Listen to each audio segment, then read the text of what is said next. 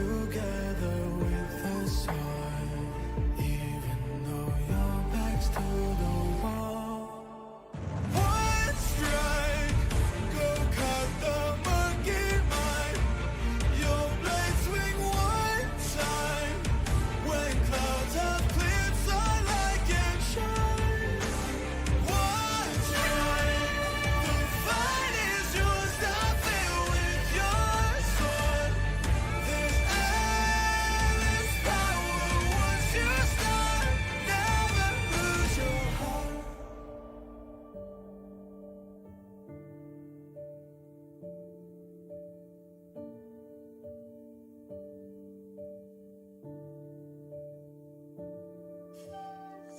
Tonight is dark and the shadows are deep. Who can protect the world? A light of hope shines in the dark. One strike, I swear by people's side. Keep faith just one time. I'm gonna light up all the fire.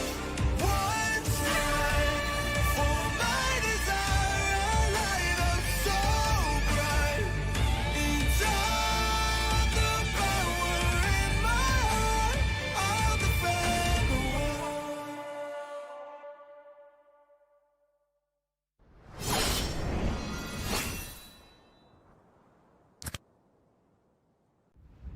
A darkness plagues this world, unseen by mortal eyes. People prayed to the Immortal One to safeguard the sanctity of peace.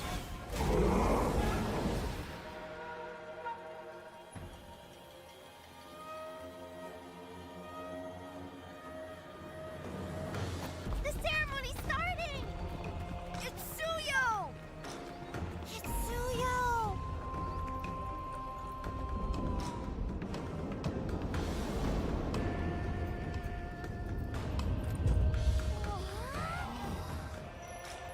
I bear this mask, for this duty is mine alone.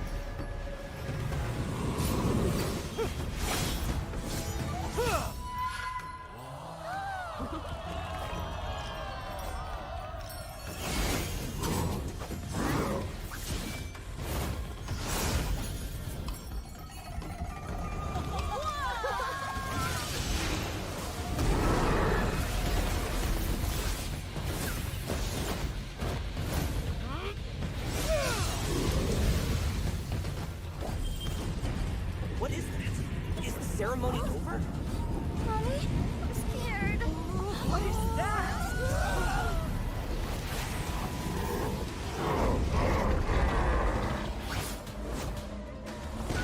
Let's get out of here! Let's get out of here! Let's get out of here! In their hearts, fear festers into darkness. But deep within, there is hope to crush that fear.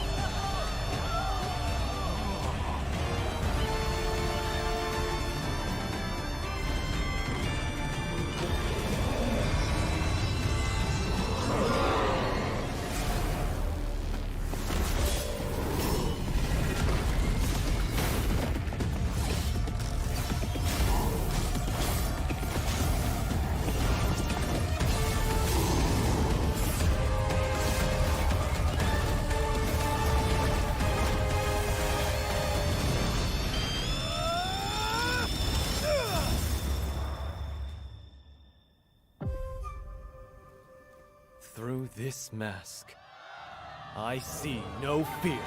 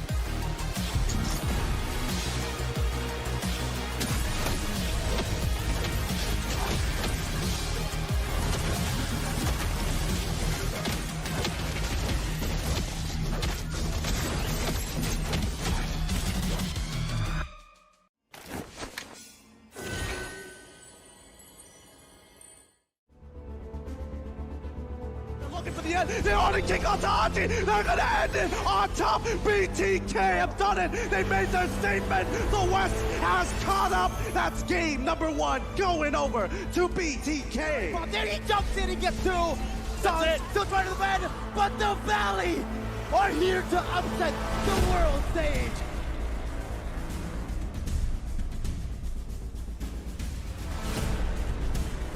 We're in an era where underdog teams like Team Spirit and SRG can rise up and take down giants in the MLBB esports scene. With NACT around the corner, it's time for the seasoned teams to lay it all on the line. Or maybe, just maybe, it's time for a new contender to climb up and claim that throne. NA is an easy server. It depends. I think compared to PH and Indo, which have significantly more players, NA has a smaller pool of competitive players, and in turn, there's less competition when you're really at that higher caliber. Now, for pro players in NA, in order to get better, they should probably watch more international gameplays. For example, learn from the Yudu Red Giants from Malaysia, who surprised the world with their performance at MSC. Now, for an average ranked players who just want to have fun, maybe be less toxic, troll less, and stream snipe less. Focus on adjusting in solo queue and dual queue, and make sure your entire team has a fun experience by clinching that victory together.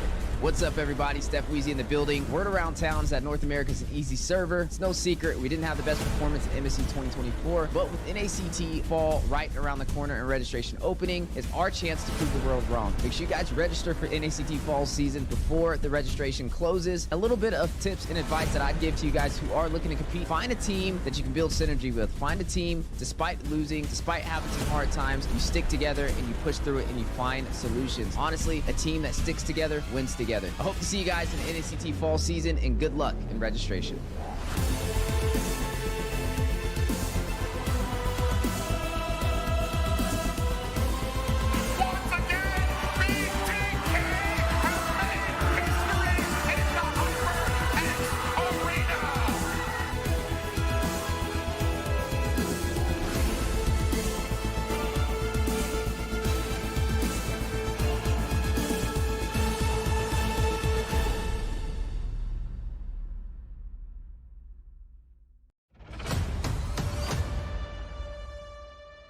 are seeing that BTK again. I want to emphasize this one more time. No coach, no analyst, no problem. They have won it! The biggest upset here so far! BTK have beaten Blacklist International! GG! Touch up right, BJ. Touch up right, BJ. Alright? I love you guys. Good. 2% of win. We're coming. We're gonna compete. Definitely, they're not underestimating us as much as they did. People probably see us and take us more seriously now, especially considering our accomplishment back then. I want to be the first in the world. I want to win a world championship. And the only way to really do that is day in and day out. There's no relaxing. You have to be going. Here comes the Valley!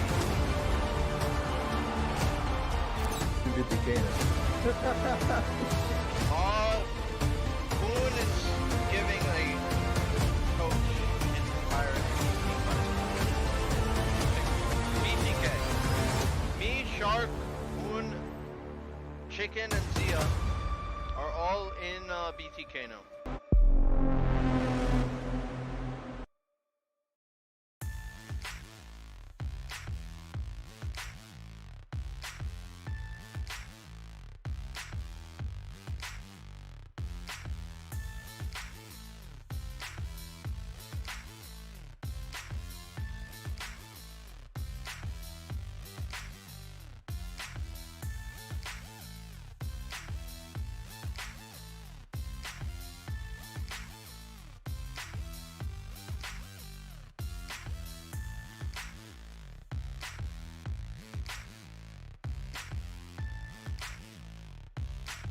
Those surprise wins over them.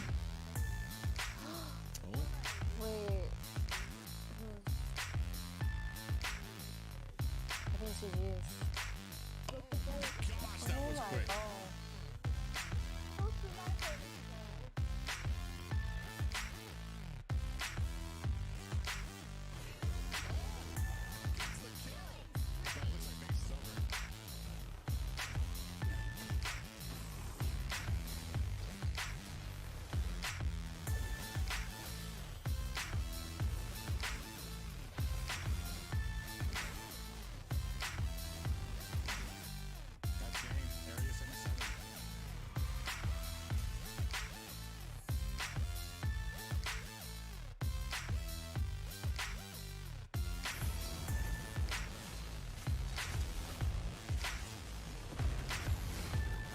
All right, base has been opened up.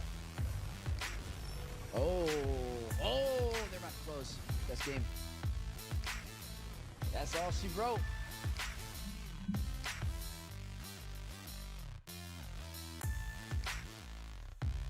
Minions in play. A small moment to be able to get this victory with the Lord on their side. And game goes over to Overskill, takes down Rakuzan.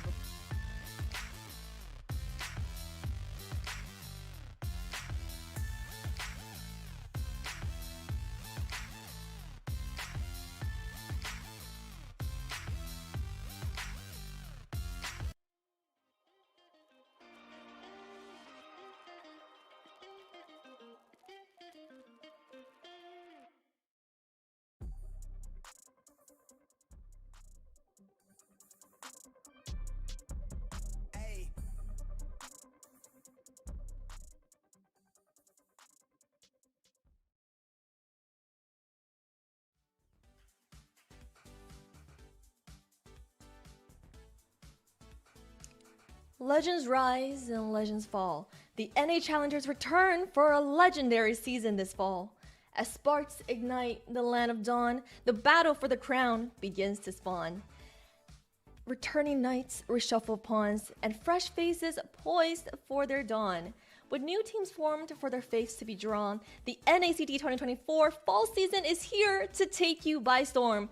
Welcome everyone to day one of the regular season. I'm your host Liz, and joining me for the opening cast are Private Dancer, looking dapper as always, and my oh my, look who's here, Sayuri, you're in town.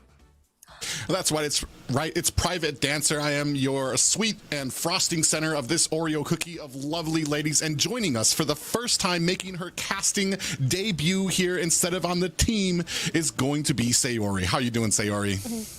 Hi guys, I'm Sayori. I've been doing great, honestly. I'm really excited to be here on the casting table today.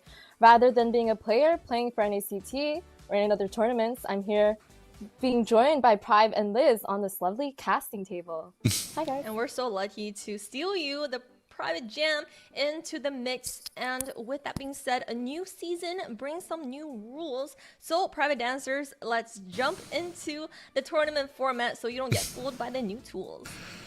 Yeah, in typical NACT fashion, we are changing things up yet again. This season will feature a Swiss round, and what that means is that each of these teams will be competing against each other, and depending on who wins and who loses, it will be juggled up again to show who they will be facing next week. You can see right there, we don't even know who is going to be the matchups for the next week, and that means that each of these teams, their minds and bodies will be focused on what they have in front of them, and that is the matches happening here this weekend.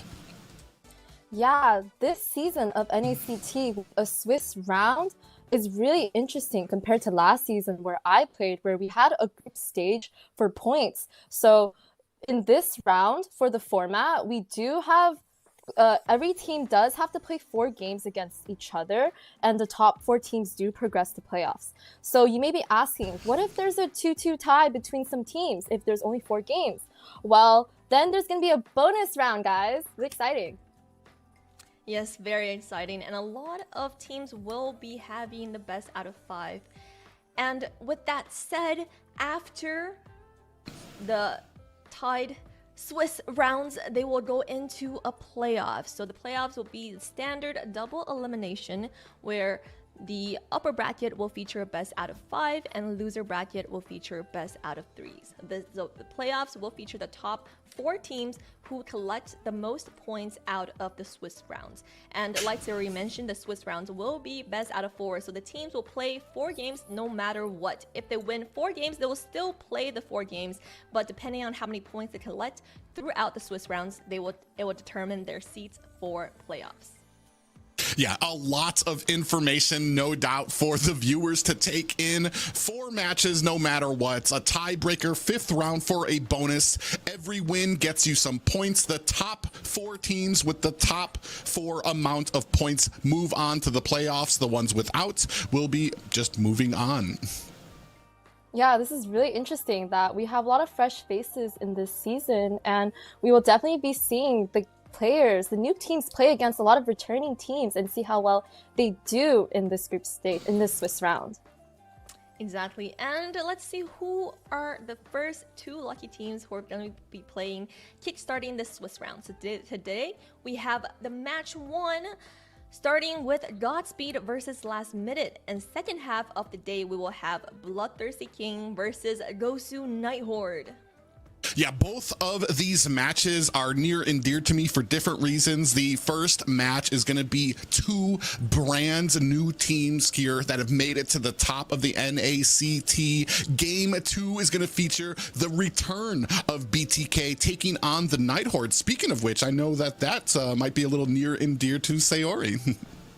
Yeah, so the first round is going to be really interesting. 2 new teams coming in, competing against each other. But yeah, for the second round, yes, GOSU Night Horde, I'm gonna be keeping an eye out on them and see how well they do against BTK, since we did shake things up last season against BTK. So we will see what the new lineup does this season.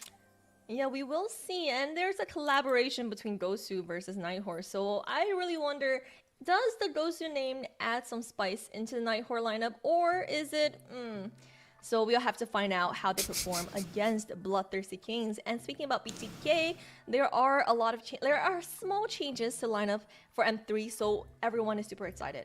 And what the players are most excited about is the prize pool. This season, we still have $25,600 worth of total cash prizes, but the total prize pool is $50,000 in value because we have 1.5 million diamonds. That's a lot of diamonds, guys. Yeah, a ton of diamonds, which means that nobody is going home empty-handed. Even those teams that were eliminated during the qualifiers, I know I had a little bit of an emotional view of it, watching some of my favorite teams get taken down by some of the new blood here in North America. But here, we're going to be seeing that $25,000 prize pool. It's going to be something amazing to behold, and it's what all these teams are fighting for. Yeah, I was casting with Prive, and when we were watching qualifiers, it was really interesting. A lot of teams like Simpsons, your favorite team, did get knocked out in the qualifying rounds. So, and there are a lot of new teams coming up. But I really do wish I was playing this NACT, since the diamond pool did get upped a bit, and you know, I really did want those diamonds, but it's okay. I'm glad to be here on the casting table with you, Prive, and Liz. I mean, it's too late to pull out now. You're already stuck with us for the casters, but we're so excited to have Sayuri for the opening cast. And for the viewers, you're probably most excited about the first giveaway. On the screen, you see a giveaway code as well as a QR code for all the digital savvy Gen Zs out there. On the screen, we have a lot of tournament chests, so 31 tournament chests. So make sure you are the first out of the 31 to get one of these amazing prizes. Yeah, it's going to be really amazing here. You can see here the list of skins you can get: Abyss Guard, Green Flash, School Idol, Reactor Core, Hunting Pals, Prince of Sand, Nameless Stray, Death Blow. But you need to hurry now. There are only 31 available tournament chests. Yeah, guys, hurry up and get your free skins from these tourney chests. I'd recommend scanning that QR code to get your skins, or else us here on the table are going to go try and snag those tournament chests. Oh wait, no, it's just me scanning the code. Sorry guys, I might be the first out of the 31 to get one of those skins, but as always, the diamonds are for the players, and for you guys, we'll always have amazing giveaways at the door, so make sure you stay with us throughout the entire tournament, and yeah, get a lot of excitement this season. And what are you guys most excited about, Private and Sayuri? I mean, right now, the return of two teams holding the top of the mountain, plus a lot of new blood. What more could you ask here in NACT? That's where my mind's at. Right. Liz almost did call me Steph Weezy, but it's okay. But what I'm really excited about is for the new lineup of GOSU Night Horde. I'm sorry, guys. I gotta do a shameless plug, but I'm really excited for the lineup and how well they do, as well as a lot of the newer teams coming into the game, like Godspeed, Last Minute, Overskill, all of those teams coming in for this season of NACT.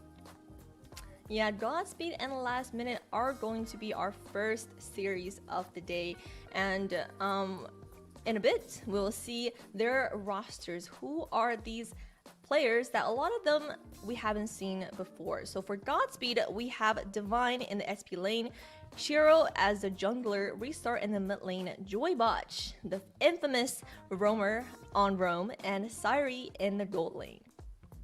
Yeah, and a lot of people here, I want to say the big focus for me is that he did the veteran there, JoyBoj of BTK fame, going to be bringing up that roam position, and that's where I want to say a lot of the focus is going to be here for this team. Yeah, this team lineup is looking really stacked and really interesting. As an ML player myself playing in NA, I do know most of these players. Divine on the EXP, great EXP laner. Sharon jungler, I know he's a really good jungler. Restart is a really old player. His old name was Hunter, if a lot of people do know. He was in the Team First Blood a few years back, I think, for NACT. And as we know, the most infamous tank of all, BTK JoyBoj in the new lineup for Godspeed, as well as goal leader Sire. Yeah, Sire. And on Last Minute, we have Blade in the XP lane, JDZYZ on the jungle, Sky in the mid lane, ZMJKK on the roam against JoyBoj, and we have Mahiro on the goal lane. Yeah, do not adjust your glasses, viewers. ZMJKK, also known as Kevy, who did grace the roster of BTK for the grand finals last season. He's going to be putting up all of his skill up against, like we said, it's going to be a battle for the roam position here, but a great team surrounding him. Right. The first initial thought when I looked at the last minute lineup was, is that BTK Kevy on the lineup? It certainly is, but there are a lot of new faces for this new team for last minute, and I'm really excited to see how well they do for this season of NACT. I mean, fortunately, this season we get to see Kevy on the roam and really see how he performs in the tournament instead of behind the scenes. Yeah, it's going to be something exciting here. Like we said, both these teams are looking to make a stand, looking to kind of prove that they deserve to be up here with these other 6 teams. Yeah, like I said earlier, I think this match will be a really interesting match for the first game of NACT Fall Season, Day 1, where 2 new players compete with each other to see who is the better team at the start of the season. Yeah, but we know that every season players always up their game, so let's take a look at what our talent predicted for this series. Oh, actually before that, we have some fun facts about the players. So Godspeed, we have Sairi. His role is in gold. His favorite player is Gina, ISO, and Melon, so I guess he can't make his pick. Hometown is Korea. Favorite hero is Harith. Hobby is Sleep, and device is iPhone 13. Yeah, it's going to be very interesting here. You can see there from the hobby there, a little bit of sleep. Is that just him taking some naps, or is that him giving naps and handing them out to the opponent? We'll find out here in a little bit when these matches get started. But some great fun facts here from Sairi.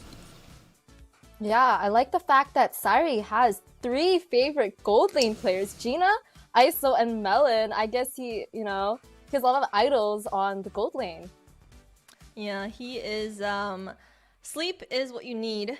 And for last minute, we have ZMJKK. His role is a roamer. His favorite player is Hoon. His hometown is New York. His favorite hero is Chip. I wonder if we can see Chip today. Hobby is volleyball, and his device is iPhone 13. Yeah, it's keeping it very simple there. Volleyball being the hobby there, and a favorite hero, Chip, who did actually receive some nerfs here, but has been a very steady ban for a lot of teams in the pro scene. We're going to see how well it kind of stacks up here tonight. Yeah, really interesting. Kevy is a roaming, but his favorite player was actually Hoon.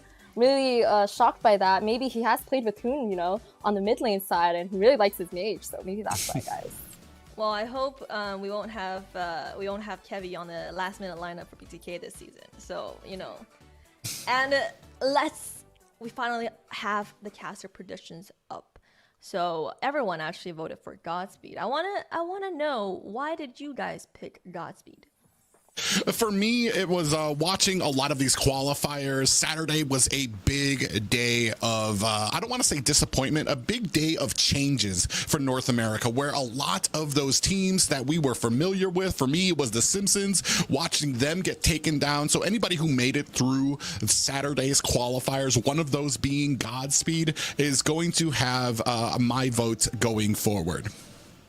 Yeah, honestly, I also picked Godspeed because as I did look in the lineup and explained, I did know a lot of the players, and I know that they're very versatile and they do really well in their lane. So I'm really hoping to see their gameplay today as they are playing together against Last Minute. Yeah, and Last Minute, let's hope their gameplay is not Last Minute. And for today, there's actually some changes in the metas, right? So for all the viewers, this is a start of a new season, but a lot has happened in the game. And Private, I know you've done some study on the meta, so is there anything that the viewers need to look out for the new patch? Well, other than the changes, I mean, the last time we were here, it was a completely different meta where we had a very tank-centric junglers holding down that turtle pit, that lord pit. Now we've moved on to the ever-agile assassins. But just recently, almost 2 days ago, we just got a little bit of an update. Some of the heroes that were hit hard, that mid lane, Zuxin and Zask, were hit pretty hard with the nerf hammer, but none more than one of my favorite XP laners, Terizla, got bonked over the head with that nerf hammer. And I'm wondering what we're going to see and what kind of changes that might show for a lot of these teams and their strategies here today. Yeah, compared to last season for NACT, where it was very tank dominated meta, this season coming in, we will be seeing a lot more assassins on the jungle, as well as this new patch just coming in, I think 2 days ago or a day ago. But a lot of meta heroes did get nerfed, like you said, on the mid lane. Zushin and Zast also they did get nerfed, as well. A lot of champions on like jungle and roam, like Hayabusa and Chip, Terizla, like all of these really meta heroes are getting nerfed right before the start of NACT, making it a little bit hard, you know, to see what's gonna come with the team comps this season. Yeah, it will be very exciting to see. And I just got notice, draft is ready, so Private Dancer, let's dance us into the first series of the opening day. That's right, we're gonna bring you that boogie oogie woogie right into this first inaugural match for the draft. It's gonna be between Godspeed and the Last Minute there on the right. We can already see some of the bans coming out. Still, with the bans, still a favor, or with the nerfs, I want to say, still a favorable ban. Hylos making his appearance on the ban list next to Edith. Yeah, I think these bans so far are very normal, as we know that Chip, Edith, and Hylos are very meta on the roam lane, but also very versatile with Hylos and Edith going on the EXP lane. These are really annoying champions who do deal a lot of damage, as well as are very tanky for what they are, very sustainable. Yes. Yeah, and I mean, of course, Chip still up there in the bans. A few nerfs to his kit when it comes to a lot of the cooldowns and stuff, but I mean, the presence he has on the map is just something you cannot ignore. And speaking of not being able to ignore, the revamped Phoveus. I mean, we've seen him in the pro scene, whether it's MPL Philippines, Indonesia, Myanmar. When it comes to these group team fights, the new demonic force is a force to be reckoned with, and it's something that you need to have a plan for, or just as easily take it off the table. Yeah, I agree with you. The Phoveus has not really been played much, was not really played much until his new kit was revamped, and that kit was very powerful, as he's very versatile going on EXP lane. Honestly, I've seen a lot of mid laners playing Phoveus, but on the side of Godspeed, we do see a Hayabusa ban. I did see he got a little bit of a nerf a few days ago for the new patch, but still being banned means he didn't get nerfed as much, which means he's still versatile on the jungle lane. Yeah, a few, like one, I want to say a little bit of an adjustment to his ultimate, the shadow kill. It doesn't take as long for the shadow kill to finish, especially when it's in those later levels. So he'll be able to get all the hits very quickly. It's just the bonus damage also went down on it. But I want to say here, Godspeed still view him as a threat, as they should. Take him off the board. And speaking of assassins, a Ling matched up for Last Minute. They're going to go ahead and take that off the board as well.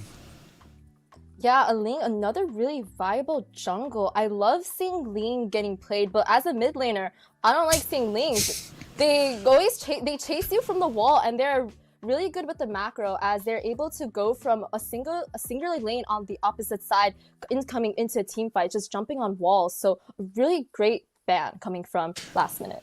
So still, we have those mages up on the board. I'm wondering if the bans were enough to take them out of the priority. Roger is still an option for a lot of these. Ooh, Matilda, who actually did get a little bit of a change. A slight reduction in her range, but across the board, mana cost is down. So she can now spam out those abilities a little bit more here.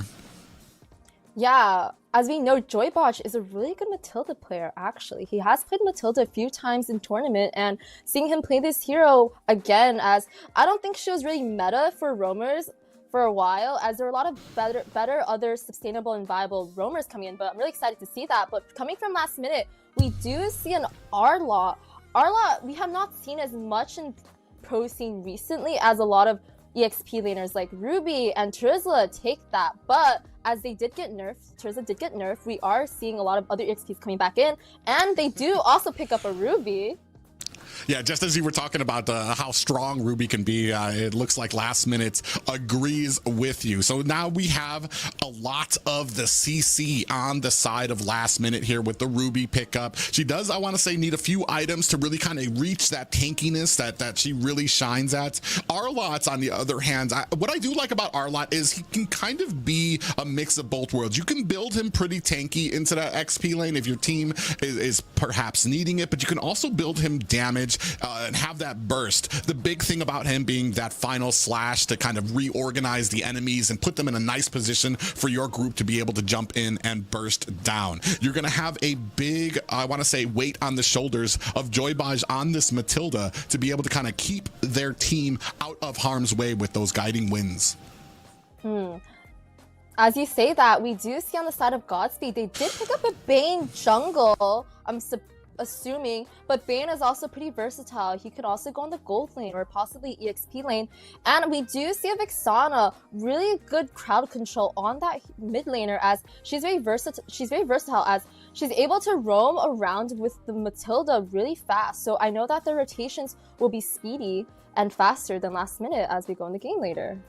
Yeah, it's a very interesting here. I want to say when it's not a Zask, the meta right now in the mid lane is just CC, heavy CC ability. While Vexana doesn't really have an ability to escape, the amount of CC that she can put on you in an instant, and then have the tankiness of that ancestral guard coming out there as well. But on the opposite side, we're gonna bring up the Nolan Assassin for a lot of that early game damage potential. Yeah, Nolan, another really strong and viable jungler, assassin jungler in this meta. As Ling and Hayabusa were banned, we do see it getting picked up in the first 3 picks of Last Minute. I really do like Nolan's kit where he is able to run around the map with his infinite dashes, and he's able to go after backline and just come straight out of that team fight after that. Well, speaking of infinite dashes, he was not immune to the recent round of nerfs. His first and second ability, which really provide a lot of his mobility, did receive slight nerfs to the cooldown. So you do have to wait just a little bit longer to be able to kind of dash around very crazy. His ultimate, though, did get a little bit of an interesting thing now, is now that his ultimate slows enemies. So we're going to see how well that kind of plays into this composition from Last Minute. As we move into the second round of bans, we see Harith being taken off for Last Minute, and on the opposite side, Godspeed are going to take out Faramis. I'm loving these bans right now. They are seemingly meta bans. Last Minute is banning Harith out, possibly not wanting to see Sire, the gold laner, picking up that mage gold laner. And on the side of Godspeed, we do see them banning out a Faramis. And as we know, Faramis's kit is really strong, as his ultimate does give his teammates another life in a team fight, which is something that Godspeed probably does not want to see happening for them. And on the side of Last Minute, we do see a Moskov ban on the gold lane. So they did target ban Sire on gold lane. I love Moskov, as I think he's also really similar to Ling, where he is able to split and clear on an opposite side of a lane and just throw his Spear of Destruction down the river or anywhere into a team fight and just coming into a 5v5. Yeah, as long as you're landing those Spears of Destruction, Moskov will always be a threat. So why not just take him off the board right away? Big focus onto that marksman lane from Last Minute. We're still some things like Roger is still open. Potentially, you still have Brody and Ixia, though I want to say Ixia's probably fallen off a bit just because of her, let's call it non-movement ability when you get into the ult and you're kind of a sitting duck there. So we're going to see what kind of surprises we have, as we are still waiting for both, potentially both marksman or gold lanes here, both marksman picks for these teams. We did see a lot of marksman bans getting banned out, but there are still some viable gold laners right now in the meta, as a lot of gold laners, including we can maybe possibly see a carry or, I don't know, a Beatrix coming into this game, but we're still waiting on them picking out the gold laners. What do you think would be a good gold laner against these team comps? Well, I think right now, I want to say for meta, as far we would be looking at Carry. Claude is a big one that likes to, especially because right now, I want to say Claude, he doesn't actually need the entire Trinity build that most marksmen kind of lean on. He basically just needs that the golden staff and the first slowing item from marksman kits that before he can start actually coming in there doing damage. So I want to say he comes on just a little bit faster. Roger is another one that we haven't seen. He did receive a few nerfs. I'm actually kind of curious. We haven't seen any bans or picks from him, and he used to be, I want to say, a little bit of a priority for a lot of teams. Yeah, but as you said, Roger did get a nerf, so possibly shifting the bans and meta right now for fall NACT. But on the side of last minute, we do see a Valentina pick. I think it's a very prioritized pick for the mid lane. She's very versatile as she's able to steal ults, and she has been in the meta for so long in the season. In MPL and overseas tournaments and NACT, you'll always see a Valentina getting picked up. But on the side of Godspeed, we do see a Terizla pick, really interesting, and a Claude, as you talked about, Claude on the gold lane. But I'm not really sure about the Terizla, as he did just get a really bad nerf, but we will probably see how well Divine does on this Terizla. Yeah. No better way to test out how badly a nerf hit a hero than just going ahead, giving it a test drive here at the top of the mountain in NACT. I want to say, like, everything from his damage reduction to the damage he does to cooldowns took a little bit of a hit, but I want to say it was kind of deserved because Terizla has always been, I don't want to call him a boring XP, but it's a very easy XP to play. You go with your second ability, 1, 2, 3, and then maybe hit them with a revenge strike on your way out. He's been very easily played, so we're gonna see how well. Maybe it's not enough of a nerf to really turn down what he provides to a team, as that last pick from last minute coming up, and it is Natan. Yeah, Natan really interesting on the gold lane.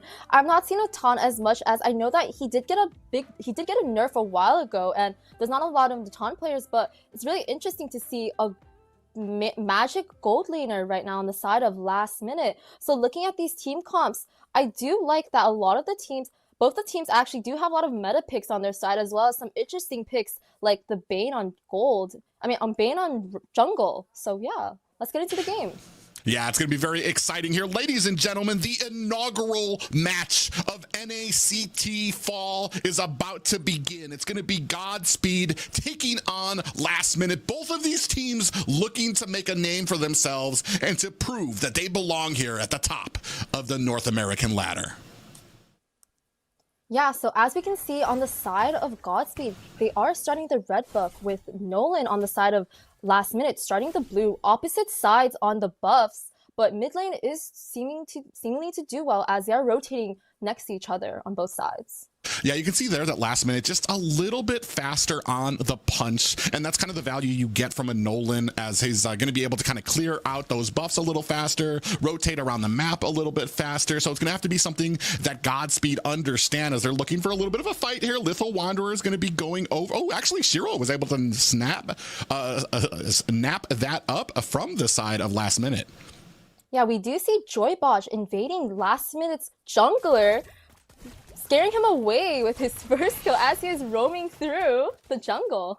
Yeah, and you actually needed a little bit of a call to action there. Last Minute actually very quickly able to provide a little bit of, I want to say, protection. Blade comes down, rotates down there to help push away JoyBoj. So he really can't, he's able to still get vision, but he's not able to really cause any harm to Last Minute there. And a great, I want to say, synergy and teamwork from them. I like how JoyBoj is giving a lot of vision to his team on where the enemy jungler is, but we do see the side of Last Minute, but both their mid laners and jungle are rotating, actually camping. Yeah, JoyBoj smelled it in there, and then he's able to get away 3 members of Last Minute just a little quicker on the on the draw was JoyBoj, and that's what you get from the, I want to say, the veteran status of JoyBoj, kind of sensing something was wrong right before they jumped out and able to get himself out of harm's way. That's going to go ahead, lead for this last minute team to go ahead, start on this turtle, a first uncontested turtle for last minute. Yeah, really interesting. I really did wish to see Godspeed actually contest that turtle, but they weren't able to, as the whole team was pretty behind and not close enough to the turtle to contest, but that gives last minute a free turtle in the process. Yeah, and this is already, like we were talking about this for the early game of Nolan. He's going to have, I want to say, an easier time. We still need some items. Shiro kind of looking into it with that Bane, trying to kind of traverse the map around, still getting his items up. We haven't had a gank yet, so both of these teams kind of riding the wave. No kills for either team. Yeah, I think the game is going pretty steady. Currently, it is going to 3 minutes as both the scoreboard is 0-0 and both teams are at around 7.9k gold. Yeah, the interesting thing for me is when we take a look at some of those stats there, the gold actually in the favor of Shiro right now, even though last minute was able to get the turtle, and even though they've been rotating a little bit faster, Shiro still doing a great job on the Bane pick to kind of keep his farm up, which might play a role later on in this match. Yeah, I really do like that. Bane pick is a really unorthodox pick on the jungle lane, but he is keeping up with assassin meta currently. But as we can see, both sides are camping on opposite ends of the bushes, waiting for a team fight, possibly. Yeah, looking for an opportunity, hoping that the other one would make a mistake and show themselves out. Both teams playing it very smart, so they are going to go ahead, have to reset back onto the map. Yeah, honestly, I do wish there was a little more fighting in this. This is 3 minutes going in, no team fights, no nothing. But no, you get your wish here as JoyBoj face checks a bush and gets caught up. A kill going over to Sky, last minute's mid laner.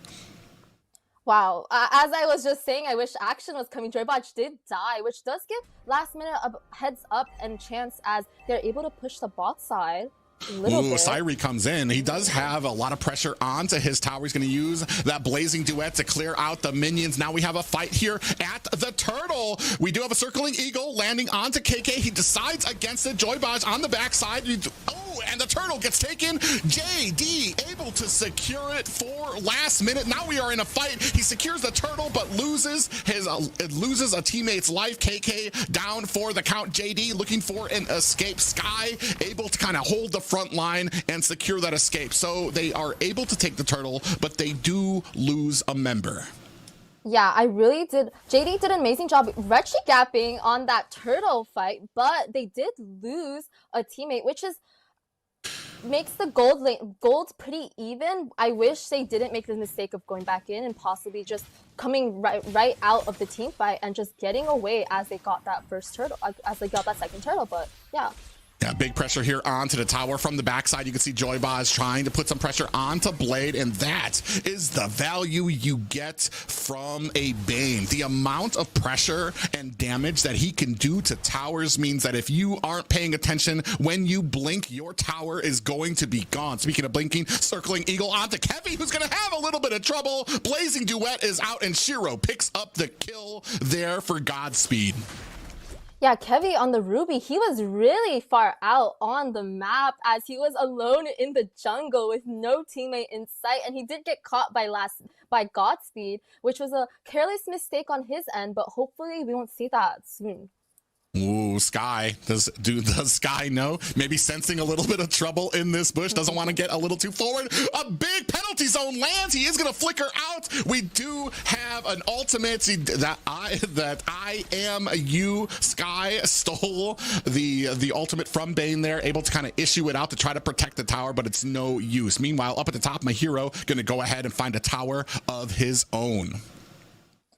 Yeah, I think Godspeed is doing a great job right now as they're able to get the two first tier 3 towers, and turtle is spawning up soon. I do see they have the advantage right now as they do have 4 players on this turtle, and JoyBoj and Divine are zoning the enemy out, but we will see who gets the turtle. Ooh, we do have a deadly catch that goes out there. Shiro able to pick up the turtle. Now a fight ensues. Sky diving out of this fight. Blade might be in trouble, getting picked down and picked off by Shiro. KK in trouble too at the top. At the bottom here, Sky and JD looking for an escape. My hero is going to go ahead and use that entropy to get away.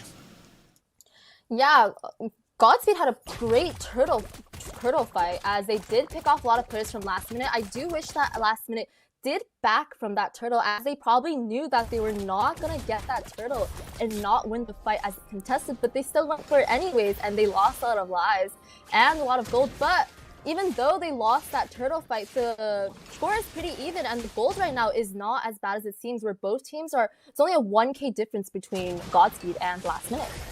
Yeah, Godspeed is really succeeding in their plan right now, which is kind of putting it on the back of the sieging ability of Bane. And they've really been able to hold JD at a pass right now. He has no kills right now. Circling Eagle goes onto the back line. Kevy in trouble, getting bursted down. That's going to be another tower for Shiro. Yeah, as I said from earlier, Godspeed's really great at getting the pressure on singular lanes and pushing a tower. So currently Godspeed does have 3 towers, as they had gone each of the inhibs. But on the side of last minute, we do see that they are keeping up with a lot of the pressure, as they do have 2 tier 3 towers and are not that far behind in gold, as I said from earlier, only 1k difference so far. Yeah, I want to say Godspeed doing a good job kind of moving down the line, picking off tower after tower after tower, just moving from left to right there, and especially getting that mid tower, which basically opens up the entire map for your team. So it gives the side of last minute a very smaller space to be able to run away. And speaking of running away, JoyBoj almost gets caught there. Penalty zone catches 2 members. Divine gets caught by a deadly catch from the IMU of a Sky, and that's going to go ahead and disengage the team and make sure to protect their teammates. Yeah, there's not a lot of team fights going on currently, as both teams are very wary of that each team fight may cost the game for them. And we do see Godspeed on the Lord right now, currently Shiro in the pit. Yeah, deadly catch goes out there. Shiro able to pick clean up the Lord. Circling Eagle onto Kevy in the back line, and Kevy is down for the count. Divine finds the final kill there with, I want to say that was the revenge strike that actually caught Kevy and actually put him down, and the added damage from JoyBoj on the Matilda, able to kind of secure it. But a great job from Godspeed to not only take the Lord there, but able to reinforce their winning ways by pushing back last minute. Yeah, Shiro was in the Lord pit, and I think that, Godspeed was the first to get the Lord, and we did not see last minute contesting that Lord, which is very surprising, as their team was fully there. But as we can look at the items so far, we can see the Bane 2k gold ahead of the jungler on the side of last minute, really showing off that even though Bane is really unorthodox, he still works in this meta, and he's able to keep up and actually do better than the Nolan. Ooh, JoyBoj able to he's able to go ahead and face check that bush. We do have a deadly catch out there, but it's gonna go ahead and push away the team, but they have no minions to be able to kind of put the pressure onto this tower. That is a difference here at the mid tower. They're trying to put the damage on the Blade, who might be in trouble here, gets picked off with a crab claw cannon from Shiro. Ouch, that crab claw cannon hurts, as Shiro is able to parry off the damage and kill Blade. But as you can see on the side of Godspeed, they are pushing it on tier 2 on the top side, as they already just pushed in tier 1, possibly getting tier 2 on bot side with Claude around the area. But we do see last minute, they are stacking together as a team, not wanting to die solo, but trying to stick together, as they are in a losing position so far.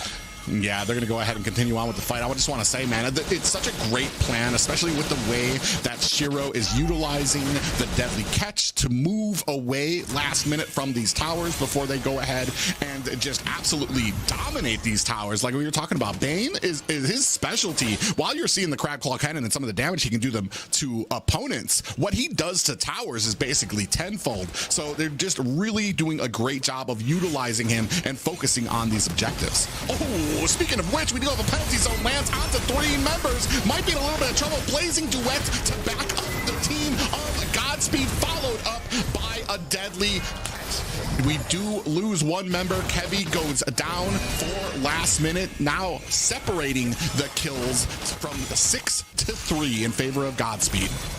Yeah, amazing set by Divine, catching 3 players from last minute, but only killing 1. But on that Charizla, even though he did get nerfed, we do see a big impact on his setting abilities and CC as he is coming in the game in 12 minutes. Yeah, I mean, this is what I was talking about. He still received a bunch of nerfs that were actually really kind of past due, but his kit still provides so much for the team. He's able to get in there with the penalty zone. It locks down a few players into that little center of that area, and he's able to tank on with that penalty zone while the rest of the team rains down damage on their opponents. Yeah, as we can see, Godspeed, they are stacking together.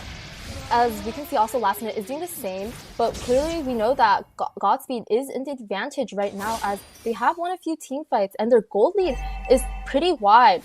As the gold lead is, they're at 39k while last minute is at just 34k in gold. But Lord is pushing down the mid lane. Let's see what team fight is to come. Yeah, for me right now, I'm just wondering what do you think that last minute can do here, if anything, to kind of offset what they're seeing from Godspeed? Yeah, as we can see, the lanes are synced right now. It's a great start, but JoyBoj did get swiped into the base of last minute. Yeah, and that's kind of the problem there, is we're wasting abilities. JoyBoj gets hit with a final slash into the base, but he's just able to dash over it. So you've wasted your ability now. You haven't caught any of the teammates. And I want to say good positioning by the side of Godspeed. They're going to come in here. Oh, big penalty zone onto 3 members, followed up precisely by the deadly catch. JD actually is able to find a kill. Shiro finds 2 kills of his own. This might be a wrap for the first match here between Godspeed. They're looking for it. Sky very low, able to find a retreat back into the base, but that's going to be a wrap, folks. Godspeed wrap up this first match with a victory. Yeah, amazing gameplay coming from Godspeed, and last minute they were holding on to that game, but the score did come down to 9-4 with Shiro on Bane getting the MVP on the side of Godspeed. Yeah, and I want to just say, like, it just kind of came down to whose plan was better. And I want to say Godspeed felt like they just had a more objective focus. And although they did lose 2 early turtles, that allowed Shiro to kind of roam around, get farmed up, even though at the point they had lost 2 turtles and Shiro was still up in gold over his opponents. So, I mean, that just kind of says a lot for where the team's focus was and how they implemented it here in this match. Yeah, I'd like to agree with you. I think that at the beginning of the game, both teams were very cautious. There was no one really died at the beginning as teams were just farming and going to their lanes. But as the game did go on, there was a lot of little pickoffs from the side of Godspeed as they did pick off a lot of the players like Ruby on the side of last minute. And as you can see on the scoreboard, we can see the damage dealt. Claude with 34,000 damage on the scoreboard. A lot of damage coming in from that marksman. Yeah, and really interesting with the stats there. You saw JoyBoj had the 2nd most damage for his team. And when it came to damage dealt, I want to say last minute, it was kind of spread out. And I want to say overall, last minute had a lot of damage dealt to the enemy. It just wasn't where it should have been, apparently, which would have been a lot of those objectives there. And then we see tower damage kind of split up amongst last minute. This kind of just shows you the story of like the focus of Godspeed. They know who needs to be taking the towers. Nobody else needs to even be putting hits on it. It's all going to be going to the marksman. Sairi doing a great job. He was the only person that put the tower damage on to help out with some of those pushes.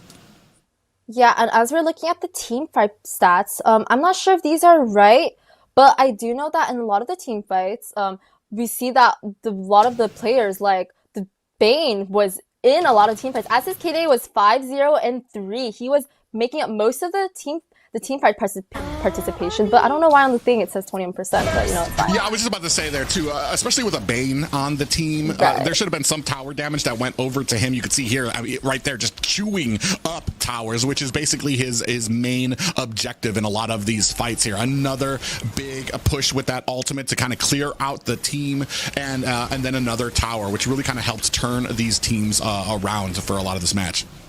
Yeah, a lot of these replays, instant replays, we can see that the side of Godspeed, they're able to pick off players who are just by themselves and they just go after one champion and they just after that, they would just keep pressuring in on the side of last minute. As in this team fight too, there was another team fight as they did win this team fight. They picked off the Ruby like earlier as they pick off the Arlock. And that can be kind of the problem with a Ruby pick and a Nolan. Once you start getting behind, Ruby needs items to even be a force to be reckoned with right away. And then Nolan, once he falls apart from behind, he's going to have a big issue really kind of climbing back into those team fights because he's looking for pickoffs. Once you're at a point where you're behind and we've already moved past the laning phase and now we're into group team fights, Nolan's going to have a very tough time being able to squeeze in there, find somebody, and escape with nobody like CCing him down. Yeah, I was assuming that Nolan would do a little bit better that game as he was the assassin jungler that could possibly dominate the game, but Bane actually would be the one to dominate Nolan with his octopuses and sharks and sea animals, you know? So yeah, great gameplay. Yeah, and it's very interesting too. A good start for the side of last minute. They just couldn't hold on to it. And I want to say it's kind of a shining point for the side of Godspeed, who didn't get kind of triggered when they lost those first two turtle fights. One of them they didn't even contest. They just they didn't contest it. They didn't try to match it up on the other lanes to maybe take down, maybe get a gank onto the gold lane or anything. It just kind of kept farming, kept letting Bane do his thing until the time was ready for him to start pushing onto these towers, and that's where you really saw the magic of this composition come together. Yeah, that game was really fast, as I think the game ended around 12 to 13 minutes. So I think Bane got farmed pretty fast, even when he did not contest any of the first two turtles. And I just think that the overall game was pretty clean for the side of Godspeed, with little hiccups in the beginning of the game, like JoyBoj getting caught out on first blood on the mid-side bush, as well as them not contesting. But overall, in the end, it did go into their favor, and they were able to close out game one with a victory. But that is only one game of the four that these teams are guaranteed to fight each other under for this series. So there is ample time for last minute to adjust, work out the kinks of their last composition, maybe the holes that they had in it, and adjust to this play style that they saw from Godspeed. But if anything is it, I want to see maybe a little bit more objective focus from last minute. I mean, we've already seen it from Godspeed.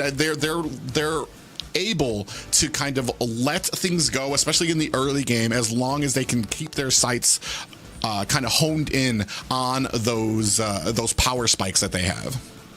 Yeah, I do think that a lot of the points in the game is that it's better to go for towers than actually committing to a team fight and going for kills, where I think objectives like towers and turtles are more important than just getting little kills on the scoreboard. But kills do make a big part of the macro in the game, as when teams get kills, they're able to get gold from that, and they're able to just snowball from all of these early game kills from there. Yeah, and that kind of leaves the question right now to what kind of changes would you want to see from last minute here, or maybe a different focus from last minute, as they are going to be first pick here. Yeah, on the side of last minute, we do see a Fanny ban at the start. I don't think they banned Fanny earlier, but that's a really interesting ban, as Fanny right now is, I would say, one of the better assassin jungles. She does have a lot of she's very mechanical, and you do need a lot of skill-wise on her to play that hero, but in the end, she's very great at what she does. But on the side of Godspeed, we do see a chip ban. I did see a chip nerf earlier on the patch note, so what do you think about that ban? Yeah, I mean, I don't even know what to say. I mean, we can throw out the stats of what's the ban or what the nerfs were for all of these heroes, but I've been talking a bit about how bad Terizla was hit with the nerf hammer, and we still saw that Godspeed able to use him to perfection, get those penalty zones on into the back line to really queue up a lot of the damage for Godspeed. So, I mean, the nerfs don't mean much if you have somebody who can utilize these heroes to their full potential, especially with a plan like Godspeed came with. So here we're going to see Harith taken off the board there for last minute. And one thing that was kind of interesting to me, no Roger at all, no pick, no ban. And I thought he was pretty much a premier pick for a lot of these teams. Yeah, but as we can see on the side of last minute, I do see another Harith ban. They did ban Harith last game against Godspeed, I'm assuming that the gold laner is very good on Harith and the gold side, but there are a lot of bans still up and open, as a lot of the EXP laners like Ruby and Edith and some of the assassins like last game that they banned, like Ling and Hayabusa, and the mid laners such as Zushin and Zas, but they did get a nerf, so I'm not sure if they will get banned right now. Yeah, and it kind of happens sometimes when something's been banned out completely for so long that maybe some people just don't even want to use it anymore, or it's not even part of a lot of people's compositions or their plans, because you pretty much assume, all right, these ones are going to be banned. We're not even going to make a plan for if we can get these guys, because there's just so much other things there on the board. Familiar faces up there, a Ling going to be taken off there for Godspeed as well. So, I mean, we're kind of looking very familiar here with a lot of these bans. I want to say the big surprise will possibly come up when we get to the actual picks for a lot of these teams. Yeah, I think a lot of these bans are pretty textbook, as the last game as we saw, as Ling and Chip were both banned. But we do see a Matilda ban coming from the side of last minute. And we do know that JoyBoj just played Matilda last game. So I think that they think that the Matilda is something that should really be banned, as she's able to roam around and go invade the jungle by herself and just keep poking and hitting at their jungle, annoying him as no one's near him to help.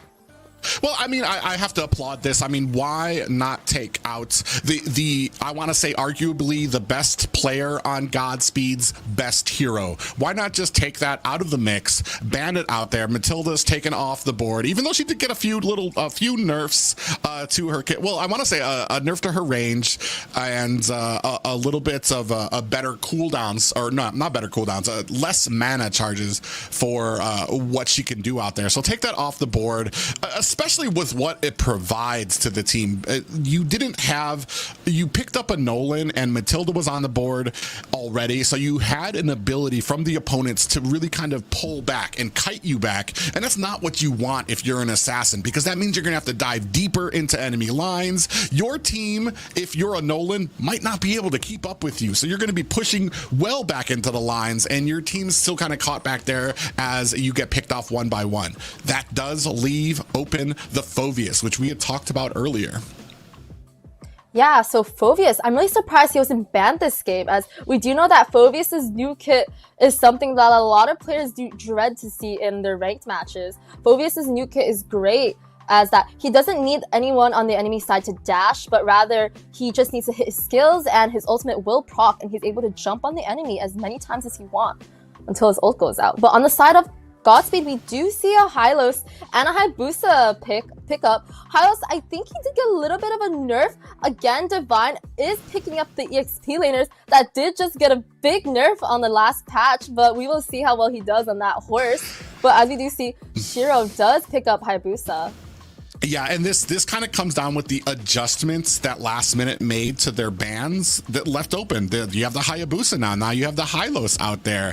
Both of these heroes did receive a little bit of a nerf, but I mean, we've said before, we've seen it. It doesn't really matter too much on what the nerfs were, as long as these players can play them to the top of their ceiling and the top of their potential. The one thing I want to see is how well it kind of goes into some of these objective fights. That is where Phoveus shines. That is where Hylos shines. He's going to be able to kind of push away the entire team with that glorious pathway and be able to charge into them. He is just a tank's tank when it comes to a lot of these objective fights. And what we get on the opposite side is an Aurora pickup matched with a Julian. Yeah, on the side of we do see a Julian pick, another great assassin jungle, as rather than needing level 4, he only needs level 3 to use his skill kit fully. I think that is a great matchup against Hayabusa, as he does have an immune skill on one of his skill kits or skill combos, and that's a great pick on the jungle side. But on the side of Godspeed, we do see a tank pick, so they did pick up a tank and EXP and jungle on the first 3 picks. And that's kind of a hats off for Godspeed, because you kind of baited them in with that Hylos. You don't really know where he's going to go. He does very well as a roam, but in the XP he does great as well. The Tigreal pickup, that means you're going to have a ton of CC, a ton of front line. That's going to give the opportunity for Shiro on this Hayabusa to kind of I want to say, view the battlefield, see where everybody is, and he can take his time before going in there, because you know that the connection between Hylos and Tigreal are going to be able to hold that line, hold those objectives for him. Yeah, honestly, seeing Hylos and Tigreal as their frontliners, a very annoying combo to go against as team fights progress, as Hylos is able to just charge in with his ult, as Tigreal can just set up a straight 4-man ult with his ultimate. So honestly, those are really interesting tank picks. But we do see on the side of Godspeed, they do have a carry ban for the side of last minute. Carry is really interesting, as I think the carry ban was for their tankier heroes like the Hylos and Tigreal to be able to shoot them down with her true damage instead of just a normal marksman. Yeah, couldn't have put it better myself. That is exactly why you take out the carry when you have this tanky of a front line. We're more focused. I want to say there's a lot. The big thing that's going to come to play here is Blade and JD. There's a lot of burst potential from last minute. You do have a little bit of CC there coming from Sky on this Aurora, but like right from the get-go, I want to say that the Julian pick and the Phoveus first objective is going to be a very hard contest for Godspeed, unless they let it go like they did last time and just continue to kind of farm up. I want to say Hayabusa needs a few items. He's not exactly one of those like get right into the fight right away. He's going to need to get those pickoffs. He's going to need to isolate some heroes. He's going to need to kind of get his farm up before he actually becomes like this menace assassin that we usually see into the mid and late games. Yeah, we do see on the side of Godspeed, they do ban out the Lolita. I did see on the patch note, she did get a little bit of a nerf or an adjustment, but still a viable roamer that they would ban it from the side of last minute. But I do also see the Vexana ban for the side, as I think Godspeed actually just played the Vexana last game, and I think Vexana is a great ban as she does a really good pairing or combo with Tigreal, as their CC is just very long, and it's something that last minute does not want to look for. Yeah, and still up on the field right now, we still have the Valentina, still have the Claude pickup, which we showed from Godspeed, did an amazing job with from the last game. So they're gonna go stick with last minute goes with the Faramis ban. I want to say this was banned out by Godspeed last time, so they're gonna keep it off the table here for this next matchup. But with that, we have no more bans left. It is time for these two teams to pick out their last two heroes.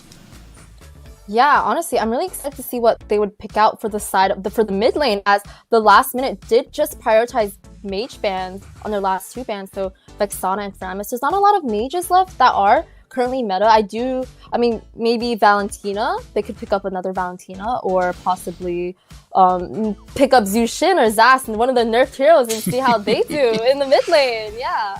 Yeah, apparently I want to say maybe those nerfs kind of have shied away both teams from what they want from some of these pickups. There is the Moskov pick. He was banned out the first time, so I kind of forgot about him, but a priority pick, no doubt. Sairi gonna go ahead and scoop that up. That's gonna give them a lot of presence around the map. That's gonna give them the split pushing power, and I want to say a lot of damage leading them into the mid and late game. Yeah, I would obviously agree with you more. Moskov was banned last game, and Godspeed is able to pick it up now this game. Moskov, very similar to Galing, able to go around opposite side of the map and just do whatever he wants, you know, and then just drop down a Spear of Destruction down the river, down the mid side, anywhere he wants, and just, you know, teleport if he hits. But on the side of last minute, we do see a Claude pick coming up from a hero, as well as the Minnow pick for the Roam. I do like Minnow, as I am pretty sure Minnow does well against the Tigreal on Roam. He's able to counter, as Tig sets, he's able to counter set with his Minoan Fury. And Claude, another great gold lane pick. But I guess for Claude, he does need time to scale, as he does need his items like Golden Staff and all the other marksmans. Yeah, well, I mean, he's kind of a slave to the Trinity pickup for most marksmen. I want to say him, Moskov, a lot of the marksmen kind of go with the same route when it comes to the damage that they want to output out there. I want to say that The Minotaur has kind of fallen off a little bit when it comes to a lot of picks. He used to be a big priority. They did, I want to say, reduce a lot of his defense that he has, so it is a little bit harder for him to kind of stay in there through that Minoan Fury if the enemy is kind of like putting down an immense amount of damage. But hey, maybe a little pick that is near and dear to your heart. We have the Nana pickup from Godspeed. Yeah, honestly, really interesting to see Nana picks, as I think I was the only person who played Nana last season. She's a really fun mage, as she does have really great CC abilities and damage with her ultimate of Molina Blitz. So I'm really excited to see how well that does against the team comp of Last Minute. Yeah, and this is kind of an interesting thing. I want to say a composition that kind of melds together there. You're going to have the mix of the Implosion, the Molina Blitz coming out there, as well as the Hylos being able to kind of tank up that front line. But ladies and gentlemen, it all comes down to this. Game 2, Godspeed taking on Last Minute, who is looking to avenge their first game loss. Yeah, as we can see on the side of Last Minute and Godspeed, they do both start up their blue buffs, as as the side of Last Minute is getting more help than Shiro on the blue buff, but we still see both. And this automatically, I mean, they get a little bit of help there just to kind of even out how fast these junglers are going to be able to rotate around the map very quickly here to make sure that the ganks kind of come at the same time. Both teams are expecting the same thing at the same time when it comes to those side lanes. Yeah, but we do see on both sides, they are contesting the scuttle, and Shiro does grab that scuttle and go back into his jungle and keep hitting the jungle. But on the side of Last Minute, we do see that the Julian is invading the Hayabusa's buff quietly, as no one really notices him. Yeah, and he's doing exactly what they should do, is to go ahead and start refusing a jungle from the enemy. But just like that, you can see up at the top, JoyBoj doing a good job checking around behind there, and that's going to go ahead and open up an opportunity for Shiro to do the same thing, return it in kind to Godspeed. Both teams very careful. No ganks this early just yet. Yeah, I think like last game, both teams are gonna play it slow and they're gonna watch out to team fight early. Maybe say JD. JD thought he was in the shadows, but they knew better. We do have a shadow kill going out there as well, trying to put the damage on. It finds a kill onto JD, and a well-placed kill, which means that the side of Last Minute is not gonna have their retribution for this first turtle. Yeah, I find that JD did make a really big mistake just trying to fight them before the Lord is up, giving Shiro the first free turtle.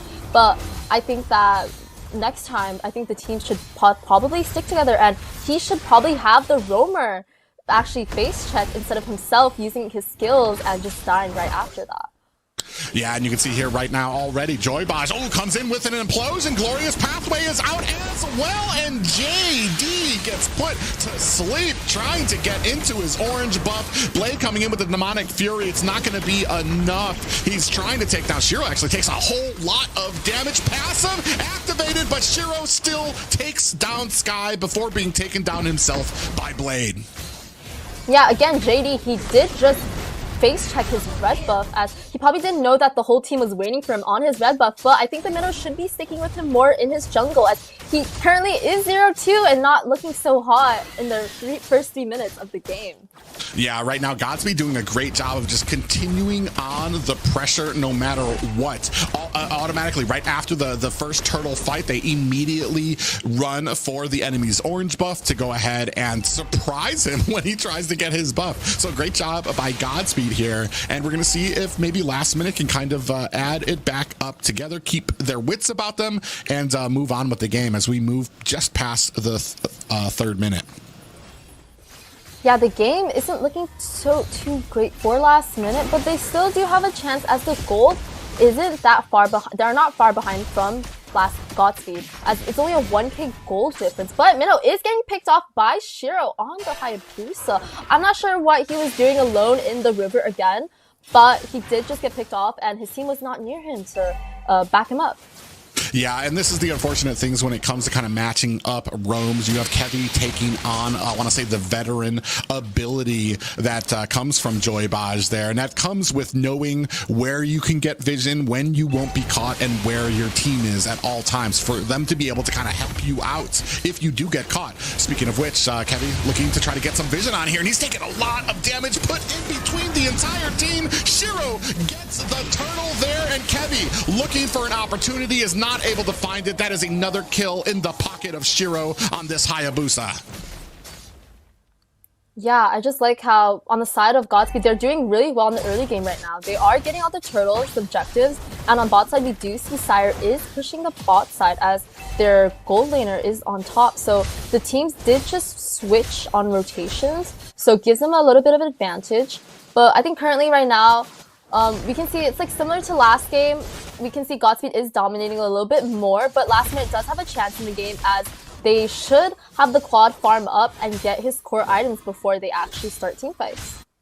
Yeah, and right now we are waiting to see how well that Last Minute can kind of add back up here. We're at just past the 5-minute mark. Shiro with a commanding 4 kills on this Hayabusa, and as an assassin, this is exactly what you want. Glorious Pathway is out. It's going to clear out the bit of Last Minute while Sairi tries to put some damage onto this turret. Minions now coming in. JoyBoj looking for an opportunity. They might have them sandwiched here.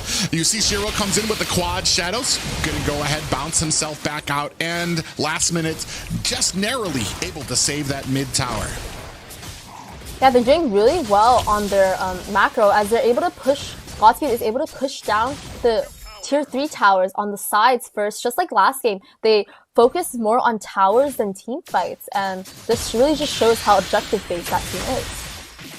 Yeah, we do have a shadow kill. Oh, we did proc the passive of Sky on that Aurora. You see that Sairi actually tried to come in there.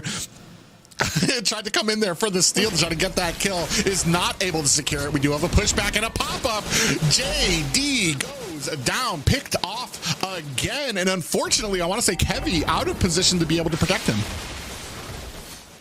Yeah, we can see that currently right now the game is in the favor. It's actually a pretty big gold lead with 5k on the side of Godspeed at just 6 minutes in the game, but there is the third turtle coming up. I do think that Last Minute might not contest this as they are pretty behind, and as they should not, since they'll probably lose a team fight if they do go in that turtle pit, but turtle does go to Shiro. Yeah, right now it's getting to a point of them just doing it by the book is Godspeed. They're able to kind of push back, get the towers, open up the map, then they push back Last Minute, open up another objective. This time it was the turtle, but it's all textbook maneuvering here for them as we take a look at some of these items. Yeah, so let's look at the items right now. Currently, we do see the side of Godspeed, all the lanes are pretty up in on the gold. So as you can see on jungle, the jungle is up by around almost 2k gold compared to JDZ. As we see in Hylos, he's also up on the side of Phoveus as he's also around, not that far up, 600 gold up from the side of Last Minute. Yeah, and for me, the problem there is that you have Hayabusa with 2 damage items. You saw Sky Piercer there and the Hunter Strike. And for JD, on the opposite side, he has 1 item, and it's not even a damage item. It's to protect him with those the Blood Wings there. So, I mean, I'm not sure how well that's really helping out JD right now. You really kind of losing a lot of burst potential with that pick there. So we're going to see how well Julian kind of adds up as we move on. 8 minutes on the game and just about a 5k gold lead in favor of Godspeed. Yeah, 8 minutes up on the map. We do see the Quad. He did just get his golden staff, so possibly might be coming in on his second core item. But we do see Blade. It's getting run down. Yeah, the demonic force is trying, but it's not going to be enough for 3 members of Godspeed who had him surrounded. And I mean, I want to say Godspeed doing a great job of being able to kind of hold the Phoveus at bay, taking down Blade, and they are just surgical when it comes to taking down these towers from left to right, moving across the map, one after another. You're seeing these objectives fall in favor of Godspeed.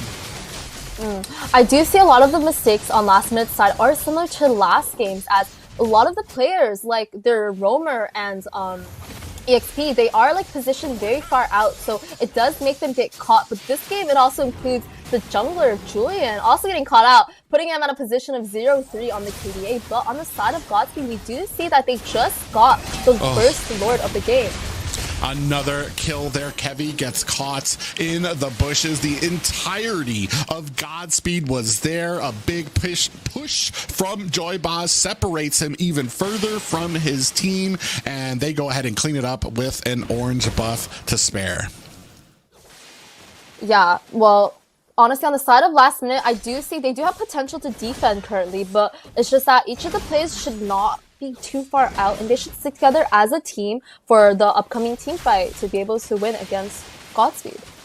Yeah, you can see right now there's big focus onto the mid lane. Meanwhile, you do have the split pushing priority there from Syri, able to go ahead and take down the tier 2 tower at the bottom lane. Now we are almost left. We have the mid tower crashing here as well. We are almost left only 2 inhibitor towers. High grounds are just left. Kevy in trouble again, gets caught. Syri picks up the kill, but JD able to find a kill onto Shiro. He might be paying for it though, able to get out of the way of that push, and an implosion. You can see Blade. Oh, they're gonna let Divine get away. Nothing hurts the ego more than watching an opponent walk away with that tiny bit of health.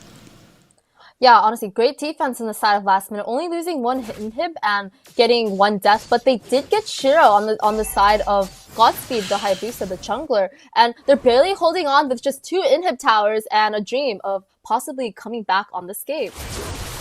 Yeah, we take a look at these items here.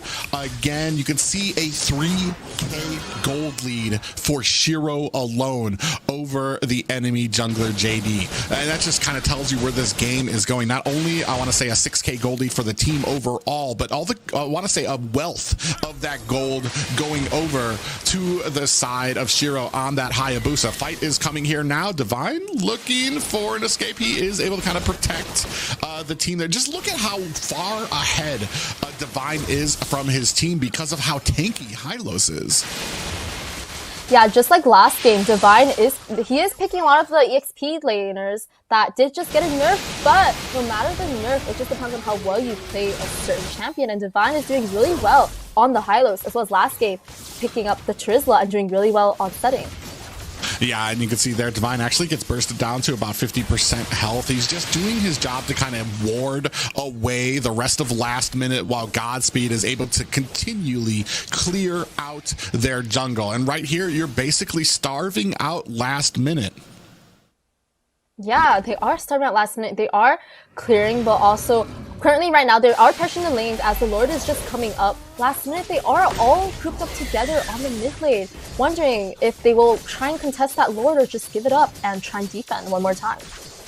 Yeah, I mean, you're almost 10k, you're about 8k gold behind here. There's not really much contention you can do unless you're able to kind of find a pick off onto Godspeed. But they're rounding these lanes here so well, especially here in the jungle. You see, look at this double tank here, front line, while Shiro just very calmly goes ahead, picks up that purple buff.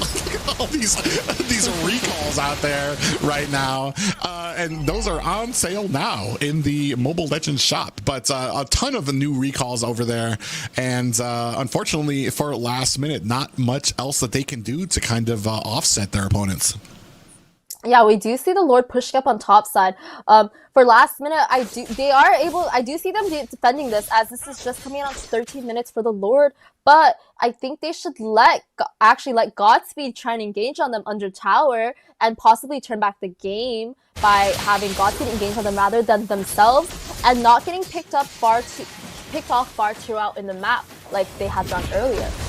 Oh, we do have a glorious pathway out there. They're trying to push away last minute from this mid-high ground tower. Meanwhile, the Lord is crashing up at the top. That's going to go ahead and split up some priority. Flicker into an implosion. Does find a kill. 2 kills down now. Sky and Kevy are down for the count. Lord still swinging away at the core. This is going to be a wrap, potentially. I think it tricked us all out. Oh, there it is.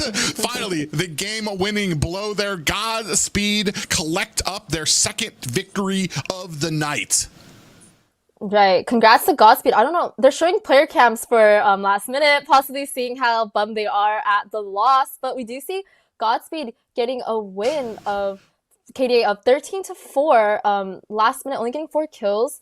I think it was a pretty good game. Like last game, the game went by really fast. Godspeed did just end the game in around 13 minutes or so, and it was a pretty picture perfect gameplay from their side. You think?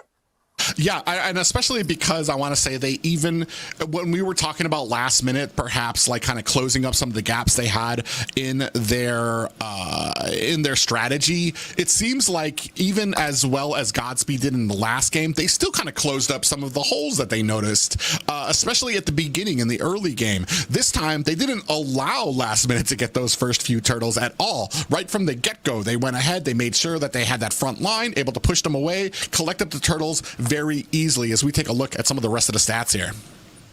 Yeah, as you can see for the damage dealt right now, we do see on the side of Godspeed Shiro with a 29k damage on the Hayabusa. I think really good damage coming from the jungler side, but actually, I don't think these stats are right, as it does say that Minnow does have 34k damage dealt, but Minnow, we will let Minnow that coming slide. up crazy there with 39,000 damage. There might be a little bit of a mistake with the stats, but we'll just move along here with what we were talking about before. Just I want to say this front line, as you can see with the damage taken, the front line here is Tigreal, Hylos there, just provided so much, I want to say, tankiness and defense there for Shiro to just, I want to say, very calmly, as a Hayabusa, they were standing in front. He gets some of the buffs. He's able to kind of clean up there. So, I mean, a great job there by Godspeed. Yeah, I think Godspeed, like last game, they were doing really well as they're able to focus on a lot of objectives at the start of the game. They did get some pretty good early game kills, and they also were really aggressive on invading JDZ, pressuring him on his red buff and jungle and not allowing him to actually jungle. Yeah, and I want to say that the problems that we were talking about that I brought up earlier with the Minoan with the Minotaur pick is that he is a little bit squishier now. So he had a lot of problems. Kevy had a lot of problems trying to initiate a lot of these fights. His team wasn't in a position at one point, and then for point two is that he kind of I want to say went a little bit too far with some of these, got picked off and bursted down so quickly that his team wasn't even able to react. Yeah, like last game, I think Kevy, he did get picked off a lot on the Minnow, like on Ruby the game before. He was really far out compared to the rest of his team, which gave, I think, Godspeed a bigger advantage, or a high advantage in actually coming into the game and just snowballing into 13-minute end on the game. Yeah, so it's going to be a really amazing job here from Godspeed. We thought that they couldn't get any better than they did from the last game, but this next one, they absolutely closed up a lot of the issues they saw with their last gameplay and improved. And that's going to be some worrying words for last minute, because they have a lot to kind of catch up to for these next two games if they want to try to take this to a game 5 or even take it to even games. Yeah, honestly, I think that Godspeed's doing a great job right now, getting a victory or ahead of last minute with a 2-0 on the scoreboard. I really do want to see last minute possibly winning at least one game and showing off that they are worthy of being on top 8, but that might not be if they keep playing like this for the next 2 games. Yeah, it's going to be very interesting to see what they do. The drafts aren't terrible. It just seems like, I want to say the versatility is another thing to bring up for Godspeed right now. Is the first one, when you had the Bane pick up there, they knew exactly what they needed to do with that composition. They weren't kill hungry. They weren't looking for ganks. They were just looking to push back the enemy and take towers, because that's where Bane shines. The next time, now that they had the Hayabusa up there, they were looking to kind of get those isolation, have that tanky front, give Shiro the most amount of time that you can, the vision where the squishies are, so Shiro could get in, get those kills, and then get the objectives after. Yeah, I think the gameplay was really well going from the start to the end, and like a lot of heroes, I think Shiro was doing really well on the jungle first game and on the second game. He did his job. He jungled, he cleared, he went after the objectives, and I think that the gold laner also did really well on just split pushing, clearing the sides, just clearing their lanes and just jumping into the team fight on the side of Godspeed.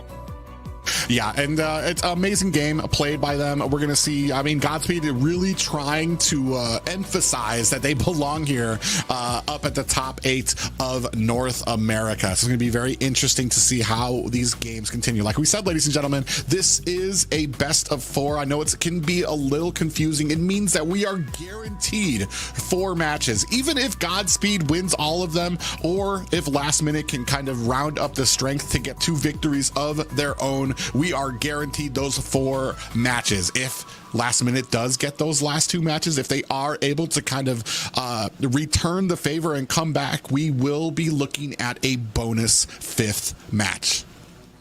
Exciting to see a bonus 5th match, but I think at this pace right now, we may not see one at how Last Minute is doing, but hopefully they'll show up last minute and try and get back their points. Yeah, it's going to be very interesting. I'm excited. It's interesting to see that the meta really hasn't changed too much, except for apparently the mages, Zuxin and Azask have apparently just completely disappeared from the meta right now. No picks, no bans from either of those picks right now, but all the rest of them, we've seen the Hylos picked out there. We've seen Terizla taken out there. Hayabusa had some nerfs, but still as lethal as ever. Yeah, you know, honestly, I'm hoping for a Roger to get picked up. You know, even though he did get nerfed, you know, hopefully we will see a Roger coming into this game, or possibly one of the mages that did get nerfed, to see how well it pairs against this new meta. Yeah, it's very interesting. We're starting off things very typically here. Godspeed back at the first pick here. First ban going to be going over to the Edith, and I'm wondering, are we going to be banning out the Fanny like we did last game? Which is very interesting. Last minute, they didn't ban it in the first game, but banned it out the second game, and that left open some picks for the side of Godspeed as well. Yeah, but on the side of Last Minute, we do see another Chip ban. So I think Chip, even though I think he was in the patch note, he is still getting banned out, as he's very good at just rotating around the map and just teleporting and just bringing the whole team through with his ultimate. A really annoying champion with all his CC kit and his teleporting kit. Yeah, I want to say the biggest change for Kit is those beacons that he leaves around the map where he can kind of transfer between them. The cooldown went from like 20 seconds to 60 seconds. I mean, that's kind of a huge deal when it comes to the amount of time that he can kind of put out there. It's interesting to see how some of these bans kind of come out there. Hayabusa taken off there from the side of Godspeed, which is interesting because they were the ones who use it. Maybe they have some different plans here on the red side. Yeah, honestly, they did just use Hayabusa on their team, but they banning out on the side of Last Minute, as Last Minute does have the first. I think they have the first pick, but Last Minute does ban out the Matilda again, as you can see for JoyBoj on the roam. They did not like seeing Matilda first game, so they're gonna just start banning it out the second and third game, just because of JoyBoj that plays really well on that hero. Yeah, right now we still have the Hylos out in the field. Phoveus is still out there. The priority for Last Minute, regardless of where you go with the bans or what you're going to be adjusting, I definitely still agree with the Matilda ban out there because of how well JoyBoj can really perform. And we have seen yet that there just really isn't an answer on the side of Last Minute right now. Kevy, ZMJ, KK's having some issues when it comes to kind of getting that positioning well and doing it at the opportune moment when his team is within range to actually help him if he does get kind of check into a bush that the entire enemy is kind of sitting in. Yeah, I would like to give you more. I think that on the side of Last Minute, they should not have their roam run around by themselves, but we do see the Hylos ban again, as I think Godspeed, they just played these heroes, but they are banning it out just to be wary and in case that Last Minute doesn't pick it up for the first pick, which is, I think, pretty understandable. And we do see a Ling ban coming out on the side of Last Minute. We didn't see that for the second match, I think, but they did ban it on third match and the first match. I think Ling is a very great jungle, just like Moz Club. He can run around the map, take towers, clear lanes, just go back to the other side. If there's a team fight, he can just, you know, jump on walls and just go anywhere he wants. Yeah, right now we still do have the Phoveus is out there. Moskov didn't get banned this time. Those were big, I want to say big picks. It didn't really help out last minute. Phoveus really wasn't allowed to shine just because of, I want to say, the ability from Godspeed to kind of enforce their will during a lot of these objective fights. And they were able to kind of start off a lot of these objectives with kills of their own, and that already puts you on the back foot. You can see here, they're going to go ahead and scoop up that Phoveus pick, which is kind of, I want to say, one of the favorites of mine in this current meta. Yeah, Phoveus, again, they do, okay, Godspeed was first pick, but they do get that Phoveus pick again. I really like the Phoveus pick on the first part.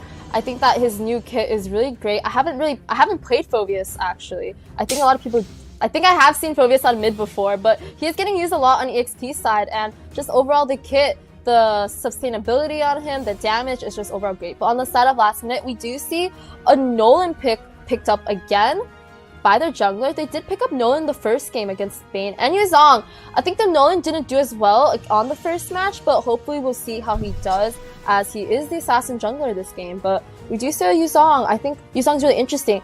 I haven't seen him as much in the meta, as there are a lot of way better EXP laners, but Yuzong overall is great for engages, as he does have his ultimate, his dragon.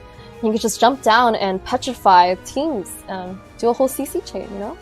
Yeah, Nolan had issues for last minute in the first game, mostly because I want to say it almost feels like last minute is anticipating Godspeed to make some mistakes, leave a player out. Godspeed is super tight with their rotations. They're very good about knowing if they don't see the enemy on the mini map, they're going to back off. They're not going to be as front forwarding. And it doesn't allow, I want to say, it didn't allow the side of last minute to really get those kills that you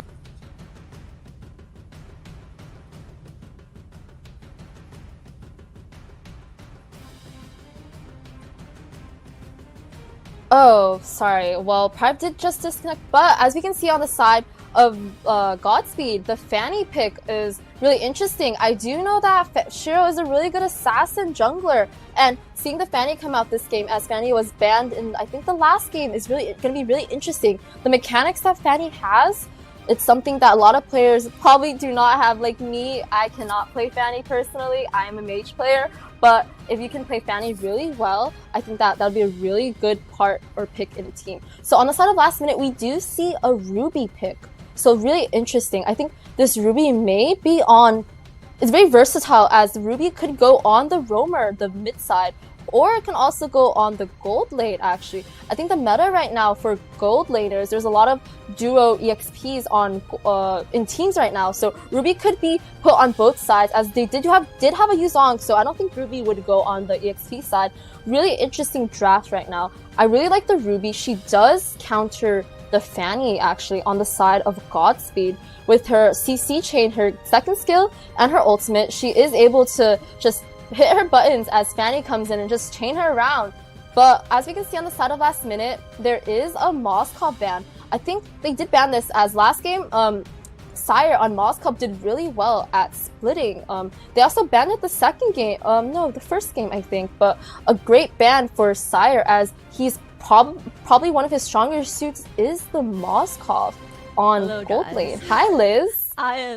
I'm here. I'm the new private dancer of the series. Like you mentioned, there Welcome. are Yuzong and Ruby. What do you think is going to play into that? Yeah, honestly, that's a really good. I honestly, earlier I was talking about how great that combo is. I think Ruby, I'm not sure what lane she's going in, but they do have really good sustainability on the line. And on the side of Godspeed, we do see they do have a Faramis getting banned out. I think they banned Faramis on the first game too, possibly to not have them have a second life in the game. So yeah, that's a really interesting ban. Yeah, for sure. And now on the side of Godspeed, what do you think they're gonna ban next?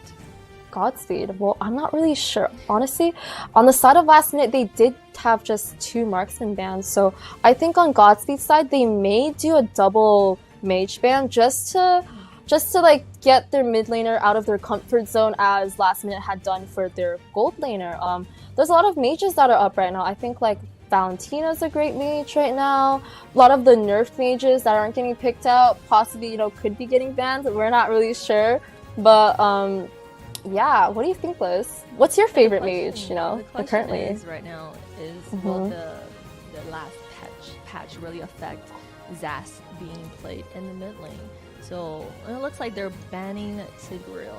We did see JoyBoj play the Tigreal last game, but it is a very strong, I would say, tank right now in this role. But the question is right now for the side of last minute, which mage lane they would go. There are a lot of options, like you mentioned, and right now, I still think Zask is a viable pick.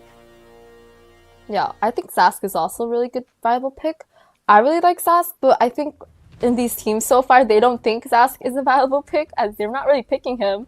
But I think it's really interesting they banned Tigreal, as I think Godspeed are banning a lot of the heroes they literally just played last game, so that last minute doesn't get these picks. So that's really interesting coming from them, but... Yeah, and yes, Godspeed thinks that that is the meta, but we are going to see a Lunox getting picked in the mid lane. They do have a Fanny on the side of Godspeed, so maybe the Lunox, it has more sustain and against the Fanny. Yeah, I think that Lunox is a good mid lane pick, as I think a lot of the mid laners do get countered by that Fanny on the jungle. She's able to just come cable in, just go after any of the mid laners and just one-shot them, but Lunox does have an ultimate that makes her immune to this, so she does get a second chance. Wow, Chow. I haven't seen the Chow in a while, but we're gonna see JoyBoj on the Chow. JoyBoj used to be a really good Chow player, if I'm correct. Yeah, JoyBoj actually, I think he was one of the best or better Chow players or best Chow players in NA. I think he did pick up Chow a few times in tournament, which is something that's really interesting to see today, as his Chow is just coming back on the team as the roamer. Yeah, go on, Liz.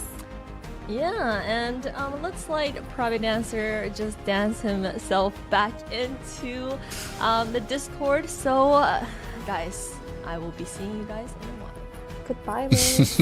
I'm so sad Thank to you see so you gone. much. Oh man, so it's kind of it's what we do for these new casters that come on here, kind of give you a little bit of a freak out there. But yeah, I'm back. I'm sorry about that, guys. Sorry about that, Sayori. A little bit of a panic mode, I'll bet. But jumping right back into this draft here, we can see, I want to say, a nice little stacked side for the side of Godspeed and Cho, which we have seen out here a little bit. I want to say it's been a very flashy pick, and I'm actually kind of glad to see him kind of eking his way back into the meta. Yeah, I wouldn't agree with you more, and especially JoyBoj on that Chow, something really interesting, something we would like to see. But they, on the side of last minute, they do pick up the Nolan again. I think third time's the charm on Nolan, as this is their third game or second game they pick up the Nolan. Yeah, so that's gonna be really interesting.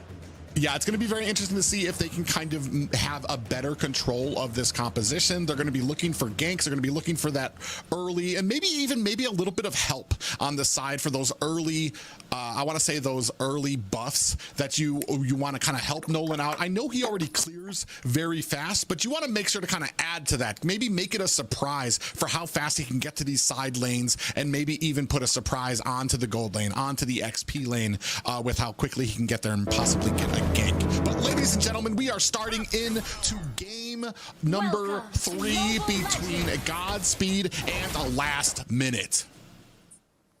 Yeah, on the side of, as we can see, Godspeed and last minute, they both are starting their blue buffs again. Fanny is... Actually, no. On the side of Godspeed, they are invading JoyBoj again on the Chow. Just like the first game of Matilda, he is trying to bully their jungler.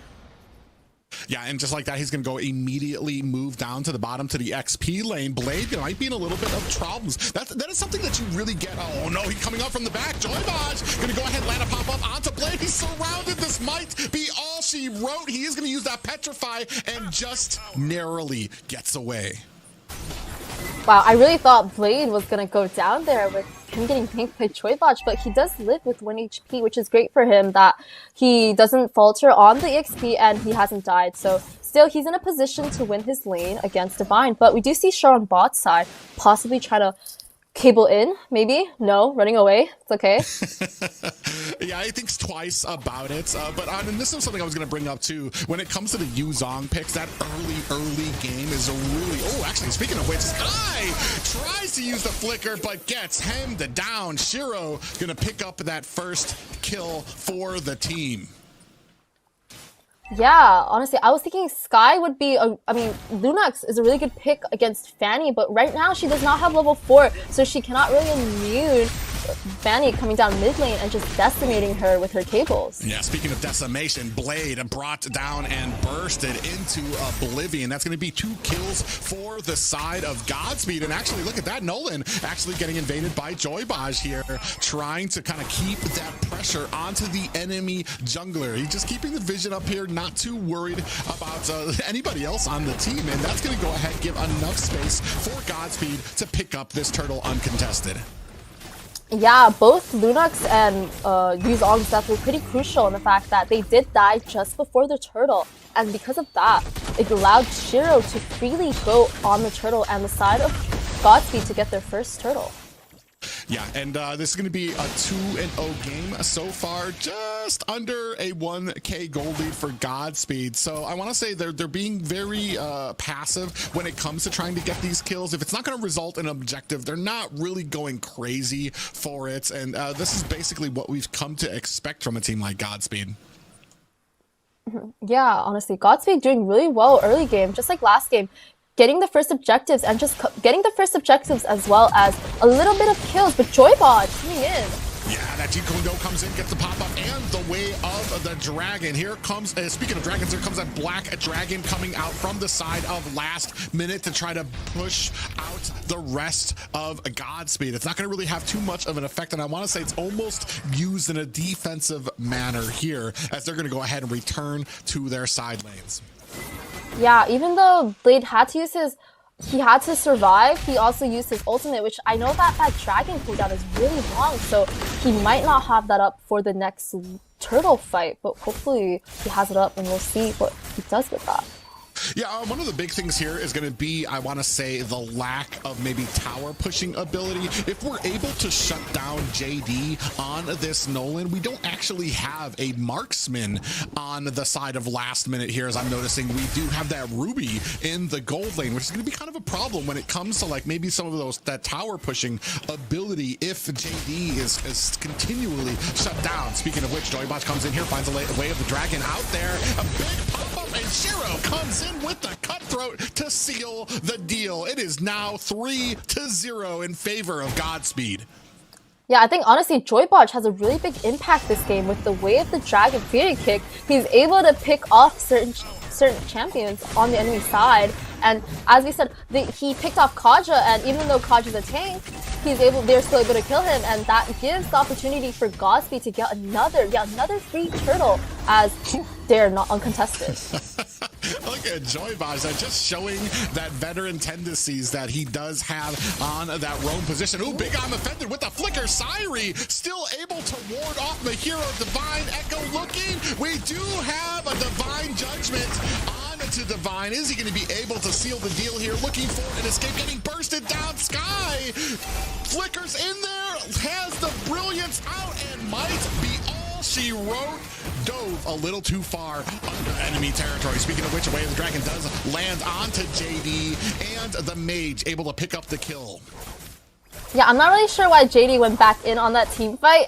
His mid laner did just die and his whole team did just disengage, but he did go in and unfortunately sees death on the other side of the door. But as you can see on the side of Godspeed, they are clearly invading blue for the jungler, as jungler did just die and they said, ooh, a free blue buff, let me go get this real quick, and just back out. And they're going to go ahead and scoop that up there. Just look at the presence around the map here by Godspeed. 2 in the front, 1 in the rear here for Blade. And he's going to go ahead and go home very quickly there. Sky going to go ahead into this bush. I was actually very worried there. JoyBoj very quickly disengages. Yeah, we can see that Godspeed this game actually has a lot more map presence in the early game. At 6 minutes, just like last game, they are pretty ahead in gold and kills. But JoyBoj with the way of the dragon kick, he does pick up the Kaja yet again as Kaja is by himself in the jungle, not sure why. But yeah, and this has been the big matchup that we were kind of talking about when it comes to both of these roams, where one is having an issue trying to get a lot of these engagements where the team is around. You can see that JoyBoj just always around the team. Every single time he lands a wave of the dragon, the rest of the team is so quick to be able to be there, collapse down on it, and get a kill out of it. Yeah, honestly, great synergy on the team of Godspeed. Third turtle coming up right here. We do see that last minute is kind of closing in as they do have their players surrounding the turtle. So I think that this turtle fight will be pretty even. But Kaja is getting kicked again. Yeah, he gets kicked again, and it doesn't look like the rest of the team was ready to kind of go in on that fight. Ooh, JD just misses a pop-up there, trying to put the damage on the JoyBoj, but he's already got so many items. His only task here is to keep last minute at bay while his team is getting these objectives. Yeah, honestly, JoyBoj, his presence this game is so strong on the Chow. Just seeing that Chow come in, he's able to just kick the enemy roamer, and his whole team comes and follows up with enough damage to be able to kill the roamer. So I don't think Kevy's having a good time this game, but JoyBoj, he gets away with a hair of a health. And as you were talking, Shiro finds his 5th kill of this game. Look at Divine right now, putting the boots to Blade there, comes down with a demonic force. That's gonna force Blade to have, oh, he tries to get away, Cutthroat goes on, it's not gonna be able to get the kill. Shiro, taking another tower shot, is able to get out of harm's way. That almost ended badly there for Godspeed. Right. Honestly, I thought Shiro was gonna die under that tower, but he was able to cable out and get himself to safety as Divine does get that kill on Yuzong. Great start to the game. Whooping 11-0 on the KDA score at just 8 minutes. Honestly, Godspeed is decimating this game compared to the last two. They're feeling it after the first 2 wins. They're feeling the 3rd game, and they're just coming in strong. Yeah, synergy is definitely on the side of Godspeed here. JoyBoj doing a great job. Oh, we're going to have another isolation here. Blade sees it. I want to say a little bit of a misplay from JoyBoj there. Went ahead with the Jeet Kune Do, just missed Blade and wasn't able to get that wave of the dragon onto him. Blade saw it and dove into his tower for safety. Yeah, bro, this game is so one-sided right now. Godspeed is pushing in on their Tier 3 towers and trying to get Tier 2 soon. But we do see a Lord is coming up in about like 10 seconds or so. So we'll see if the side of last minute does try and contest, or they give it up again for Godspeed to get an uncontested Lord. Yeah, we can take a look at some of the items here. You can already see a 2K above right now for Godspeed on their jungler. Big Divine Judgment comes in, drags him into the tower. JoyBoj finally gets shut down. Syri finds a kill as he dives into the back lane with that blazing duet of his own. They're able to answer it 1-1 apiece, but just last minute are on the board. Yeah, honestly, JoyBoj, he may have had a little hiccup where I think he tried finessing them or tried kicking them, but he also now actually got caught by their Kaja this time instead of the Kaja getting caught by JoyBoj. So I think great pickoff so far. Yeah, and this is kind of what you want to see from last minute. This is what you're going to need to see if they want to stay in the... You're going to need Kaja. You're going to need Kevy to really kind of isolate. Wait for that Cho to get in there. Oh, speaking of which, Divine jiving in with that demonic force, and it's going to go ahead and push out last minute here. JoyBoj, speaking of which, comes in. He does get some CC for his efforts. Flickers in, has the way of the dragon out there, and look at the burst going down onto Mahiro. Yeah, like you said earlier, I think that for last minute, what their win condition really is that they need the Kaja to be able to pull any member of the side of Godspeed to be able to pick off, and from there they will be able to come back in the game. But currently so far we're not seeing that as much, as the scoreboard is 14-1, so they have only had 1 pickoff so far with that 1 kill, but we'll see as they defend the Lord. Yeah, and right now you can see, I mean, a great job. Last minute is forced to turtle right now under these high grounds. Ooh, Syri comes in there. He's going to use that BMI to get himself out of harm's way, but there's very little that last minute can do here. Even when it comes to their jungle, it's being cleared out. You can see the recall stance there coming out from Godspeed.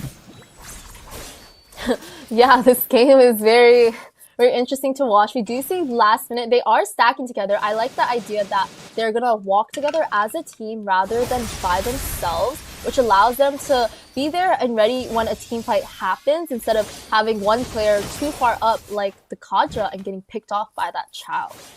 Yeah, and that's kind of what they need to do. You're going to travel together as a group right now. Let Kevy look for an opportunity to perhaps get that Divine Judgment. We do have a conceal play here. Divine kind of looking on the opposite side of the bush. JoyBoj goes in, does find a way of the dragon. Is it going to be enough? It is on the Ruby. We do have the Demonic Force slamming down onto the opponents, and he's going to find 2 kills for him. Restarts, finds 1 as well. That is 4 players down for last minute with minions charging up at the top. This might be the end. Demonic Force coming out. It is just JD alone to defend against 4 members of Godspeed. And look at how quickly they're bursting down the core.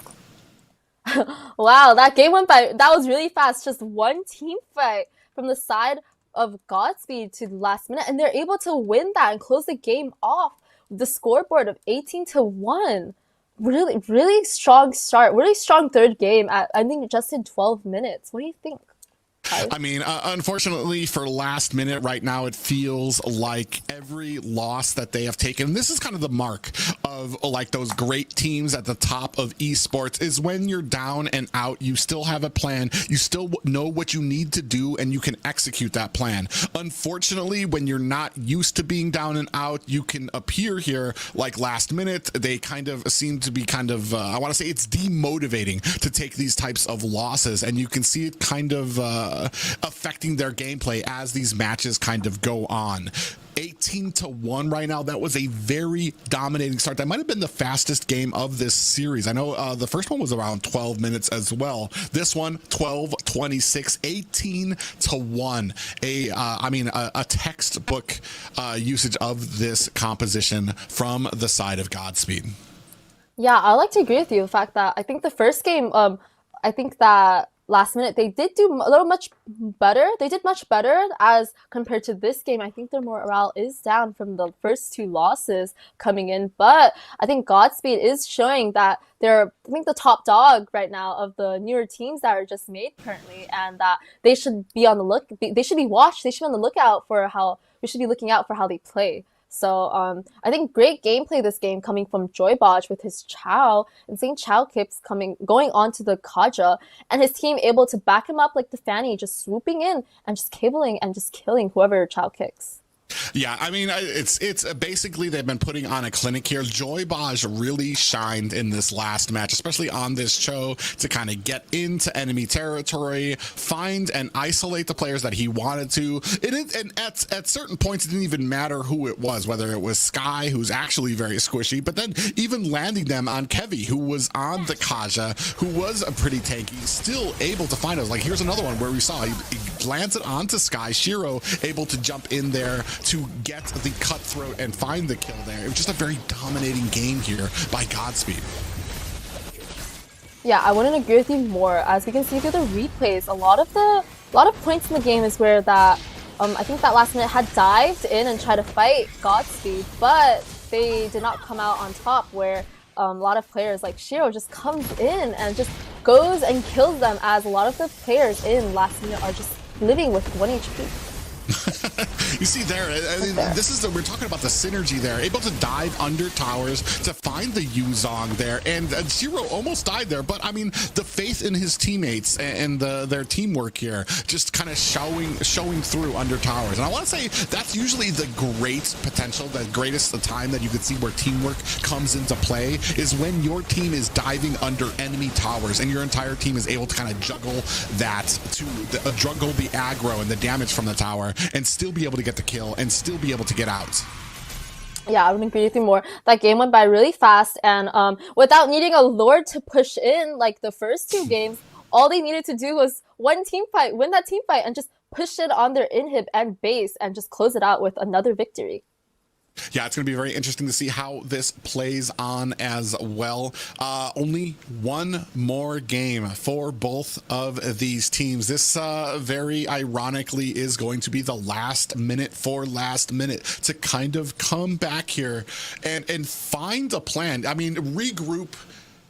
Losses happen to every team, and they're not gonna be the only ones to be taking losses tonight. They're not gonna be the only ones taking losses this weekend. So it's gonna need to find, I want to say that the chutzpah to kind of get back up and face Godspeed here.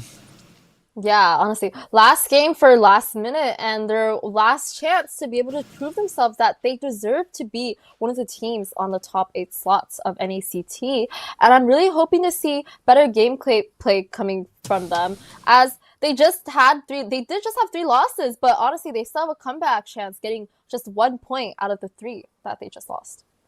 Yeah, it's going to be very interesting. I want to say I do not envy where last minute is at. Some players, I mean, there's 8 teams. One team's going to have to be at the bottom, and it's a learning experience for all of these teams. And I want to say like not all of these teams have faced, I want to say, the type of challenges that you do here up at the top 8. But this is the only place to really kind of sharpen your blade, to take those losses on the chin and start learning from them. And right now, I want to say we're seeing from the side of Godspeed, not just from last minute, but from Godspeed, they're throwing out, I want to say, a varied amount of different compositions, different heroes, and different win conditions that they're able to succeed at. And that's something I'm actually very happy to see.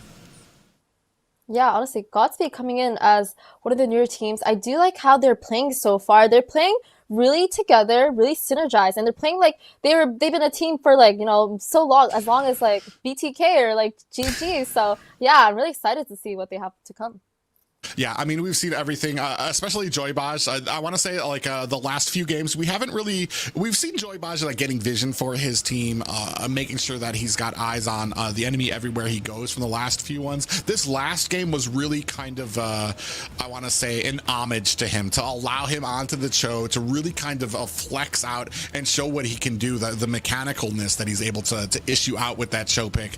It was just kind of a beauty to behold, and I'm wondering the only thing I want to see from last minute maybe right now is, especially when it comes to this draft, let's see a draft that really kind of favors off of each other. Depending on what kind of composition you're going for, let's have all the teams kind of feed into that to try to help it out. If it's gonna be AoE damage, let's get a lot of that with the CC out there as well. We need to kind of diversify what we're seeing, and dare I say, I want to say, I mean, Kevy is going to need to kind of stick with the team. He needs to be more careful about where he is going. At this level, roams cannot just face check any bushes. They can't just assume that they're going to be able to tank all the damage that the enemy is going to be able to output, especially for a team as organized as Godspeed, because you're not just looking at damage, you're looking at them being able to CC you down, put some damage on, more CC, especially if your team is not in a position to be able to kind of help you out. Yeah, honestly, in the last 3 games, I did see that a lot of the players positioning, they were far out. Like Kevy on the roam, he was positioned a little far too out from the rest of his team, and he did get caught a few times by the Chow on last game, and his team was not near him. So I think that for the side of last minute, there should be a little bit more team synergy or more comms in the VC to show that, oh, the roamer is here. Okay, let's have the team go around the area where the roamer is, or that the roamer should back off to where his team is to be able to stay safe and not get picked off and give Godspeed an extra kill. Yeah, and that's kind of the big thing there. And if you're not able to correctly communicate that with your team, you just need to be wary of it on the mini map. When you're in this bush, you see the enemy team coming. What am I going to accomplish here if I do kind of go out there, maybe get some CC on there? Is anybody here going to be able to help on my side? If the answer is going to be no, then maybe we just need to back off, reset with our team. Especially here with what we've been seeing, how well that Godspeed has been able to take advantage of those situations when they know know that the roam is on, the roam is away from the jungler, they're going to start invading. If the roam gets picked off, they immediately go for the objective. It's really been clockwork. It's not. I want to say I don't want to kind of lay too much on to last minute, because Godspeed has played a very smart and strategic game here as we're going into the fourth. This is going to be the final match, because there is no chance of a tiebreaker here, as it is a 3-0 right now. Starting off, Fanny ban on the side of last minute, and then Chip taken out for Godspeed. I think these are pretty textbook bans for the first few games we have seen. We have seen Godspeed banning out Chip, I think basically all the games, and last minute they have been banning out Fanny, I guess for Shiro, because Shiro did come out with a Fanny just last game and decimate last minute with his insane Fanny skills. So I see that ban coming in. But let's see what else is getting banned so far. A Hylos ban, I think really interesting. I think Godspeed pulled out the Hylos on the second game. Hylos, even though he had gotten nerfed, he is still very viable, as he's very sustainable, and he's able to just charge in team fights with his skill kits. Yeah, that's a smart takeoff there. I want to say at the beginning here, I want to say both of these teams kind of lent themselves to what the patch notes said, and kind of well, actually, no, I want to say Hylos was banned out first, and then they let it out the second game, and then they're like, yeah, we're not going to do that again. We're going to make that same mistake. And I want to say this really isn't so much on a lot of the picks that we've been seeing. We've kind of seen the same, I want to say, bans coming out from both of these teams. What's changed has been, I want to say, the compositions that we've seen from them. And from the side of Godspeed, they've just shown how deep their hero pool is and how well they can kind of use those compositions to find victory. Last minute, still looking for their first victory here, has had a little bit of a problem, and it might come down to some of those core mechanics when it comes to your rotations, or where you should be, how you should be mindful of certain things on the map before being caught. But like I said, it's the last game for the fourth game of this series. We're going to see if we have any surprises that we're going to be pulling out. I have been liking last minute's team comps. I think it's just how they play it and execute their heroes that they play, as like Godspeed has had really interesting team comps, like a being jungle, and they do pick like a lot of the EXPs that get nerfed, but they do play those champions really well throughout the game. Just really shows how well diverse they are, or how well versed they are with the champions that they play. Well, yeah, that's a great point, is that Divine has been really kind of showing through with that XP lane. It doesn't matter if they've gotten nerfed recently. He's just going to pick them up to see how valid and how useful they are here in this best of 4. And he's been very successful with them so far, and even pulled out Phoveus in the last game, though I don't think Phoveus actually got any real nerfs in the last bit. He's still a menace, and he's still just as strong as he has ever been. And I'm wondering, I mean, we're kind of leaving it out there again. We're going to pick up the Matilda, and I have to wonder, is this pickup of Matilda, like, is this planned, or did we realize it at the last minute and are like, oh no, we can't give this to them because now we're giving up the Phoveus? Yeah, I think that they did pick up the Matilda because JoyBoj would probably just lock that hero up if he saw the chance to. But I think a great first pick for them, if they know how to play it well and roam around like JoyBoj does on Matilda, would be a great pick. But they do give that Phoveus to the side of Godspeed, and as we have seen Godspeed or Divine playing Phoveus, he does a really good job at that hero, and that hero is really tanky, as well as being a great hero for setting and just going in and sustaining and doing damage. But we do see Shiro did pick up a Julian, first time picking up Julian on the side of Godspeed. I think a great assassin pick, as I said earlier. He does not need level 4. He's great at clearing his jungle, and he has so many skill combos, which allows him to do a lot of fun, unique things on his skill kit. Yeah, interestingly enough, I mean, we were talking about them still using heroes that had recent adjustments to them. Julian did get hit with the nerfs. They've kind of brought down some of his burst potential for a lot of his skills, so that I believe it's his scythe actually has some reduced damage as well. But I mean, Julian's still a force to be reckoned with. How fast his clear is, how much damage he can output, especially when they're ahead. And we have 2 heroes on the side of Godspeed that really have that great game opening sense to them when it comes to this first objective. Ooh. Yeah.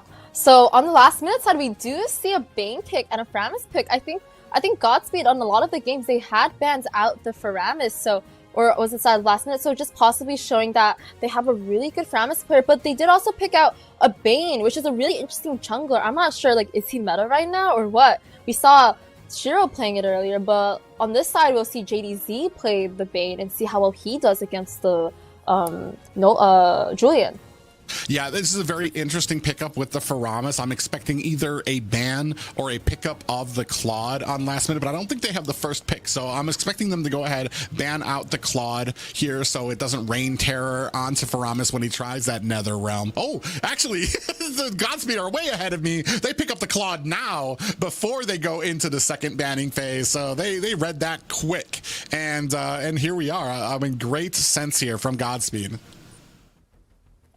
Yeah, so I am really liking the draft right now. A lot of picks that we've seen earlier on the side of Godspeed, we do see the Claude pick. I think he's a really strong marksman on the gold lane. He is able to just, you know, run around, just farm, but he does need the Trinity build. But honestly, once he gets that build, he is able to do a lot of damage on that side. But on the bans list, we can see that Godspeed does ban out the Harith for the side of last minute. So possibly a great hero counter against the Claude, as they don't want to see my hero on that Harith. Yeah, it's gonna be very interesting. I want to see how well they. There's a lot of sustain on the side of last minute right now. You've got the Nether Realm. You've got the. I want to say the. Guiding winds that come out from Matilda as well. It could give you a lot of shield. We are taking away the Valentina from the side of last on the side of last minutes. No focus. I mean, the focus is coming from Godspeed, who are really trying to focus and hone in on to that marksman lane. They've already picked up their own, and I'm wondering what the answer possibly would be here for last minute. Moskov still out there on the table as well.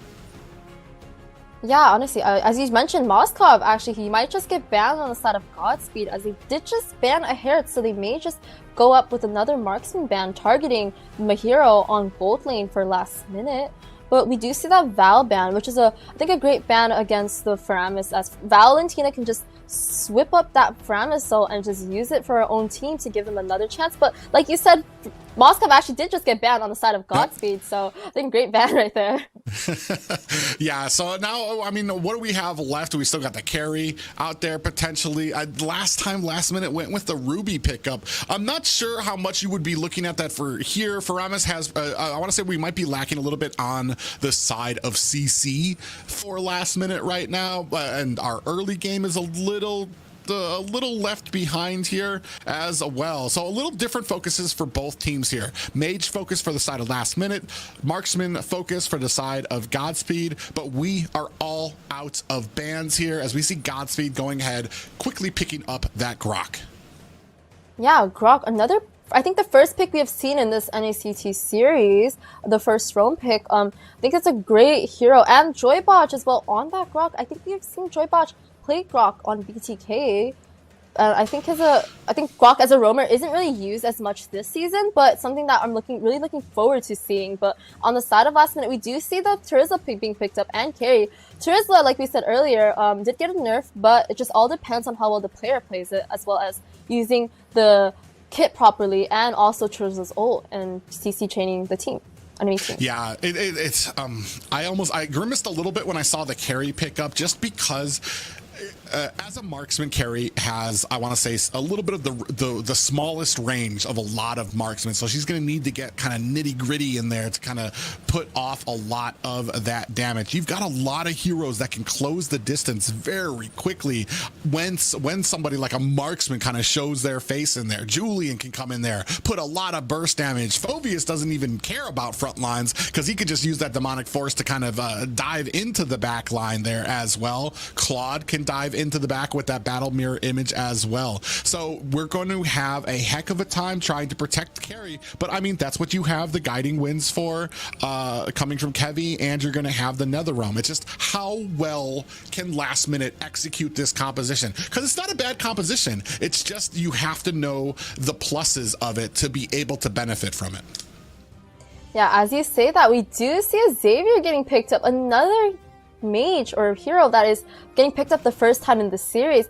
I don't see Xavier playing a lot actually in professional league or tournaments, but that hero is, I think it's pretty fun, as I'm also a mage player and I really like playing Xavier, but he does have really good range, but he really does not have a lot of mobility. So once he gets caught, he doesn't really have much place to run to besides a flicker or having a sprint ready.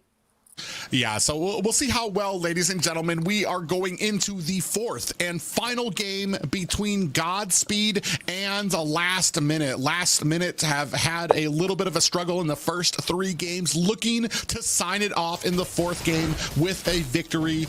Can they do it? Yeah, so on the side of Last Minute, we do see that Bane is starting up his red buff, and on the side of Godspeed, they did start their blue, and Julian is actually ahead on the jungle rotations right now, as we can see is on his red. But right now we do see JoyBoj again. He is going to bully the enemy junglers. Actually not JoyBoj, sorry. Kevin bullying the enemy jungle on Matilda. Well, and this actually is not a bad pick for Kevy. As we were talking about before, he sometimes finds himself in precarious positions where his team cannot help him out. Matilda has a decent kit for stuff like that, where if he does get caught, he will be able to kind of dash himself with the guiding winds to get away. JD in a little bit of trouble here, might be caught by 3 members, popped up, and Shiro finds the kill. That is such a sad kill at the start for the side of Last Minute. Their jungle did just go down, and I think jungle is a really important part of the early game, as they do have to go around clearing jungles and getting their levels up before the turtle. And because of that one death at 1 minute, he's kind of a little bit behind on his jungle. He's also getting invaded right now, which is also a really big problem. I would be annoyed if I was a jungler that my team is really here to help me and like also really behind. I'm not sure we can really contest the next turtle. Yeah, and that's the thing. Well, and on the plus side, Godspeed didn't contest the first turtle. They just allowed their Bane to continue to farm. And even when they had 2 turtles down for the side of Last Minute, Godspeed's, when they were on the Bane, they were still ahead of the jungle. So, I mean, it's not completely the end of the world. We're looking for an opportunity here. Blade against 2 members is not just kind of fighting off the offense that they're putting here from that top lane. Yeah, I think JoyBoj again, he's invading the enemy jungle as Shiro is on the turtle, so JoyBoj is stopping their jungler from actually going to contest, so I'm very sure that this turtle will go towards the side of Godspeed. Look at JoyBoj on the bot side. They attempted to get it, but I mean, you're kind of competing against a retribution. That should have been a call from the team. Like, am I going to be able to get that? If JD's not in the vicinity to help you out, there's no way you're going to be able to contest that against Shiro, who has his retribution up. So it's kind of a little bit of a wasted effect there for both of them. Not completely like overblown just yet. A 1K gold lead for the side of Godspeed. JoyBoj comes in with the wall. We do see the deadly catch come out there. 2 members of Last Minute looking to try to get a kill here if they can on the JoyBoj, who is the tankiness of Grok, able to show through. But now it might be all over, as now these members looking to make an escape. They do get caught. Sky takes a death. Yeah, like I said earlier, I like JoyBoj. This game is also pulling in a lot of weight. Like on the Chow, he is really aggressive on that Grok. He comes into the enemy jungle for Bane and just pokes him, tries to hit him on his red buff, on his blue buff. He has no fear on that Grok, which is something that the enemy jungler should probably be scared of. But as I said, I think the jungler should have his team near him as he's getting invaded, so he should be walking around with, or actually his team should be going to help him a lot more than just roaming around the map. Ooh, as we talk about that, Kevy gets nailed out. Mahiro might be next on the list. Onto the back line. JoyBoj put some damage on. We do have the deadly catch out there. Netherrealm out as well. Blazing Duet makes short work of the Netherrealm there. We have 3 down for the side of Last Minute. Yeah, as we can see, this game, much like the second game and the third game, they are in the presence of JD's jungle. And as I remembered, when JD was on Julian, he was getting the same treatment. He was dying in his jungle a lot, and I think that due to the jungle presence that Godspeed has currently allows for Shiro to just freely go around in his own jungle and clear, as well as get the 3 turtles that are uncontested. Yeah, you see right here, I mean, you're going to have a lot of problems before you get your items on Bane, especially when it comes to ganks, when it comes to other opponents. He does great against towers in the early game, but when it comes to kind of like trying to protect himself, you need your team there. You need that roam there to be able to kind of help. And, oh, as I say, that Blade in trouble gets caught by that ultimate coming out from Xavier. Divine puts the finishing touches on with the demonic force. Yeah, this game is just going so well for Godspeed. They're in the lead currently with 17k gold. So they're basically around like 5k gold or 6k gold ahead of last minute.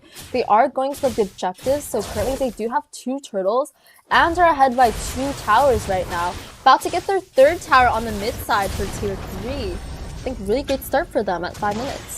Yeah, only tier 2 towers left for the side of last minute. Shiro's going to go ahead and use those enhanced chains to get himself out of harm's way. Last minute doing the best they can, trying to rotate around here to stop this offense coming out. But I mean, you're already starting to look at about an 8k gold lead for the side of Godspeed. There's really very little you can do. And now they're already starting to put the strangle onto them. Ooh, Circling Eagle is out there, does go in. We do have a little bit of a problem there. Divine gets taken out maybe a little too deep into enemy territory for the favor of Godspeed, and now trying to put the pressure onto this mid one. We do have a penalty zone that lands on the 2 members. JoyBoj in trouble, uses that flicker, gets away.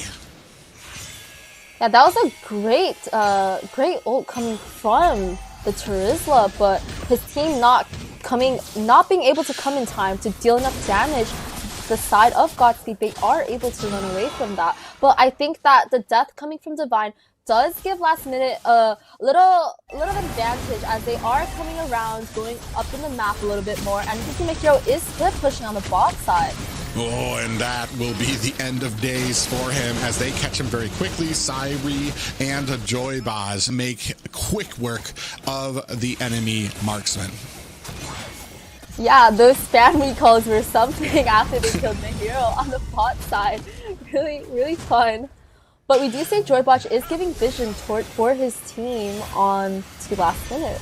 Ooh, and a dawning light puts the finishing touches onto Sky. It's going to help out Godspeed secure this next tier 2 towers. Only the mid tier 2 is left. You can see the team trying to keep the pressure on, trying to refuse as much farm as they can to Godspeed. Look at how well, like these empty jungles, they're doing such a great job of making sure that there's no farm. And speaking of which, just narrowly gets away. We do have the deadly catch comes out from JD. Now they're not going to have that for a clearing potential. It is just high grounds left for the side of last minute. I think this game is going by much faster than the last 2, as it's only 7 minutes, but the side of Godspeed, they are on the inputs of last minute, and last minute just barely surviving, just holding on to their last 3 towers in the 8-minute mark.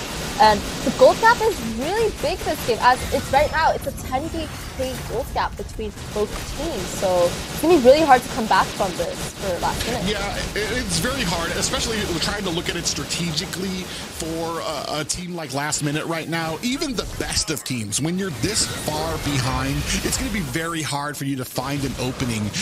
You're basically looking for the side of Godspeed to make a mistake. Pressure down at the bottom while minions are coming out at the mid. There goes one inhibitor tower. They're going to very quickly try to push in and maybe move on to the next one. You can see Sairi doing his job, putting the damage onto that mid. That is a 2nd high ground tower down. It is just 1, and that's going to be all she wrote until this next Lord comes up. Yeah, I'm not really sure what last minute can do. I do not think that they can contest, as the gold gap is really big. I think all they can do so far for now is just try their best to stay under their base and just defend all the waves that are incoming, and not engage in fights, but actually wait for the side of Godspeed to actually mess up, like earlier Divine messing up and possibly capitalizing on those moments. Yeah, really interesting here. You see that Divine on that Phoveus has picked up an early Winter Crown there. So he's going to be able to dive in with that Demonic Force, use that Winter Crown, and maybe kind of like trick or bait in last minute to use a little bit of their ults. Speaking of which, now we have the Lord crashing in at mid. Can last minute defend, looking for their last, hopefully a victory here. Shiro finds 2 kills. This might be all she wrote. That is going to be a clean sweep. All 4 games going to Godspeed. And what a statement here in the inaugural series of NACT. Yeah, that was a great match coming from the side of Godspeed. Actually, this was one of the fastest games for this series. I think 9 minutes in, no Lord, just pushing in on the towers. Great job coming from Godspeed for having 4-0, a clean sweep against last minute with the scoreboard right now at 10-2. Yeah, I mean, this was a clinic put on by Godspeed. Every single match every single game that happened, I want to say they got more efficient, more deadly, and more on target for what they were trying to do. And this is, I mean, this game 4 just shows it. 9 minutes able to put down last minute. A great game here played by Godspeed. Yeah, also going to Shiro, getting the MVP of the 4th game. I think on Fan he also got MVP. And in the first game on Bane, he also got MVP. I think their jungler is doing a really great job at keeping up with the gold, the objectives, his own farm, his own jungle, and just being in a lot of the team fights. As you can see, 90% team fight participation with the second highest damage at 33k. Yeah, amazing job here done by Shiro. He really kind of outshined, especially with somebody like, I want to say, JoyBoj on the team, who can sometimes really outshine in that roam position. But Shiro did a great job with the picks he had out there, not even just settling in with the assassin pickups, but also with some of the Bane pickups we saw, able to kind of use that against a lot of the objectives we saw. Yeah, like you said, a lot of these instant replays just show how much in sync Godspeed is, as they are always together as a team when they fight, and they always go and pick off a single target at a time before they go after another player from the side of last minute. Yeah, they had great, I want to say, a great target priority there. You see Sky just getting nailed down with a dawning light there. And then some of these final pushes where it's just, there's just nothing you can do when you're so 10k behind here at the 8-minute mark. That is just an incredible sprint for the side of Godspeed. Yeah, and at just 9 minutes on the dot, or 9:49, they're able to close off the game with a great match today. So I think that game was their best game so far, the 4th match for Godspeed, would you say? Yeah, I mean, Godspeed, probably should be patting themselves on the back. They did very well, and what I would expect from a top 8 team here, like I said, improved every single game and just got better and better and better. Unfortunately, for last minute, it looks like it might be time to go back to the drawing board and rethink some of the strategies that we are using. And unfortunately for Private, he might lose his job to the new caster on the desk, Liz. I'm back, guys. What a wonderful series. A lot of viewers have been asking about what the best out of 4 really means, and I think this game is the embodiment. It really shows how the system worked for the Swiss rounds. For Godspeed, they won all 4 games, and every series for the Swiss round will be 4 games only. Yeah, it can be a little bit of an interesting. I think people sometimes overcomplicate it. We get so used to a best of 3, a best of 5. It just means we get more matches from the teams. Like I was saying before, it gives an opportunity for teams to kind of either like Godspeed was to kind of get better and really kind of fine tune their strategies, or it gives another team an option to maybe find a counter that has been eluding them through some of the matches beforehand. Yeah, I was really hoping to see maybe a little bit of a performance coming up from last minute, but as we can see, last minute did not prove themselves against the team of Godspeed, and where Godspeed does get the upper ground on all 4 of the games and is able to close out the games in roughly around 12 to 13 minutes. So I think great job to them in the first day of NACT fall season. That is true. And for last minute, they still have a chance. They have many more weeks to go, so they can prep themselves up and hopefully not have a performance of a last minute. Yeah, it's going to be very interesting to see. But man, a great match up there from both teams. Godspeed just really shined through, and going to be looking forward to what this team has to show us coming up here in the NACT Fall. Yeah, like you said, I think Godspeed, we do know a lot of the players on that team, so it's just great to see that they're coming in, making a new team. Like JoyBoj from BTK, he's able to bring his friends, come in and make a team, and place in top 8, and go against some of his former teammates, such as BTK and MobaZane. So hopefully that'll be a really interesting match to watch. Yeah, and I mean, that's something that we can anticipate in the upcoming weeks, depending on how the system rolls out, which teams are going to be facing against each other in the following 2 rounds of the Swiss rounds. Yeah, very exciting matches to come up, and very nice to see some of the new blood here in North America. Like I said, I was a little disappointed. There were some fan favorites that I was rooting for during the qualifiers, and I did see them kind of get left in the dust, but it's great to see, especially a team like Godspeed right now, just really kind of honing their skills here, and some great and dominating victories here. Yeah, who knows? You know, for roster changes, some of your favorite players might, you know, go into some of the newer teams and, you know, possibly bring themselves back. But, you know, who knows? We'll see. As I'm liking a lot of the new faces, fresh faces, and new players coming in NACT. Yeah, there will be 1 roster change during this season instead of 2 compared to last season. And I believe it is before the playoffs. So this time there will be no fixer-upper in the very end of the show, but it will bring more stability to the rosters. And I think as the teams start building chemistry with their teammates throughout the season, anything can happen. Maybe last minute are not going to have a last minute performance in the upcoming show. But for you guys, who is the MVP of this series? Ooh, I'm gonna have to go ahead and give it to Shuro. He had, I want to say, the more consistently, especially on that jungle position, just really shined through and carrying and showed his versatility in that role as well. Yeah, I would also agree with you. I would also give it up to Shiro, actually. All 4 games, he was very consistent on the jungle as he kept a great lead against the enemy side.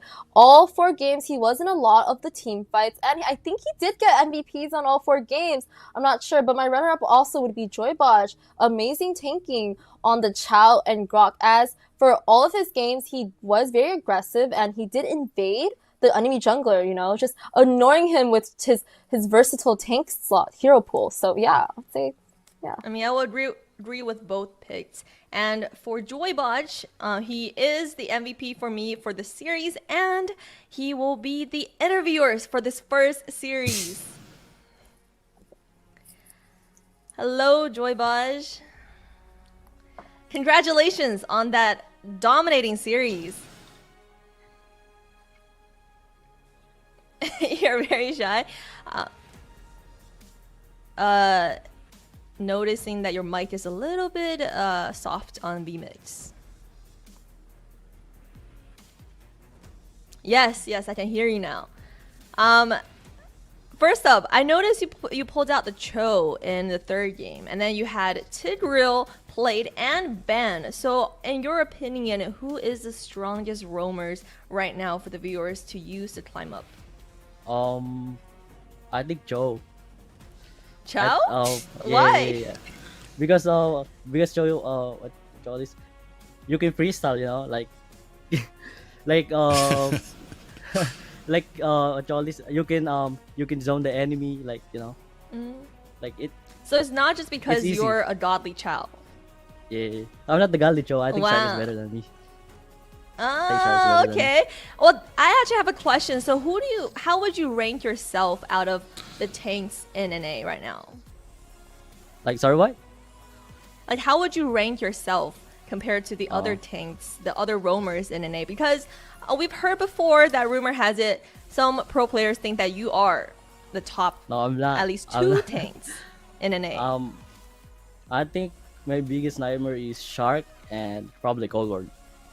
NACT. That's so my two do you think you're better? Do you think you're better than Whole World? Right now, no. Because Cold War does experience, you know. You play international, then yeah. I only play on NACT. Well, maybe this season will be your chance to internationals. And speaking about that, how would you rank your team out of the top 8 teams right now? What is your objective this season? I think my team is very good right now, but what all this, we always lost at the scrim. Like every time we lost the scrim. Against who? I know why I against best team in the NA, like GG. I mean BTK versus C9. We always got like 0-4, 0-3, yeah. And yeah, let's see if we can make the top 4. Well, you still have a whole month to rank up, and we all believe in you guys. And on the last note, who are you most excited to face against? Of course, with Daddy Zane. With Daddy Zane, I can wait. Zane, you heard me, Zane? All right. Yeah, shout out to Zane. JoyBoj is waiting for you. And with that said, congratulations on our first day. We're so excited to have you back this season. And JoyBoj will see us again next week. Yeah, an impressive display there from JoyBoj, and I like the humbleness there. He was good enough to play on BTK, learned a lot from them, and I mean it just shows through here in this match and how well he can use a lot of these heroes and the versatility that he has in that position. Yeah, I would say the same. I think JoyBoj, he has a really great tank hero pool, really big, and no matter what tank he plays, he is able to be aggressive on that role as he invades, as well as setting for his team. He had a lot of amazing sets during those 4 matches of the series, and I was also really hyped at those I guess sets, because I was like, oh wow, I didn't know that he would do that at that moment. So do those things at that moment. So yeah, really really fun, really great tank. I mean, if you can play Chao, you can probably play any tank. So his advice to all the viewers is to practice Chao, and I would say practice Chao, but it is a very high mechanical hero, and maybe one day I can even play Chao. Next up, next series is really what everyone is waiting for. The debut of BTK this season. BTK 4.0, I would say. Very exciting. Hoon in BTK Hoon. That's something that we never thought we would see, but it is happening, and it's happening really soon. So 5-minute break or so, and we will be back with BTK versus GOSU Night Horde. A darkness plagues this world, unseen by mortal eyes. People prayed to the Immortal One to safeguard the sanctity of peace.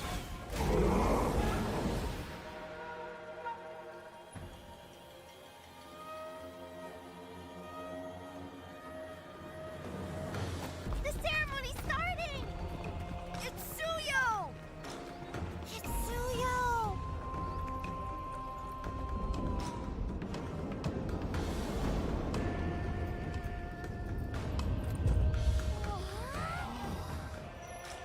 I bear this mask, for this duty is mine alone.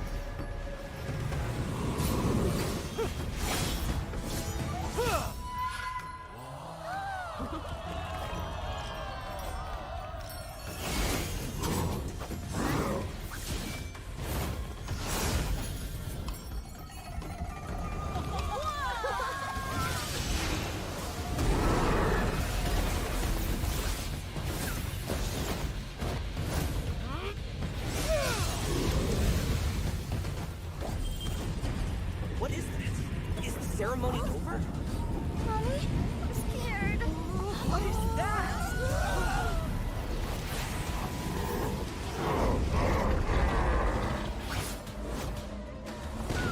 Let's get out of here! Let's get out of here! Let's get out of here! In their hearts, fear festers into darkness. But deep within, There is hope to crush that fear.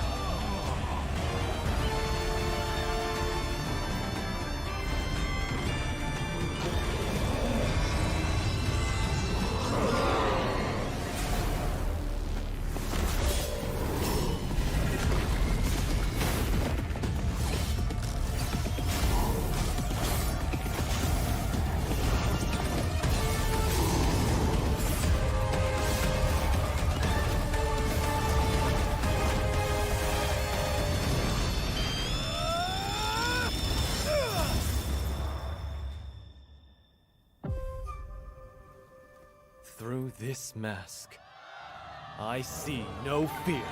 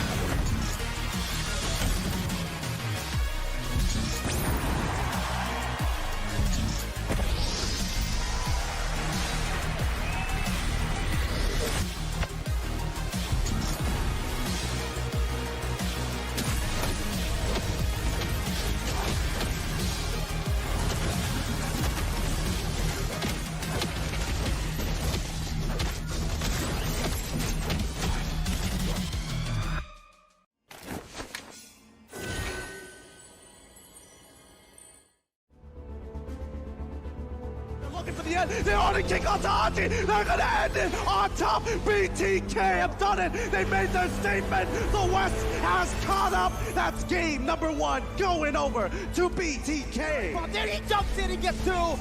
Still trying to win, but the Valley are here to upset the world stage.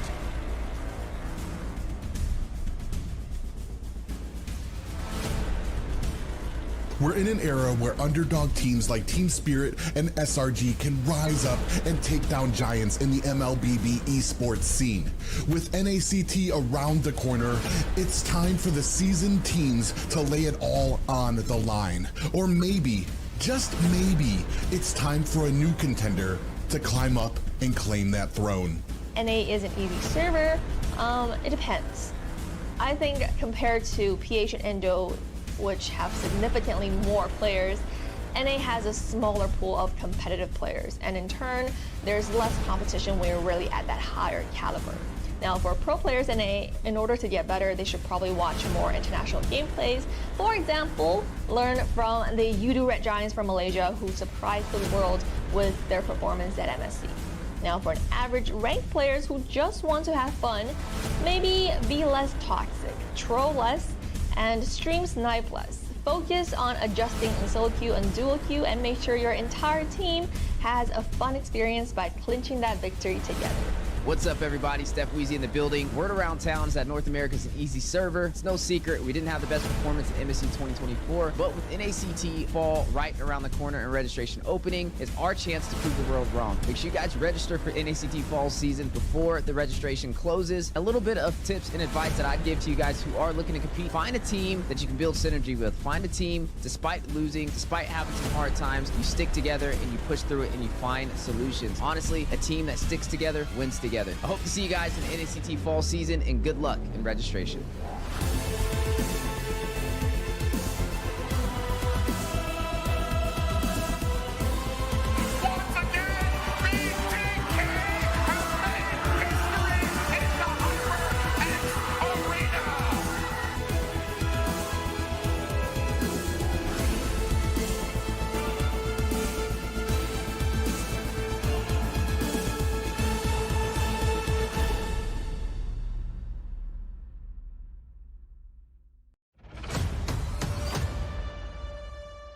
We are seeing that BTK again. I want to emphasize this one more time. No coach, no analyst, no problem.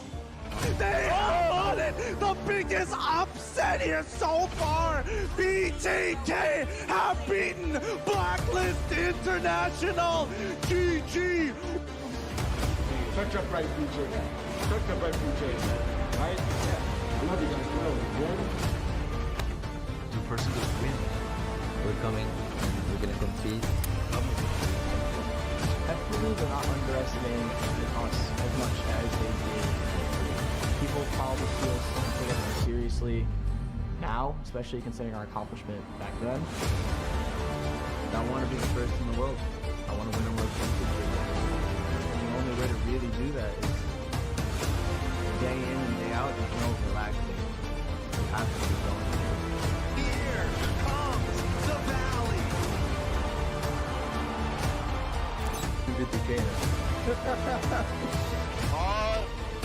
Boone is giving a coach inspired BTK. Me, Shark, Boone, Chicken, and Zia are all in BTK now.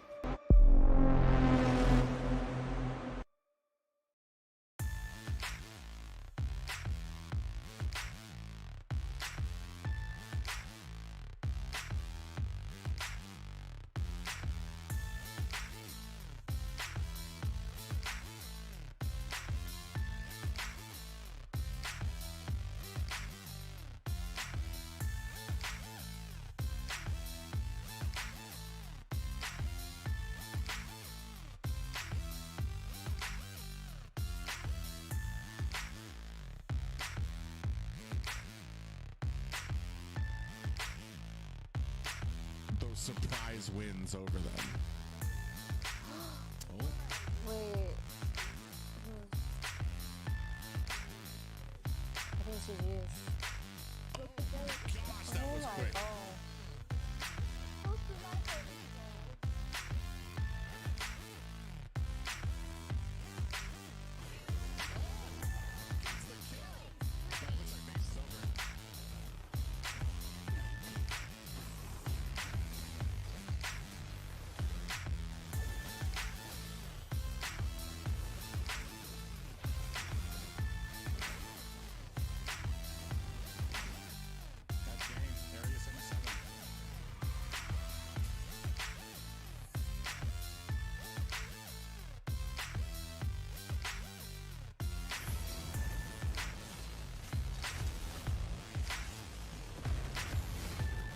All right, base has been opened up. Oh, they're about to close. Best game. That's all she wrote.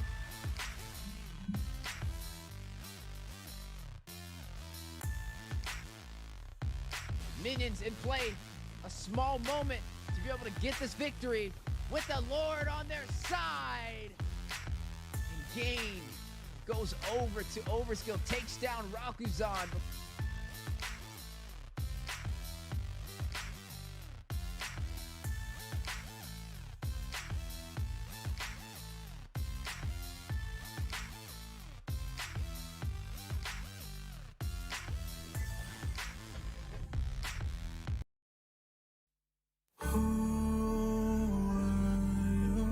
Fighting for, no one would ever know your name. Who were you waiting for? No one would be there to save you. You would be alone when hope was gathering together with the sword, even though your back's to the wall. One strike, go cut the monkey mind. Your blade swing one time. When clouds have cleared, sunlight can shine. One strike, the fight is yours. Now feel with your sword. There's endless power once you start. Never lose your heart.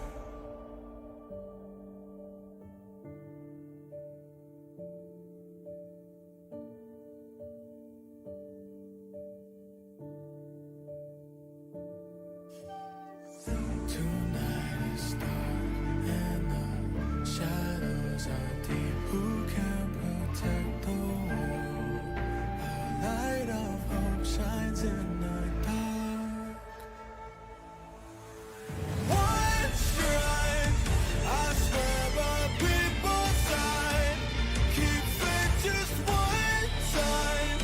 I'm gonna light up all the fire. One strike for my desire, a light up so bright. Each of the power in my heart, I'll defend the world.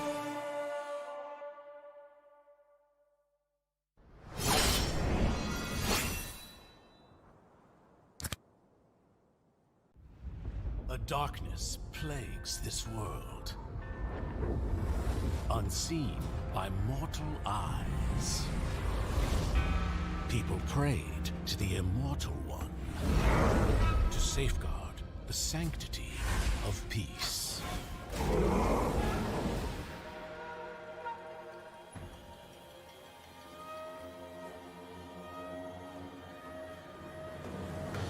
The ceremony's starting!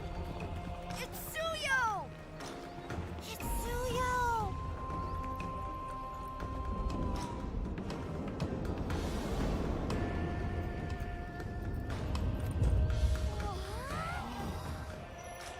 I bear this mask, for this duty is mine alone.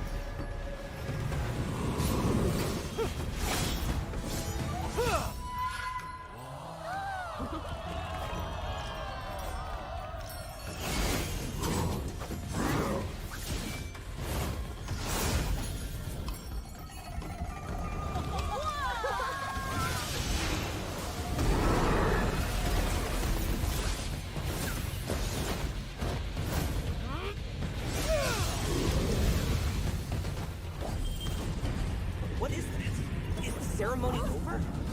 Mommy, I'm scared. What is that?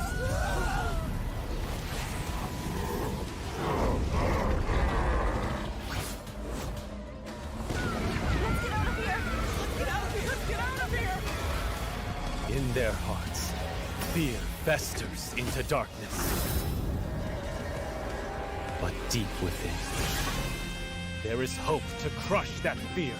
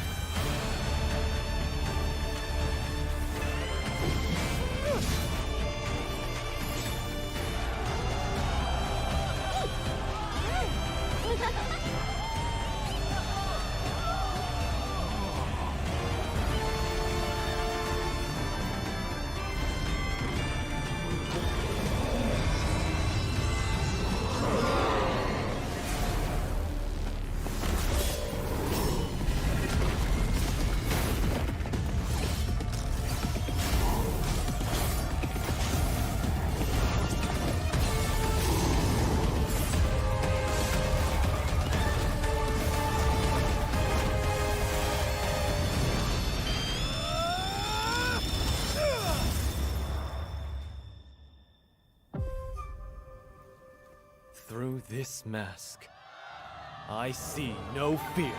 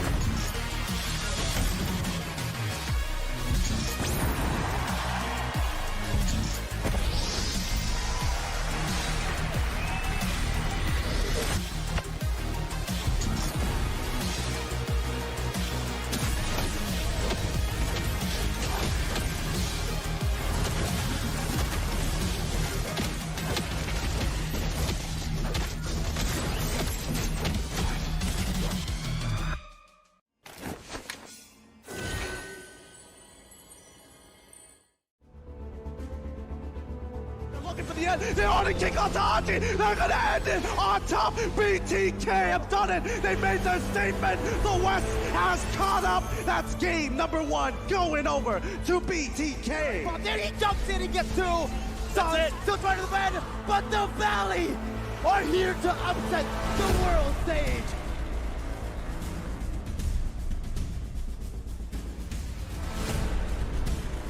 We're in an era where underdog teams like Team Spirit and SRG can rise up and take down giants in the MLBB esports scene. With NACT around the corner, it's time for the seasoned teams to lay it all on the line. Or maybe, just maybe, it's time for a new contender to climb up and claim that throne. NA is an easy server. It depends. I think compared to PH and Endo, which have significantly more players, NA has a smaller pool of competitive players, and in turn, there's less competition when you're really at that higher caliber. Now, for pro players NA, in order to get better, they should probably watch more international gameplays. For example, learn from the Yudu Red Giants from Malaysia who surprised the world with their performance at MSC. Now, for an average ranked players who just want to have fun, maybe be less toxic, troll less, and stream snipe less. Focus on adjusting in solo queue and duo queue and make sure your entire team has a fun experience by clinching that victory together. What's up, everybody? Steph Weezy in the building. Word around town is that North America is an easy server. It's no secret we didn't have the best performance in MSC 2024, but with NACT Fall right around the corner and registration opening, it's our chance to prove the world wrong. Make sure you guys register for NACT Fall season before the registration closes. A little bit of tips and advice that I'd give to you guys who are looking to compete. Find a team that you can build synergy with. Find a team, despite losing, despite having some hard times, you stick together and you push through it and you find solutions. Honestly, a team that sticks together wins together. I hope to see you guys in NACT Fall season, and good luck in registration.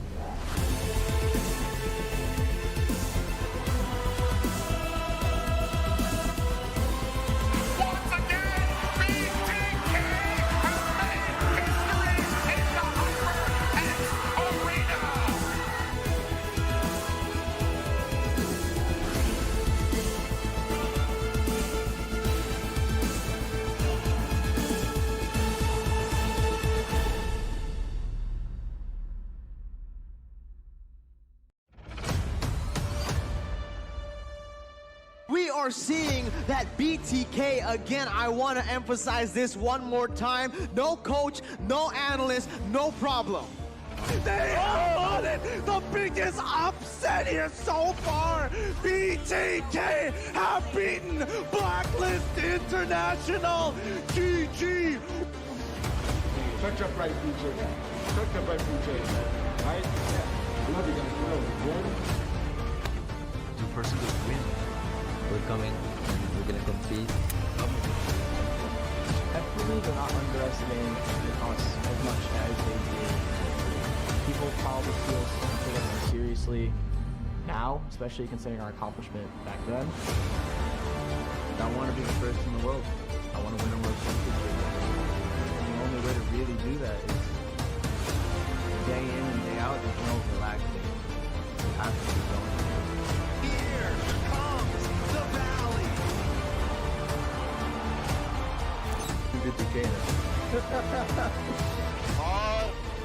Boone is giving a coach inspired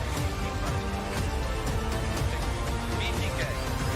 Me, Shark, Boone, Chicken, and Zia are all in BTK now.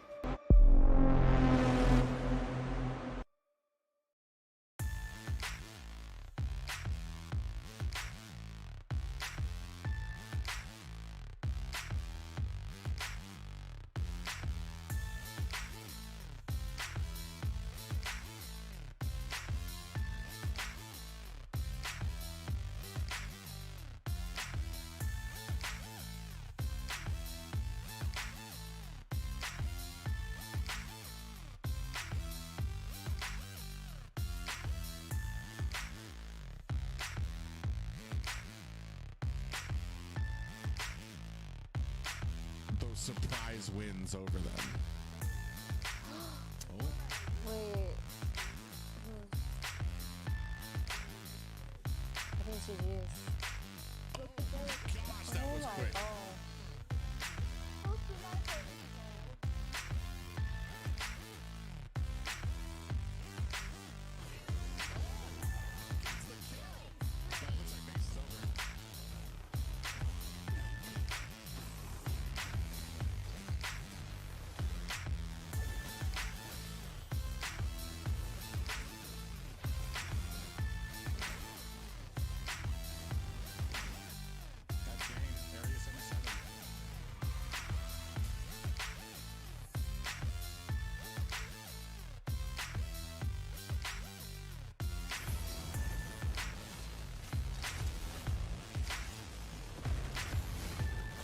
All right, base has been opened up. Oh, they're about to close. Best game. That's all she wrote.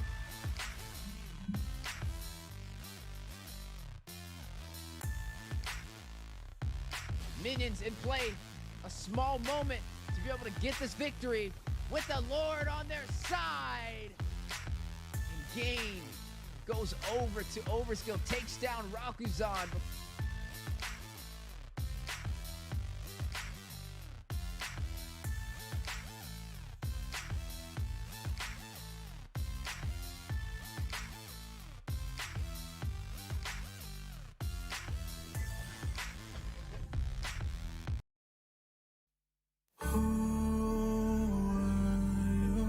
Fighting for,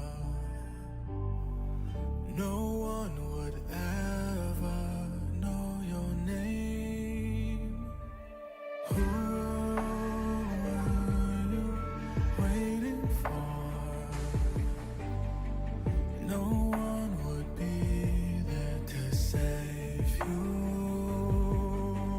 You would be alone when hope was gathering together.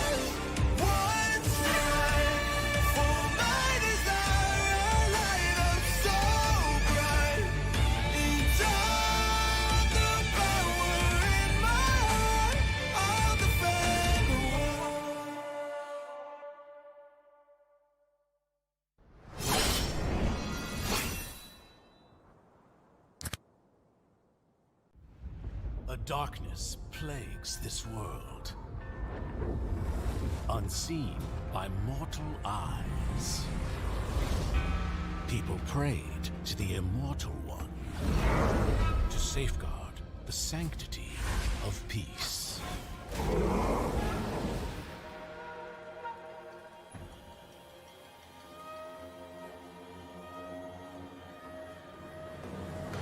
The ceremony's starting! It's Suyo! It's Suyo!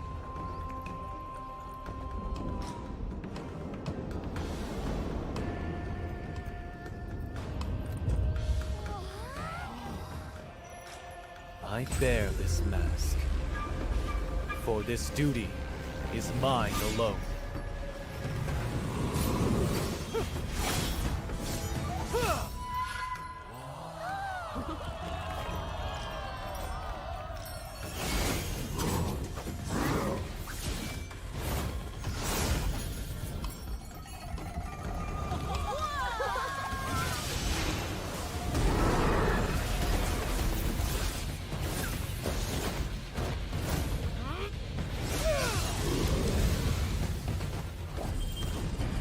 What is that? Is the ceremony over?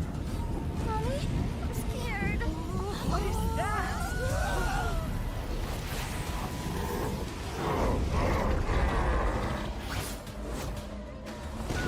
Let's get out of here! Let's get out of here! Let's get out of here! In their hearts, fear festers into darkness. But deep within, there is hope to crush that fear.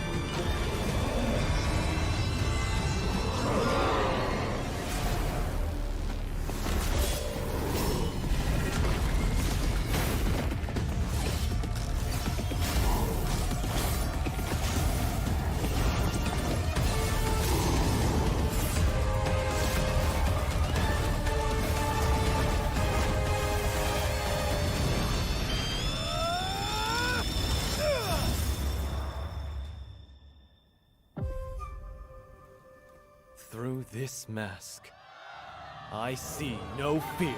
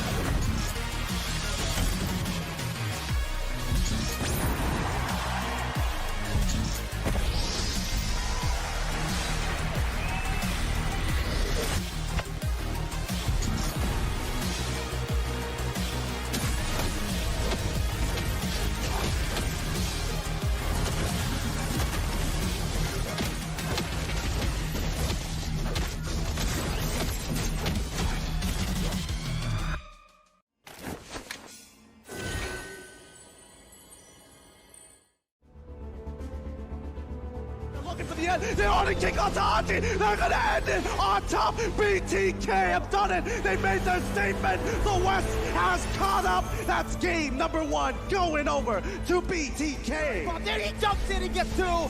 Suns still trying to defend, but the Valley are here to upset the world stage.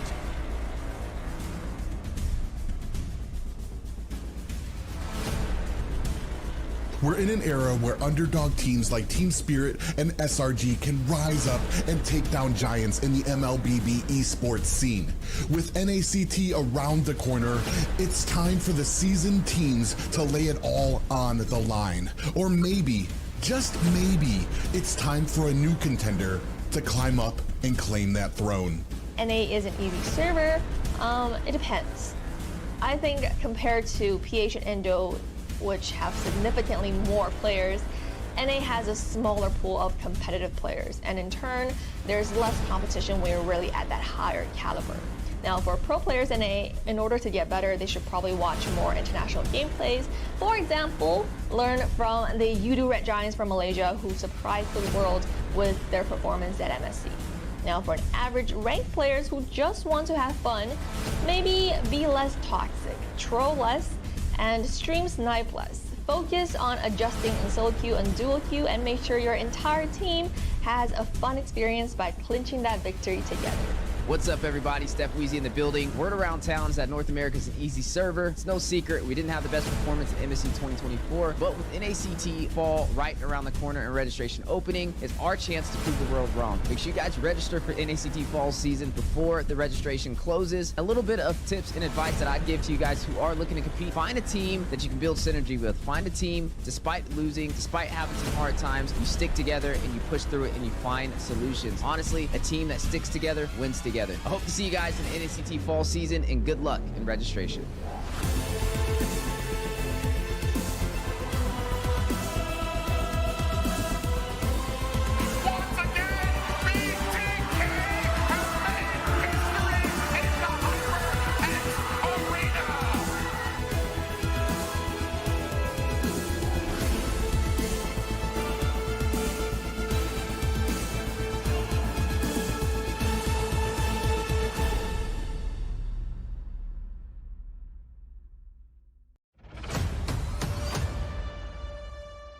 We are seeing that BTK again. I want to emphasize this one more time. No coach, no analyst, no problem. They have won it! The biggest upset here so far! BTK have beaten Blacklist International! GG! Touch up right, BJ. Touch up right, BJ. Right? I love you guys. Well, The first good win. We're coming and we're gonna compete. I believe they're not underestimating us as much as they did. People probably see us and take us more seriously now, especially considering our accomplishment back then. I want to be the first in the world. I want to win a world championship. And the only way to really do that is day in and day out, there's no relaxing. You have to keep going. Here comes the Valley!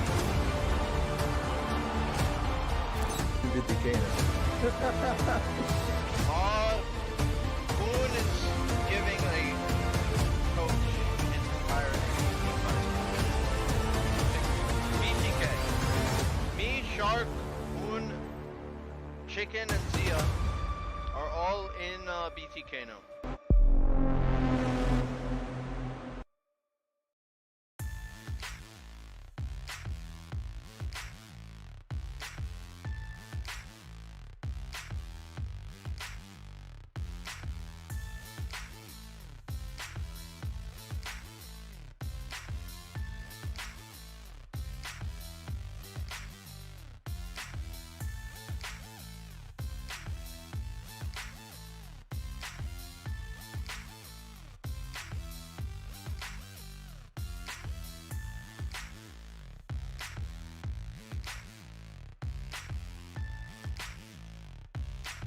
Those surprise wins over them.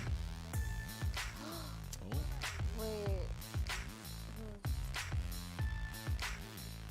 I think it's GG's.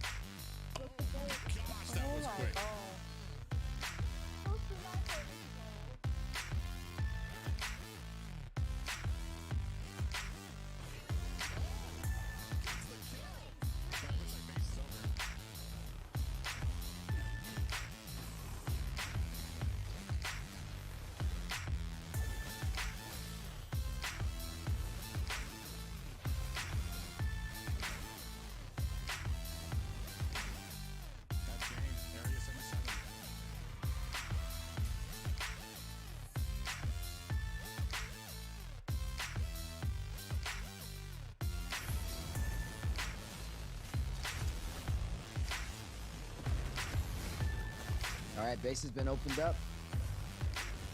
Oh, they're about to close. Best game. That's all she wrote.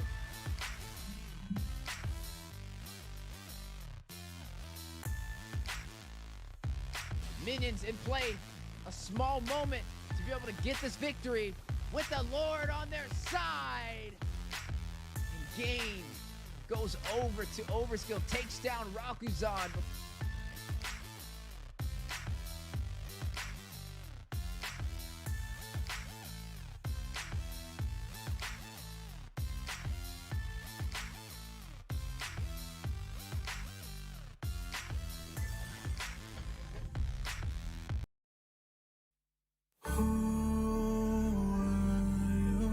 Fighting for, no one would ever know your name. Who are you waiting for? No one would be there to save you. You would be alone when hope was gathering together with the sun, even though your back's to the wall. One strike, go cut the monkey mind. Your blade swing one time. When clouds have cleared, sunlight can shine. One strike, the fight is yours. Stop it with your sword. There's endless power once you start. Never lose your heart.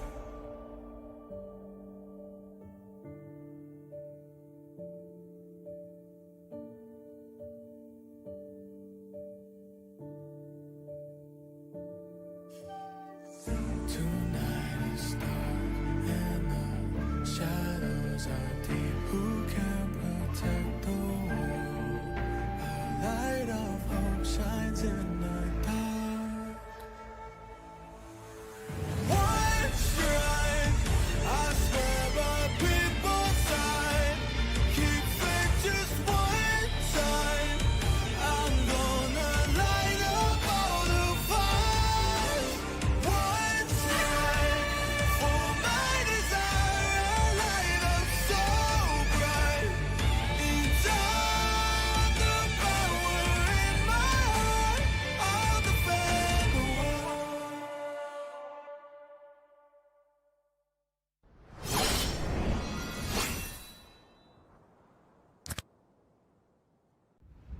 A darkness plagues this world, unseen by mortal eyes. People prayed to the Immortal One to safeguard the sanctity of peace.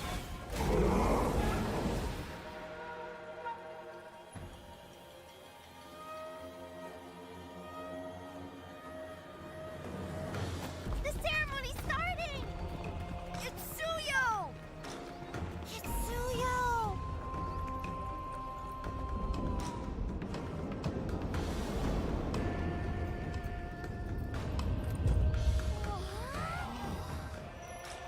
I bear this mask, for this duty is mine alone.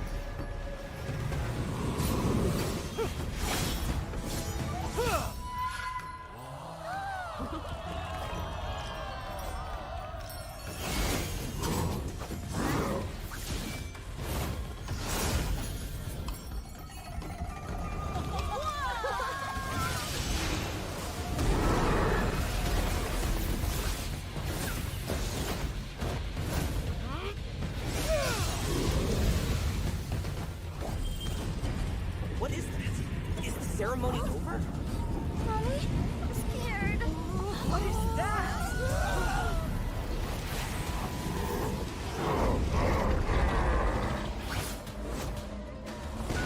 Let's get out of here!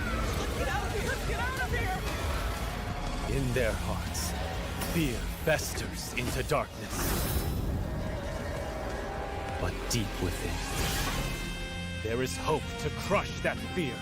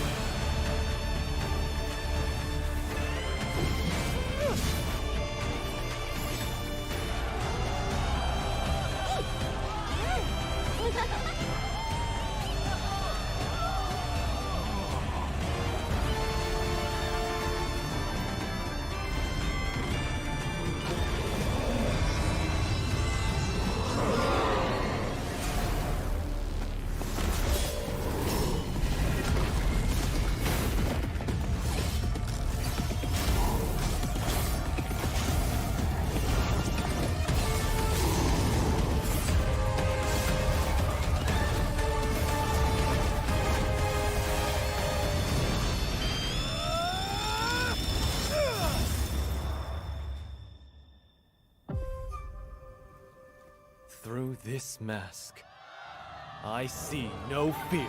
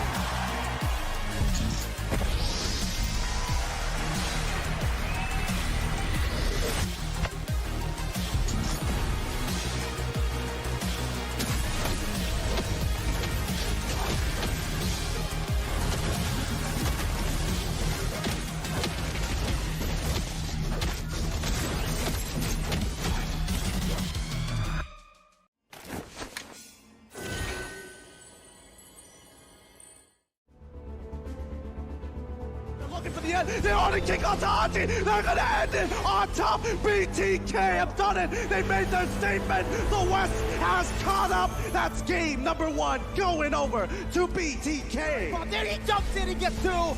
Sun still trying to defend, but the Valley are here to upset the world stage.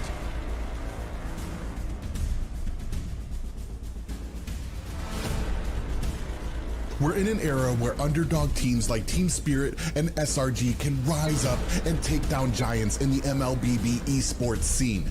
With NACT around the corner, it's time for the seasoned teams to lay it all on the line. Or maybe, just maybe, it's time for a new contender to climb up and claim that throne. NA is an easy server. It depends. I think compared to PH and Endo, which have significantly more players, NA has a smaller pool of competitive players, and in turn, there's less competition when you're really at that higher caliber. Now, for pro players in NA, in order to get better, they should probably watch more international gameplays. For example, learn from the Yudu Red Giants from Malaysia who surprised the world with their performance at MSC. Now, for an average ranked players who just want to have fun, maybe be less toxic, troll less, and stream snipe less. Focus on adjusting in solo queue and duo queue and make sure your entire team has a fun experience by clinching that victory together.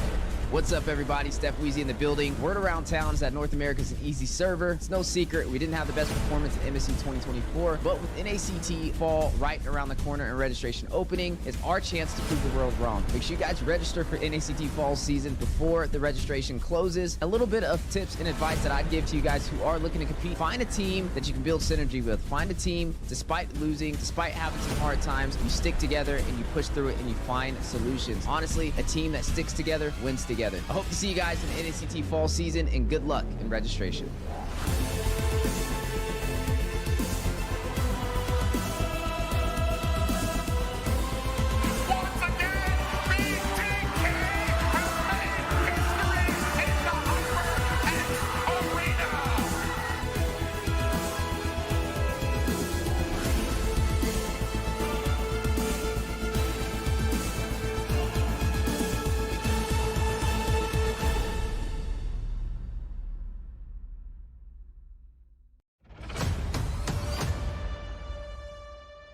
are seeing that BTK again. I want to emphasize this one more time. No coach, no analyst, no problem.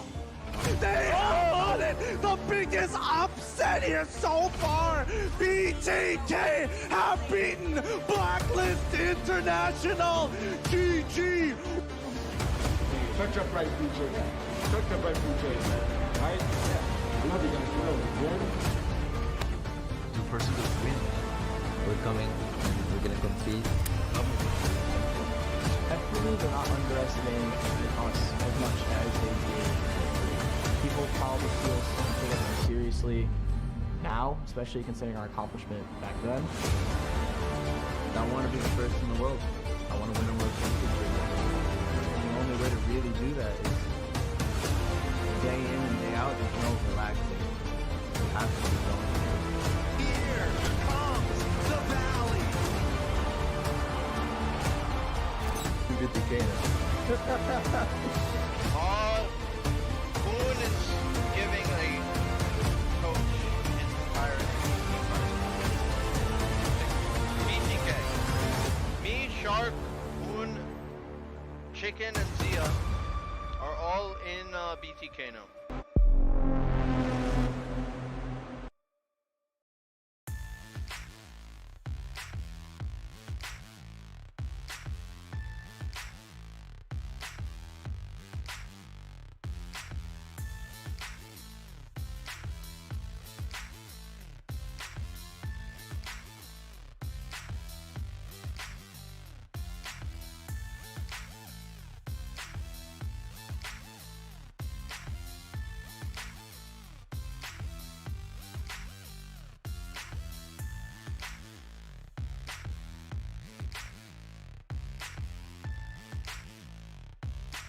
Those surprise wins over them.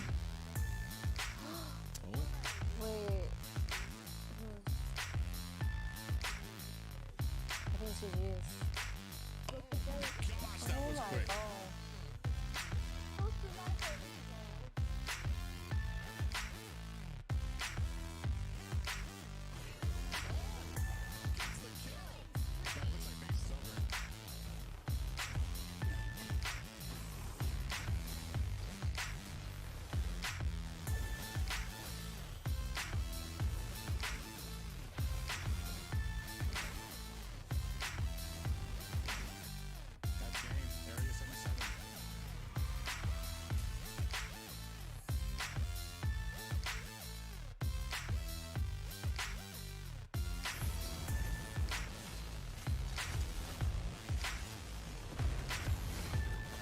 Alright, base has been opened up. Oh, they're about to close. Best game. That's all she wrote.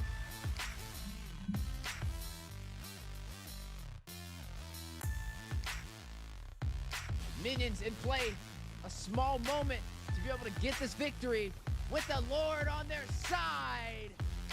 And game goes over to Overskill, takes down Rakuzan.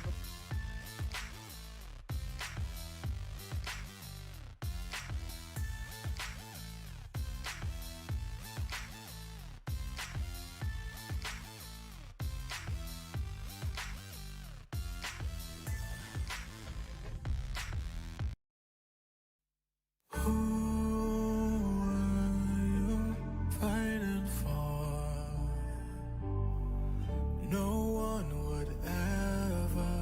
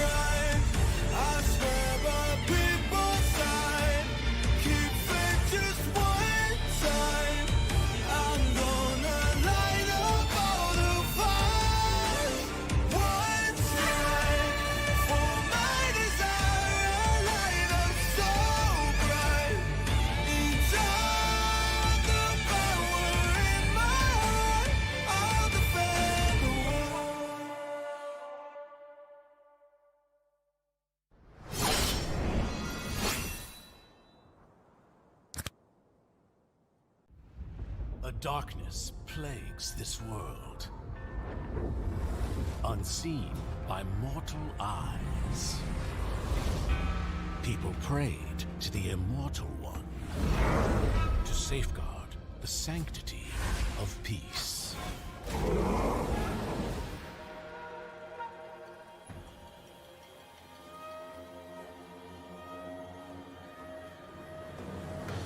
The ceremony's starting! It's Suyo! It's Suyo!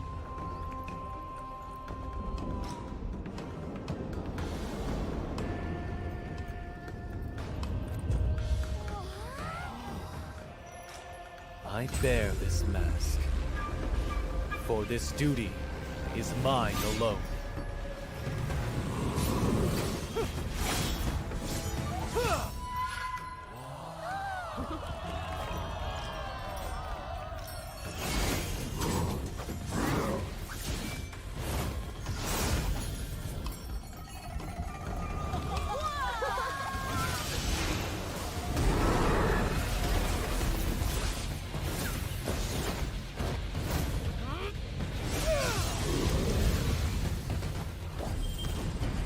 What is this? Is the ceremony over? Mommy, I'm scared. What is that?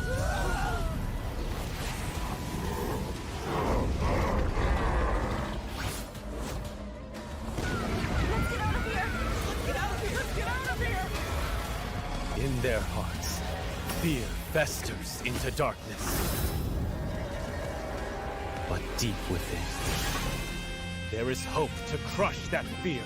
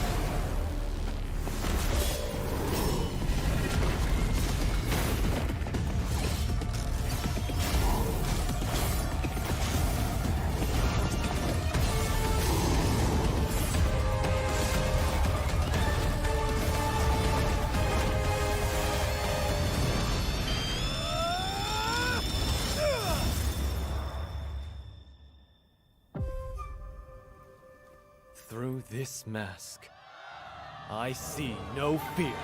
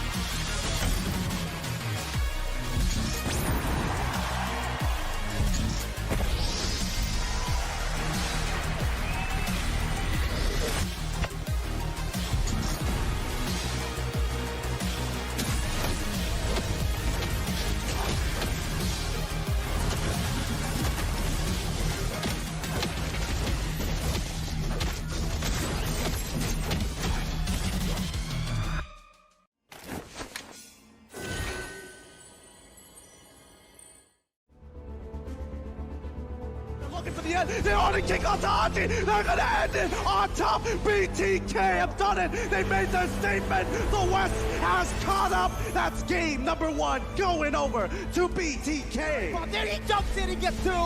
That's it. Still trying to defend, but the Valley are here to upset the world stage.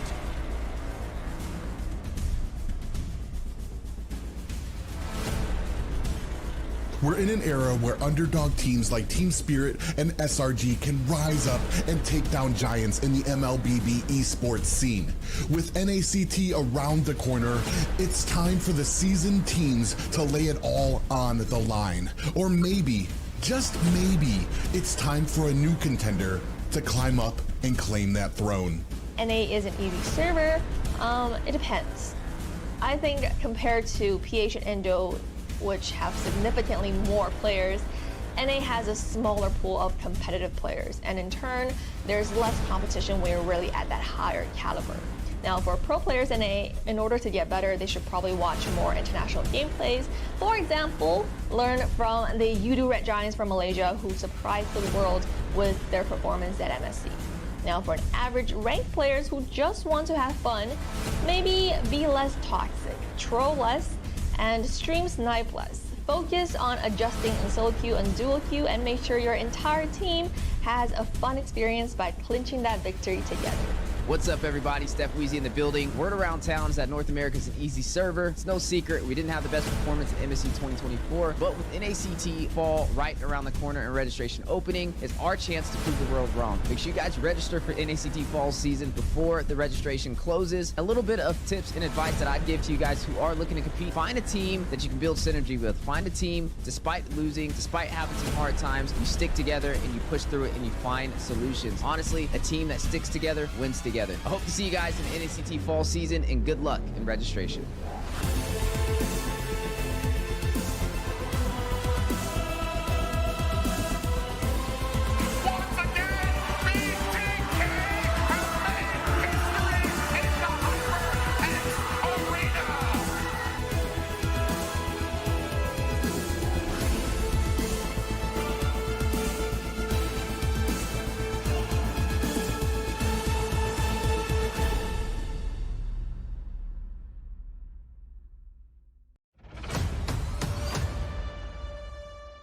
We are seeing that BTK again. I want to emphasize this one more time. No coach, no analyst, no problem. They have it! The biggest upset here so far! BTK have beaten Blacklist International! GG! Touch up right, BJ. Touch up right, BJ. Right? I love you guys. Well, Two persons win. We're coming. We're gonna compete. I believe they're not underestimating us as much as they did. People probably feel take us more seriously now, especially considering our accomplishment back then. I want to be the first in the world. I want to win a world championship. And the only way to really do that is day in and day out. There's no relaxing. You have to keep going. Here comes the Valley!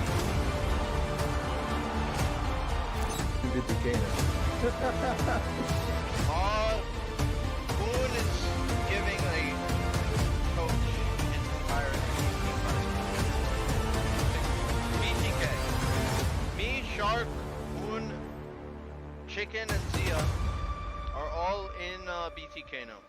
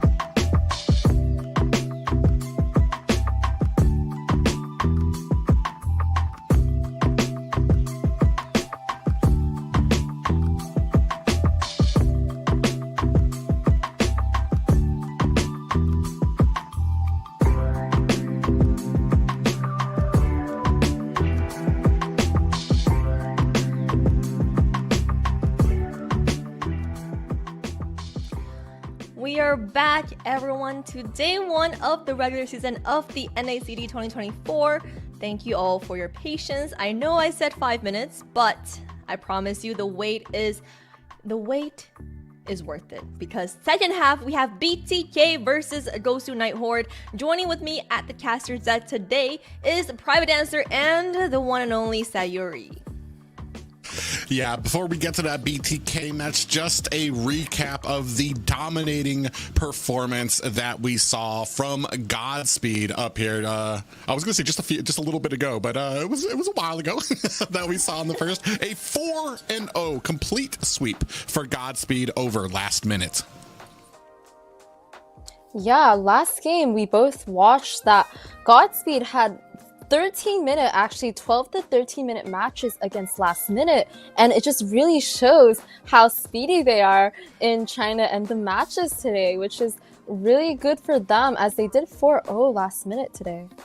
They really set the tone for today's series by winning the games in Godspeed. But speaking about the second half of the match, we do have BTK. I know everyone has been waiting for that. A lot of you guys actually sticked through the 60 minutes with us. The tournament schedule is set in the beginning of the day, so if you want to know how long or which games take place at what time, you can check out the tournament schedule posted in the very beginning. And for this match, BTK, I almost thought we won't see BTK this season as the name itself, but it seems like the powerhouse of North America makes it to the NACT every season. Not just a return of BTK, but a return to as close as we can get to BTK Prime. The same, I want to say, 4 members that had that historic M3 rush that you have seen repeated there through the pause screens, sans, and the inclusion of one member that most North Americans never thought that they would see on BTK in Hoon. Yeah, like you said, who would have thought we would have seen a BTK Hoon, as we know that Hoon is very much a loyal GOSU person and a GG player, so him coming into the roster this season with MobaZane is going to be very interesting, as he's branded under BTK and also playing alongside a lot of our favorite players like Fried Chicken and Zia, as well as Shark. Yeah, so it's going to be really interesting. And it's interesting because the first series are going to be against the GOSU. And let's check out the lineup for BTK. Already mentioned Fried Chicken in the XP lane, MobaZane in the jungle, Hoon in the mid lane, Super Shark on roam, and Zia in the gold lane. Yeah, it's amazing to see. Arguably, right now, these are some of the best players in their positions in North America. I know as the weeks go on, will that possibly change? We'll find out. But for right now, a lot of these guys have already proven themselves. And here they're going to be putting that, I want to say, that title of #1 on the line. Yeah, it's going to be really exciting to see this new lineup coming from Zane. And we know that I think a lot of these players are a lot of people's fan favorite players for the lane, so it's gonna be really exciting to see how well they do this upcoming season against a lot of the teams coming in NACT. And for GOSU Night Horde, we have Mikasa on the XP lane, Dez in the jungle, Legend in the mid lane, LC1 on roam, and Yellow BC as the gold laner. Dez is actually going to be playing against BTK, some of his old teammates from GGA. Yeah, it's going to be very interesting here. Dez, who's gained a lot of popularity as a streamer on YouTube for Mobile Legends. A lot of people definitely looking for him to show out here tonight, and especially on a team like Night Horde, who I want to say from the beginning of NACT had some rocky starts, but in the last 2 seasons have really started to make a name for themselves. Yeah, I wonder why, you know, not like I wasn't there last season. I'm not trying to say anything, but no, Night Horde did really well last season, and I'm really happy that they're back this season, as well as getting a rebrand and becoming GOSU Night Horde with a whole new lineup, and I'm really excited to see how well they do against BTK today, as well as for the rest of the season. Yeah, and I wonder which team Sayuri put Oh no, guys! On her caster prediction. Oh, look at that. Nighthorn Sayuri picked BTK with the rest of us. Explain, please. Oh, No okay, guys. I'm so loyalty. sorry. See, I was gonna pick my lovely, be trusted Nighthorn King, but I know that BTK's new lineup is really close to M3's lineup, and also, so honestly, I also wanted my 100% caster prediction rate, so I may have picked BTK, but my spirit and joy goes to Nighthorn still. So please don't come at me, guys. Thank you so much. Yeah, and Well, private. I mean, what about you? honestly, I mean, Night Horde, they had an impressive season last season. I'm looking for them to improve. And what a way to start off the season than against, I want to see the North American love child, BTK, the newly revamped BTK. They have a heck of a mountain to climb in front of them here tonight. Yeah, as you said, I'm really trying excited. to resolve the problem that. Yeah, I may be getting backlash right now for picking BTK, so I'm so sorry. But I'm really excited to see how well these two teams do against each other, as they are returning teams for NACT season. Yeah. Yeah, and let's check out what are some fun facts about our players. For Foy Chicken from BTK, his role is XP lane. He does not have a favorite player, or comment below if you guys know what dot means. Favorite hero is a horse. That's why he is the infamous Void Horse. Hobby, not sure yet. I hope he can find a hobby by the end of the season. School, hometown, Scamberg. Is it somewhere in Boston, guys? Device, Red Magic 9S Pro. That would be Schaumburg. He's from Illinois, the same state as your lovely private dancer. So I'm a little more acquainted with him. He's very near Chicago. So very interesting to see there. No hobbies. I'm pretty sure Mobile Legends could be listed as a hobby. But yeah, it's going to be very interesting. He's one of the ones that I think is one of the hardest workers in North America right now. And I am very much wanting to see how he kind of levels up to some of the top in North America in that XP lane. Yeah, honestly, I think Fried Chicken's hobby might just be playing Mobile Legends. Bang bang. What do you think? Well, I hope that is indeed the case. For GOSU Night Horde, we have Mikasa. His role is XP lane. XP versus XP, eh? Favorite hero is Freya. Oh, that is something that we all know. Favorite player, not to be found yet. I guess both of them are in love with themselves. Hometown, Maryland. Hobby, working out. That's also, we can tell. And device, iPhone 14 Pro. Yeah, very interesting to get these little inside looks to a lot of these players out there. And you see, and this is the matchup I'm going to be wanting to see. Mikasa has some big shoes to fill. This is just like we saw from the last matchup when it came to Rome. But here, I want to say each and every one of the players from Night Horde is going to have to put their best foot forward against the likes of BTK. Yeah, honestly, I did wish that Mikasa put me as his favorite player, because we have been partners for a while, and I do deal with him a lot, so I think that's pretty fake of him. So maybe that's why I'm not repping them right now, but it's okay. Still my favorite player. Still my favorite EXP. Yeah. Your favorite ESP is Mikasa, Sayuri? Yeah. Did I get that wrong? Yes, but he is my favorite. If he's watching, Mikasa, you're my favorite EXP. Ooh, a new ship going on. I mean, there's no ship. Have some development on that. But before everything, guys, I think we're forgetting something. A giveaway for all the viewers watching. Thank you for your patience once again. On the screen, you see the code as well as the QR code for a skin for Alice, Spirit Woman, 30 hero skins. First come, first serve. Make sure you get your phones out right now. Yeah, Spirit Woman Alice, the skin that you guys will be rewarded with. But just like before, you have to hurry up to try to get the scan in. There are only 30 hero skins to go around. Yeah, guys, hurry up and go scan that QR code or put in that code for a free skin before I put it in and get hero fragments from it, since I already have that skin. Oh, it must be a nice skin if you already have it. But yeah, guys, we are getting ready for the match of the century. Not the match of the century, but I think it's a meaningful milestone match for NA, especially having the GOSU name.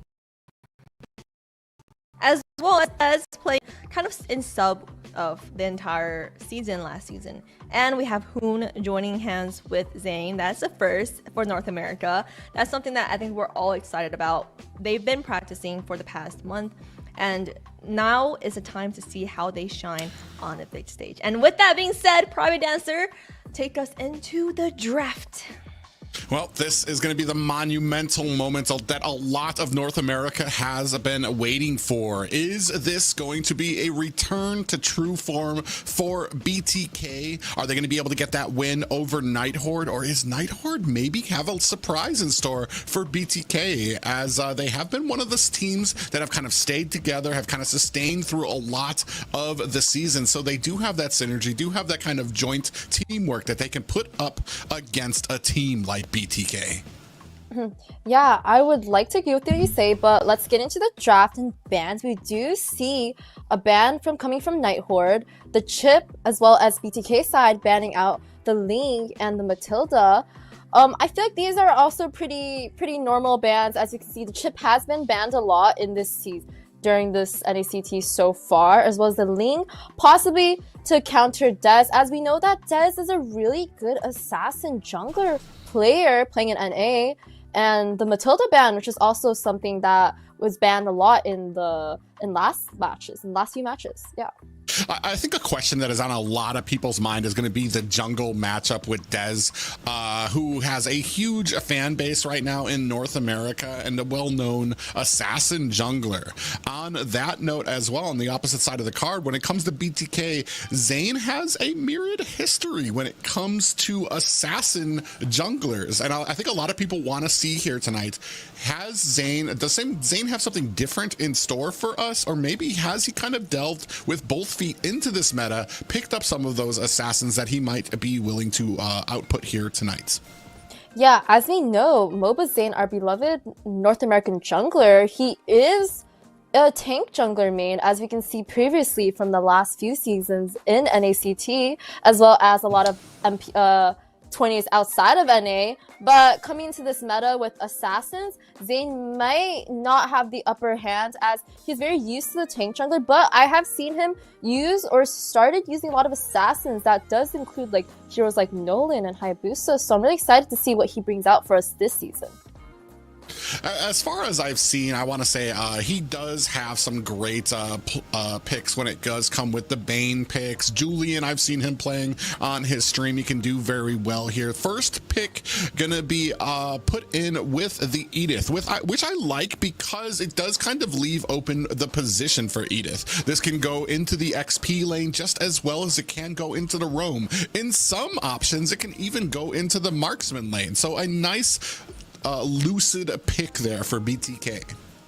Yeah, I'm loving that really versatile first pick on the side of is also still meta right now for EXP and roaming lane. But on the side of Night Horde, we do see an Arla as well as an Alpha pick. Really interesting coming in from Dez. I do know that Zane actually also does play Alpha, as you've seen on streams and tournaments. He's pretty good at Alpha, but Dez has picked that up on the side of Night Horde, as well as Mikasa picking up an Arlot, which we don't see as often, but I do know, watching previous seasons of NACT, he's pretty good on the Arlot, so we'll be seeing what he brings out today. Yeah, very interesting pick up there. I love the strategy there in mind. MobaZane kind of showed that he is probably one of, if not the best Alpha player, at least North America, even can be contended with that Alpha. So it's a very nice and smart pickup from Dez to go ahead and take that off the table. And as I talked about before, we're going to have that Bane pickup from the side of BTK. Yeah, Bane has been really prioritized or really used a lot in the jungle. So I feel like maybe it's a little bit of meta right now, as we've seen earlier. it was used in the side of Godspeed as well as on the side of Last Minute. But we also see an Alice pick coming out from the side of BTK. Really interesting. I'm not really sure where Alice would go. She does have a few positions where she could go on either the XP side or possibly who picking it up on the mid lane. Not really meta as it does take a while for her to scale. So I'm really hoping to see what Alice will bring out for us today.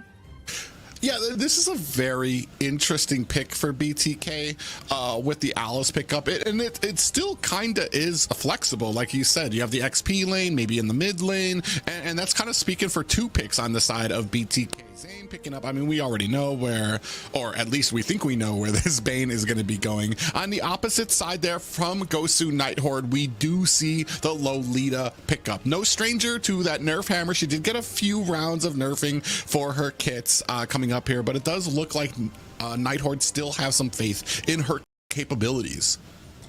Yeah, Lolita, I feel like her shield does counter BTK's side a lot. Using that skill too is able the basic attacks coming from the Edith as well as Alice's first skill and ultimate from Bane. So I think this pick is a really great pick coming in on the first 3 picks for the side of Night Horde. Yeah, it's an amazing thing if you've ever seen a deadly catch countered and all of the sharks just bounce back off the shield and start coming back for your team. It's really an interesting sight to see there. We're going to see how well they can kind of utilize that and time that against MobaZane here. As we move into the second banning phase, we see that Zuxin and Angela taken off the board for GOSU Night Horde. Yeah, really interesting. I think these 2 bans are more so less targeting Hoon. I think that they banned Zushin, even though Zushin did get a little nerf. It's really interesting. This is the first time we've seen it banned in the series so far, or since the last series. And I think Zushin is a really annoying hero. So even with the nerf, she still has a lot of capabilities with her kit of throwing people around and just like, you know, doing all these things with her CC kit. Yeah. So yeah, it's going to be very exciting here. The focus on the marksman, the gold lane for BTK's side, and it looks like the Night Horde kind of honing in on that mid lane. We're going to see what kind of development comes here as all the bans are done, and we are just left up to those last 2 hero picks for both sides. So both sides did target a single lane. On the side of BTK, they did target the marksman side, but we do see a Lunax getting picked up. And I think Lunax is also, like Edith, a very versatile hero. She can get well as the gold lane, and as we can see, these 2 lanes are the lanes that are opened up currently. So it's going to be really interesting. But on the side of BTK, we have an Eve pickup as well as a Jawhead. Eve, right now, I do not see her being played at all. She's not really meta. She was meta a few seasons back, but she did get a few nerfs. So it's really interesting to see Hoon picking that up. But also, we do see a Jawhead. What do you think about that Jawhead? So I have to wonder, is Jawhead going to be in the XP lane? Is that going to be a... Oh, nope. Yeah, it's going to be in the roam position for Shark. I want to say he's kind of slipped back into the meta, where there was a little bit of point where Jawhead was in the meta. I want to say a year ago, where a lot of people had trouble working with Jawhead when he would flicker in, be able to get that ejector and toss opponents back, just like a Way of the Dragon from Cho, where he could isolate certain opponents, push them back into the team, and then get bursted down. I feel like right now it's in a good place. A lot of people have forgotten about Jawhead, and they don't exactly know how to deal with him with the especially with the burst that he can bring in that early game. Yeah, looking at both sides of BTK and Night Horde, we do see that both sides do not have a marksman. Rather, they do have magic damage on the gold lane. So that's going to be really interesting to see where both sides do not have any pushing damage, but more magic damage. But let's get into the match. Yeah, ladies and gentlemen, this is the second match of the night, the inaugural match of BTK and Night Horde. We're going to see who has what it takes here at the top of North America as we go into game 1. Ooh. We do see a pause coming, but we do see the side. Yeah, a little bit of a pause coming out, ladies and gentlemen. And like we said, we do like to keep this as even as possible for both teams. So if one of them is having issues, we will take a little bit of time to kind of make sure it is sorted out. But from what you saw there, Sayori, which type of composition were you kind of leaning towards? You know, I'm gonna be super honest with you. Both compositions did look a little sus to me, but I think I did like Nighthorde's composition a little bit more. Not because I'm favoriting them, but because I do like the draft and the picks they have, especially that Lolita, which is able to basically block and counter a lot of the team players from BTK and is able to set for her team. But what do you think, Prive? What do you think about that? Yeah, for me, I'm not gonna lie, I do like on paper, the composition for Night Horde. It does seem like a good counter for BTK, but we've seen this before here in North America, especially with a team like BTK. It's not just the composition you have to be worried about. The big thing on a lot of people in North America's mind is the synergy, how great these players are at macro and micro on a lot of these heroes. Shark is probably a key role. We saw it in the interview when they were talking about top roams. Shark is a key role when it comes to giving his team vision, harassing the enemy, and then just finding these openings for his team. So it's going to be a very interesting. I'm getting word that the reason we had the little bit of a pause is that Hoon lagged out, so they immediately went for the pause. So we're just waiting for that reconnect, and then we can get right back into this game, ladies and gentlemen. Yeah, I'm really excited to see Shark on the Jawhead. I think he's a pretty good roamer right now, as he is used a lot in North America. Right. And he's all right. No, in rank, I see a lot of players using it in ranked matches in NA, but it's NA, so not really overseas competition use. But also that Eve is a really interesting pick. I used to actually be a really big Eve spammer. She was really fun to me. I just threw out skills and slowed people, but she did get a few nerfs, so she's not really in the meta currently, but you know, she's wiggling in with Hoon playing Eve first game. Yeah, but ladies and gentlemen, it does look like we are about to restart here. Both junglers here working their way through the buffs. Yeah, as we can see, Zane has gotten help from Shark starting his red buff. He is clearing his jungle faster than Dez, as Dez is still working on his blue. Yeah, that's really interesting too there, especially with the amount of damage that Shark does very early on that Shark. That is a huge advantage already. As you can see, Zane starting to work his way down towards the bottom, and that's Gold Crab stolen away by Dez. He actually prioritized the gold minion since he knew he was a little behind with that jungling. Yeah, on both side lanes, we do see they're a little pretty even. The matchup is pretty even. But we do see on the side of Night Horde, they're trying to, you know, do some damage while Zane and Hoon are in the jungle, but they're back at mid side, so. Yeah, very interesting. Hoon already used that flicker very early in the game. We see the rotation there. MobaZane sees it, so now top lane is going to be warned that they do have members coming. Fly Chicken, ooh, actually takes a little bit of damage. 3 members coming from the side, but Fly Chicken no worse for wear, able to kind of create that distance. And he's maybe drawing it a little close there. He does not want to give up these minions, even though I want to say the smart play would probably be to back up. That's not what you get from like one of the top XP laners in North America. Yeah, as you can see, Night Horde, they're doing really well in rotations. They are dominating this early game with Dez already on the turtle, and his teammates are coming to help. I think this is a free turtle towards the size of Dez, the first turtle going towards Night Horde. And this isn't something uncommon that we've seen before. It wasn't a great positioning there. Shark did find himself an ejector on to Legend, but it just really wasn't in a good position for the rest of the team to take advantage. So they went ahead, they let them get the turtle, and they're going to continue letting Zane go ahead and try to farm up through this early game. Yeah, I like how Shark is giving vision for BTK, but I feel like Hoon is getting bullied a lot on the mid lane side, where both the mid laner and roamer are rotating with each other. So Hoon is just left to defend by himself on mid side, but Shark is back at the mid lane, mid bush with Hoon right now. Yeah, and that's a great point there too, as you were talking about like Hoon, and this is kind of one of the little fall points when it comes to having a mid like this, where they've nerfed a lot of the damage, a lot of the slow that they can put out there, and he's not exactly able to rotate with Shark right now, which has been very integral right now in the meta with assassins, where you want your jungle, your mid, and your roam to rotate very tight, very together, and to get those ganks into the side lanes. Yeah, but right now we can see that both sides are doing pretty good, with Night Horde ahead by 1k gold, but the scoreboard still at 3 minutes is at 0-0, so pretty interesting. Yeah, you can see here, actually, it does look like Dez is up by about 100 gold. That's about minimal right now. We do know that both of these jungles probably have different objectives in mind, whereas Zane, what we saw from like the first game when we saw Bane out there, he really shines when it comes to those towers and pushing towers and objectives and things like that. So that's maybe where BTK is warming up and looking for an opportunity. Ejector does land onto Legend, whom puts a little bit of damage, but not too scared, is a Legend who's going to kind of back up from behind the tower.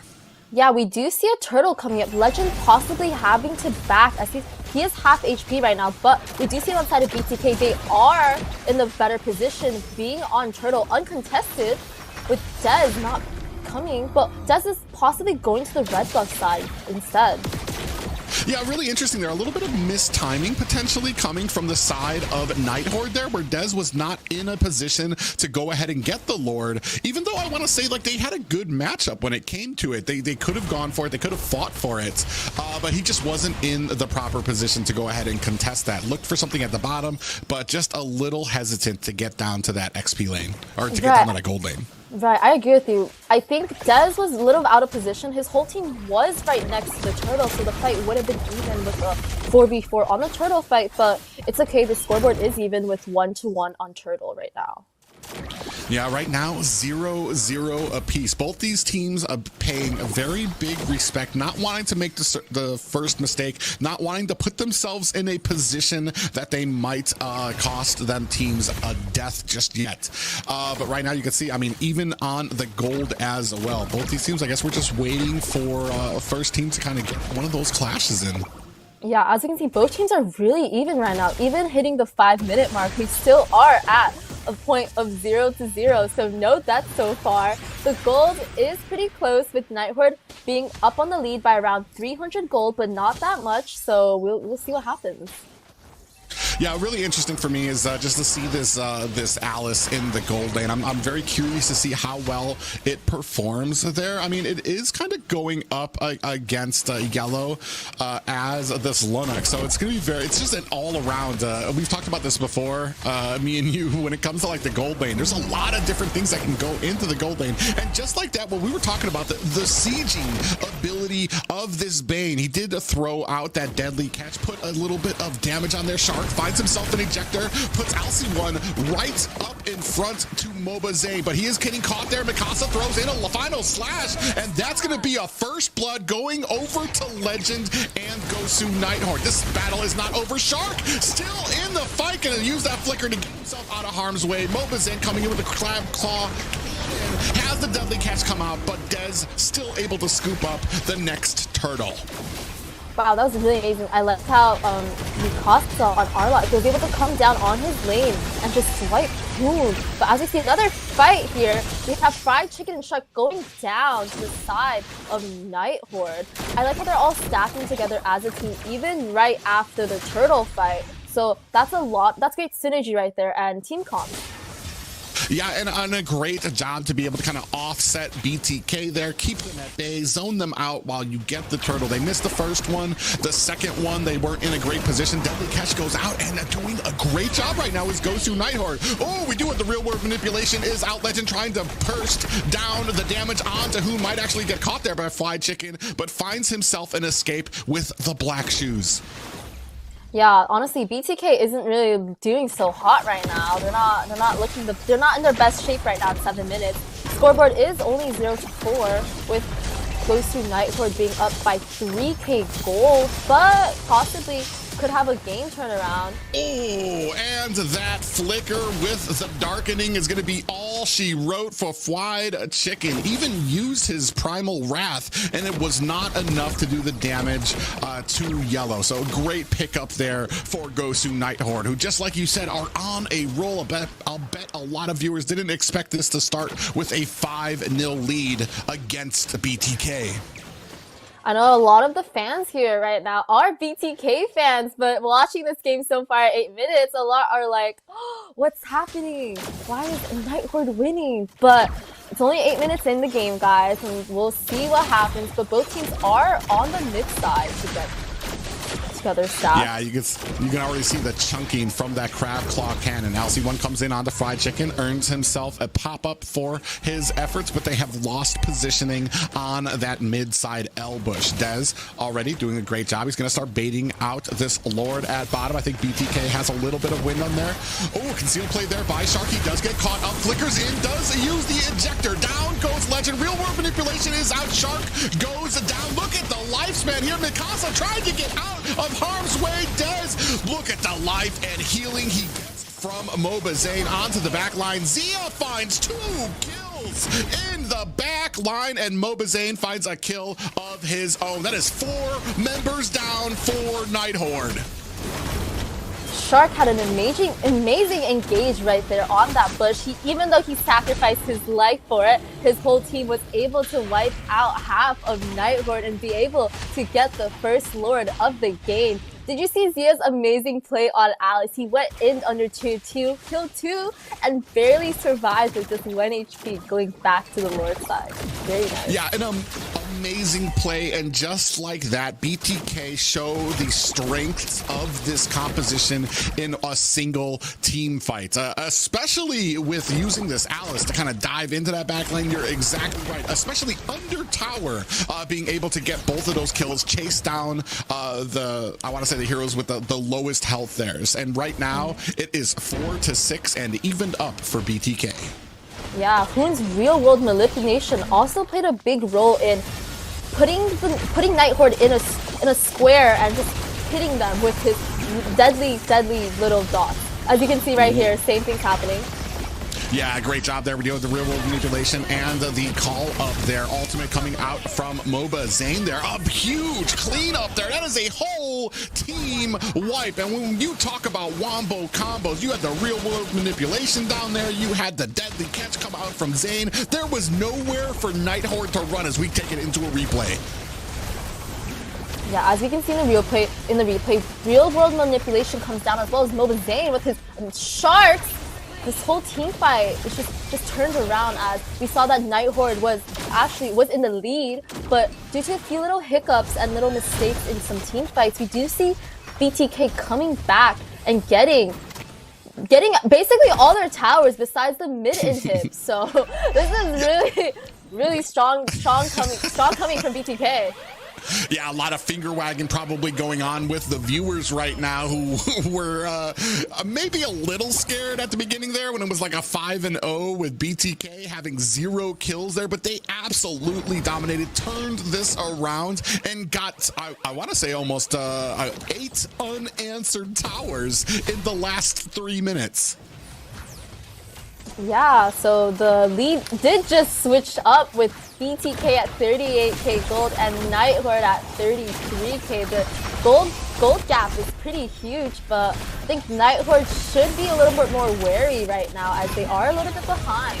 Ooh, we do see a big fight coming up here. Deadly Catch is out, does find a kill on to Mikasa into the back lanes. Ooh, Yellow able to just narrowly get away. That is 2 down for the Night Horde. They are unable to even get their purple buff as the offense coming out from BTK is proving too much. This is going to be the last high ground tower. We are at the 12-minute mark. BTK looking to finish it up. Ejector out to LC1, and we do see Dez getting taken down. This might be all she wrote for BTK, looking for their first victory of the night.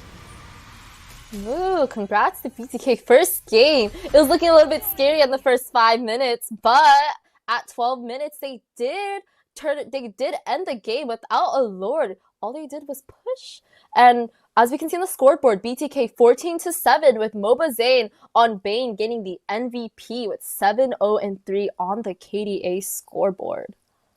Yeah, and I want to say a lot of those early kills were probably Shark kind of testing the grounds, testing the water, getting that vision, seeing what he needed to do for his team. Because, I mean, still Zane able to get away with no deaths. Zia was able to get away with no deaths. So they kind of did what they had to do to make sure that Zane was still getting farmed up and eventually absolutely turn this around for BTK from a little bit of a shaky start.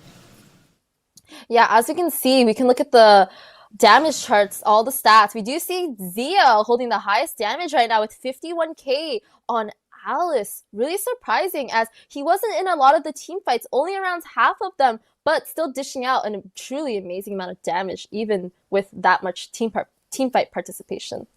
Yeah, and that just goes to show with like a lot of the AoE ability that Alice has with a lot of her abilities, and a strong pickup into the gold lane, especially when you have somebody like MobaZane on a Bane, so you don't have to worry about the auto attacks or the physical damage to the towers, because you have a Bane there who can basically just choose up towers for breakfast. As we can take a look here at some of the additional stats.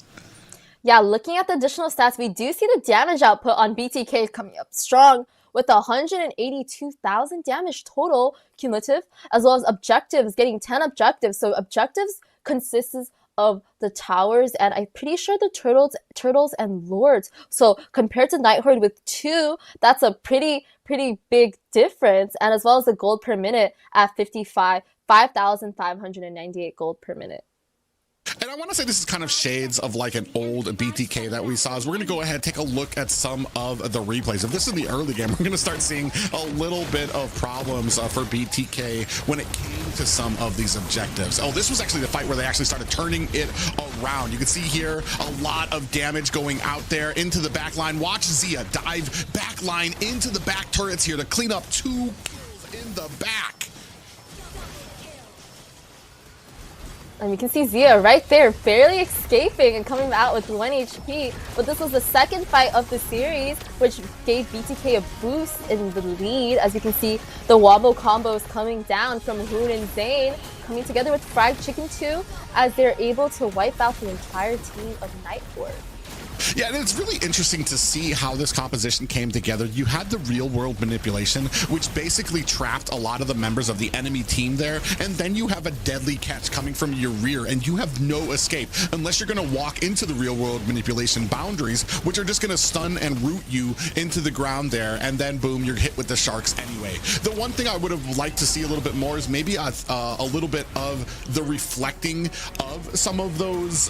That's what a lot of us were wondering about, the deadly catch. Was it going to be reflected by the bulwark of Lolita? And I feel like we just didn't see that here. Yeah, honestly, I thought GOSU Night Horde, they did really well in the early game, especially with their team comp. They're able to get a lot of objectives uncontested.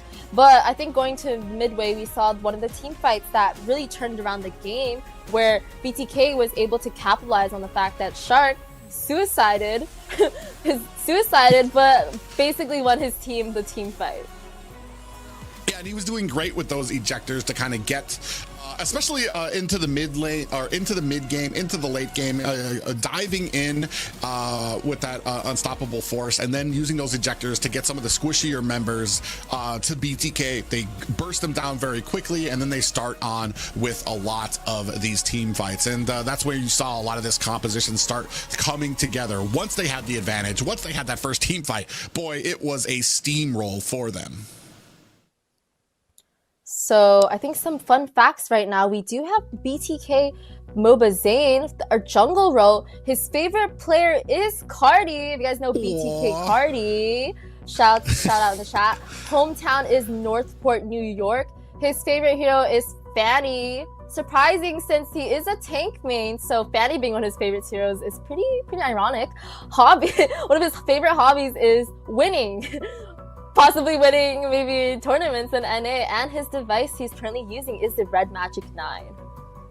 Oh, that's kind of sweet there. The favorite player being Cardi. Shout out to one of the original members of BTK for that legendary M3 run. Here we can see GOSU Night Horde, a little information on Dez, role jungle, favorite hero Ling, favorite player Shark, hobby streamer, hometown New York, another New Yorker, 3 New Yorkers here now that we know about, and device playing on a Red Magic 9S Pro. I like how his favorite player is Shark, and Shark is on the enemy team side for BTK, so that's pretty funny. But yeah, really wholesome. Yeah, favorite thing streamers. Yeah, really wholesome there for both of them, and a little bit of loyalty coming out from MobaZane for one of the original members of BTK. But here we're going to see, like we said, this isn't just a normal best of type of series. We are playing 4 guaranteed games here tonight. 4 opportunity to answer back at BTK. We're going to see if they can do the unthinkable and start mounting a comeback, mounting a plan or a strategy against BTK, or like the series before, if they're going to start crumbling under the pressure. Honestly, I do have high hopes for. They have been in NACT for a while, even though a lot of the teams were switched up. I do hope that they bring in a game at least today for the series, even though they lost the first game. I do think that they had a really good early game, so as long as they keep up the early game for the next few rounds, they will surely be able to win a match. Yeah. Well, and that's the thing too, is it was a great early game. It's just those little mistakes that you kind of need to be wary of, especially against a team like BTK, because if there is somebody lagging, if there is a weak link on the team, they are going to be able to find it, exploit it, and once they get that momentum, they're just going to keep steamrolling down the lane. And that's something you need to be wary for, no matter how big of a lead that you have on an enemy team. Yeah, so we're gonna jump right into the draft for second game of BTK versus Nighthorde. We do see having the same bands, as we see a Ling and a Chip, as well as Nighthorde's side. We do see Bane, Alpha, and Alice band. What do you think about this, Kai? Oh man, this is interesting. I'll say that I understand why. I'm wary of banning everything that your opponent just used against you, because now you're playing their game. Now you're leaving stuff open because you're going to be banning out their position instead of maybe thinking about a way to counter that composition. Here, we do have that first pick going over to GOSU Nighthorde, and they're going to go ahead and stick with Hylos. Yeah, Hylos is he did get a nerf, I think, but he's pretty versatile, as he can get played on the EXP and on the roam. So I'm really excited to see how well they use the horse against none other than Fried Horse. But as you said about the bans, it's really surprising that they did ban Bane and Alice, as they did play last game, but also seeing an Alpha ban, as I'm pretty sure they know Zane is one of the, I guess, best Alpha players of NA, or the world in general. Yeah.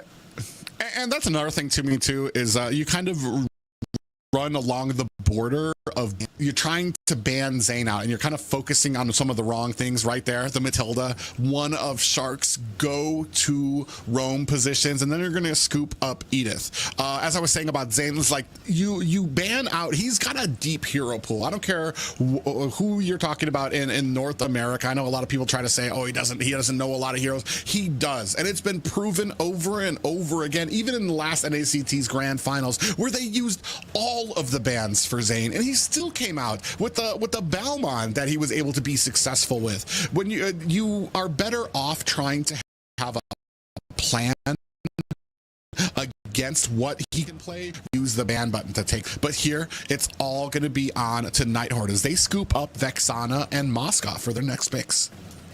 Yeah, I think we've seen a lot of Vexanas and Moskov so far in NACT. Moskov, a very great gold later, as he's able to stick to his lane, farm, and just, have a great utility with the Spear of Destruction in being able to split push from one lane and just go to another. And also Vexana, great CC coming from this really prominent mid laner, as we know that her first skill and ultimate are things of.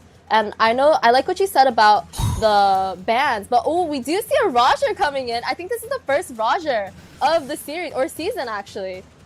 Yeah, I was actually getting worried that Roger, that the bans that he got to his kit were too much for Roger. I know his ult cooldown is a little bit bigger now, and the defense he gets in that wolf form, both physical and magic defense, is lowered a bit, so he's not going to be as tanky. And I want to say the last series, single ban or pick for Roger, who has been such a prominent character in the meta so In a return to form, if anybody can play Roger, it's gonna be MobaZane.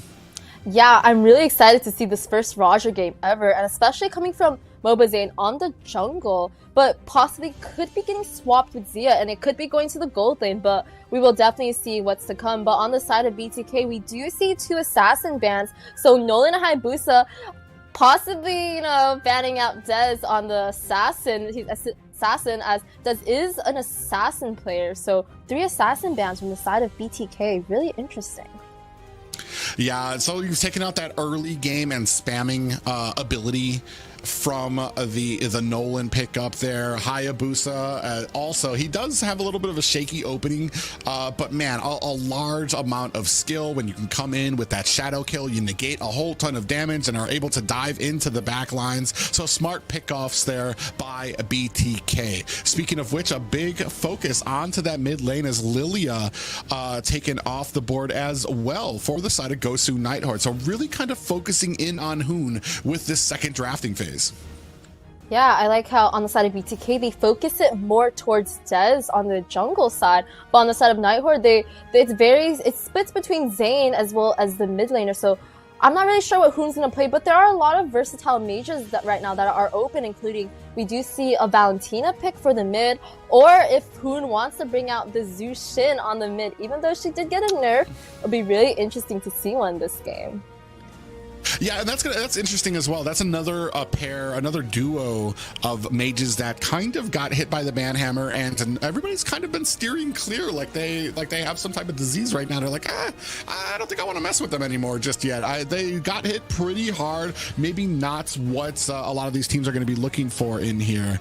So it's going to be very interesting to see where these next pickups go. Still 36 seconds. Actually, 36 seconds. We're kind of stuck on that right now. Waiting to see what these teams are going to be picking up here, as there are no more bans left for them. Moving on into game 2 of this series, GOSU Nighthorde taking on BTK. Yeah, each side on BTK and Nighthorde roles. So on the side of BTK are missing a mid laner as well, a possible drops out. Okay, so we do see the side of BTK, they picked out a Ruby and Loi for the last 2 picks, as well as on the side of Nighthorde, they picked off Xborg and Minnow. Oh, I kind of like, I mean, I've talked about it before. Luyi is one of my favorite mid laners. I absolutely adore her kit, the skins that come off her, everything about her. But I want to say this meta, she's kind of fallen out just because you have a lot of people that can close the distance on her, that can sidestep a lot of her abilities when you're trying to connect that CC. And it's not a very tank heavy meta anymore. But you add that to the amount of peeling ability that you're going to have with a Ruby, and then the mobility that you're going to have with the Matilda to pull you out of harm's way. It's going to be very amazing to see. But ladies and gentlemen, amazing does not even begin to describe that we are moving into game 2 of BTK taking on GOSU Nighthorde. Yeah, exciting second game. We do see on the side of BTK, they are starting their red buff with their team, as well as on the side of Nighthorde. Pretty even in the jungle right now. Yeah, starting up on to the orange buff, Dez on the Xborg. They both actually finish off very quickly, so they're going to probably be reaching those side lane ganks around the same time. Yeah, I like how the mid lane right now, they are walking together on both sides. Hoon is dishing out a lot of damage on Loi in the early game against the Minotaur. Yeah, and this is going to be really interesting to see how they can kind of protect. It's very interesting. You're going to have the Xborg, you're going to have that last insanity, but you also have to contend with Shark, who is an absolute pro when it comes to Matilda. And he's going to be able to use those guiding winds to get a lot of his teams out of harm's way. And that's going to be a big problem for Xborg when it comes to kiting.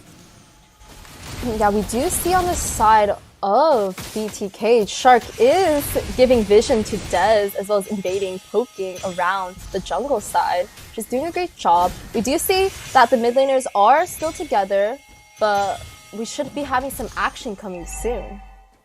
Yeah, you can see here they're doing a great job. Shark just following this trio coming from mid. When it comes to the jungle, the roam, and the mid, he's doing such a great job of keeping an eye on every single one of them, making sure that his players know when they're coming so that they know to back off from the lanes.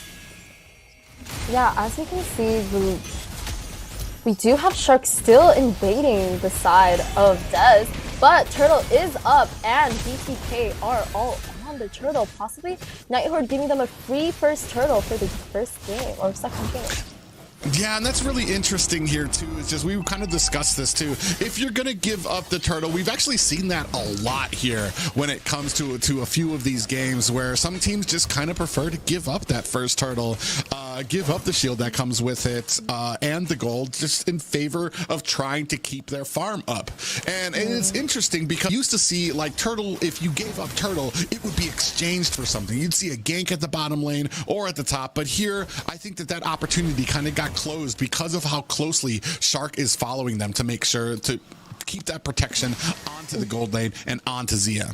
Right, I had the same idea as you, as since Nighthorde gave up the turtle to BTK, I felt like the mid laners should have, instead of going to top lane, they should have just cleared the mid and go straight to bot side, but we didn't see that happening, so they just gave a free turtle and got nothing out of it. So they are behind by 1k gold right now, so that is a bit of an issue for Nighthorde right now.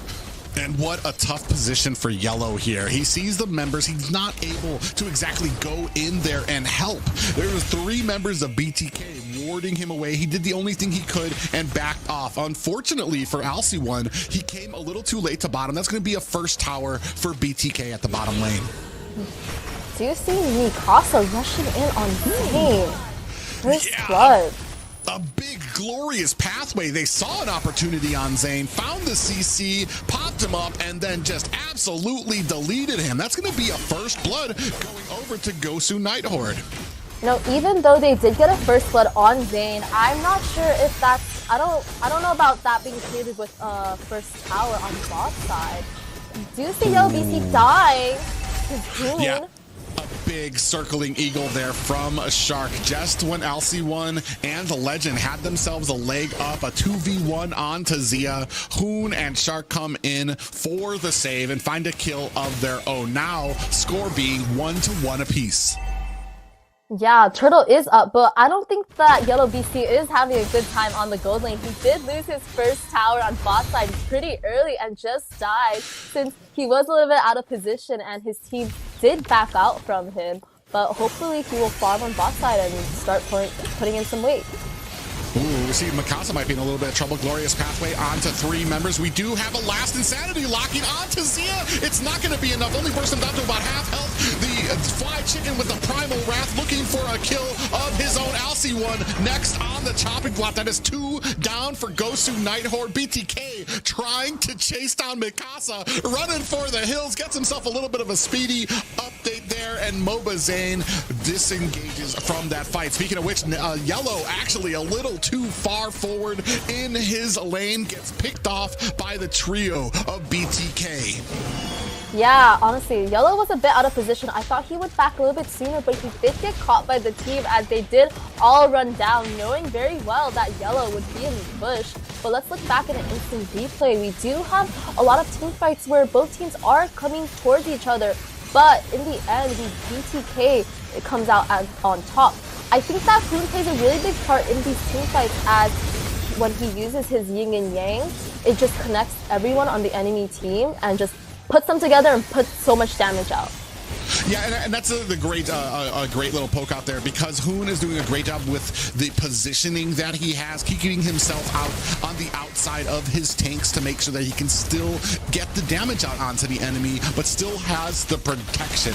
We did see from that last little replay, Yellow had that Spear of Destruction out. He missed wide from all the players, but I wonder, had he connected with that, would he have been able to come in and clean up?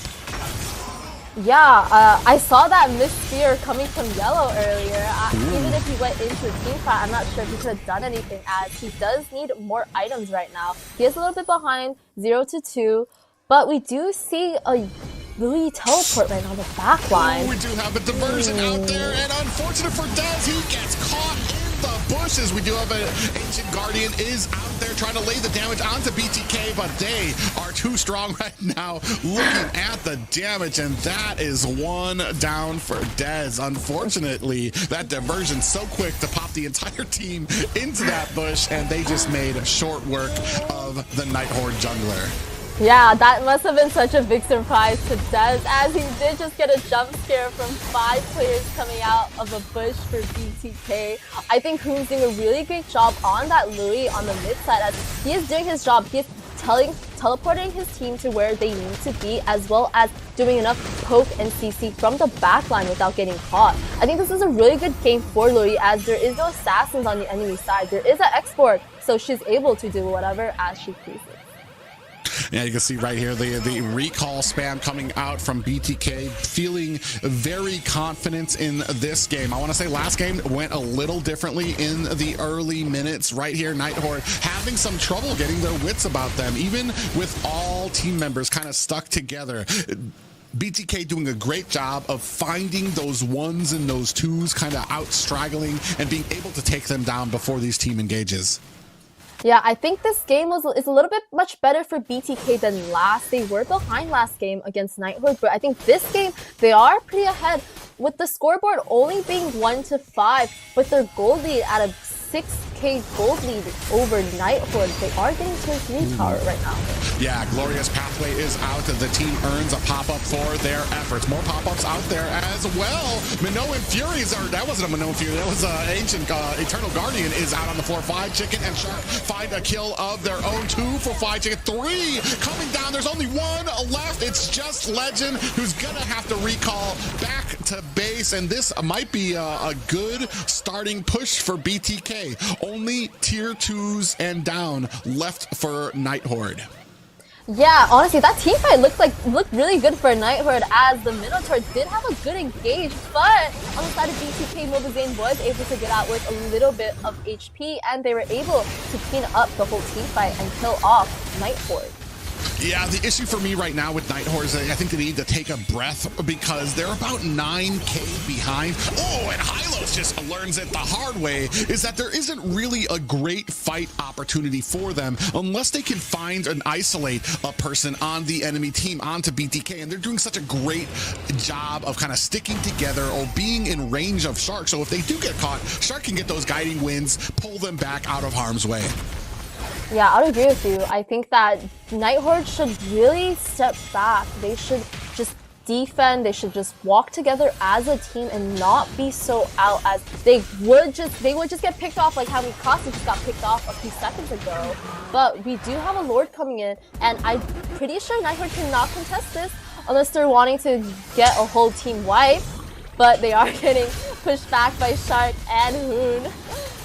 I was about to say, I'm pretty sure they can't, as they're being pretty much held at bay by Shark on this Matilda. You'd never think a Matilda would be so menacing, but a lone Shark is there just holding the line. We do have minions crashing up at the top. Night Horde notices it, earns a yin-yang for their troubles. They're going to go in onto Zia, baited into another fight here. Not sure if this is one that they want. You see the damage coming out, and it is not enough. The team is going to have to back up, back into their base.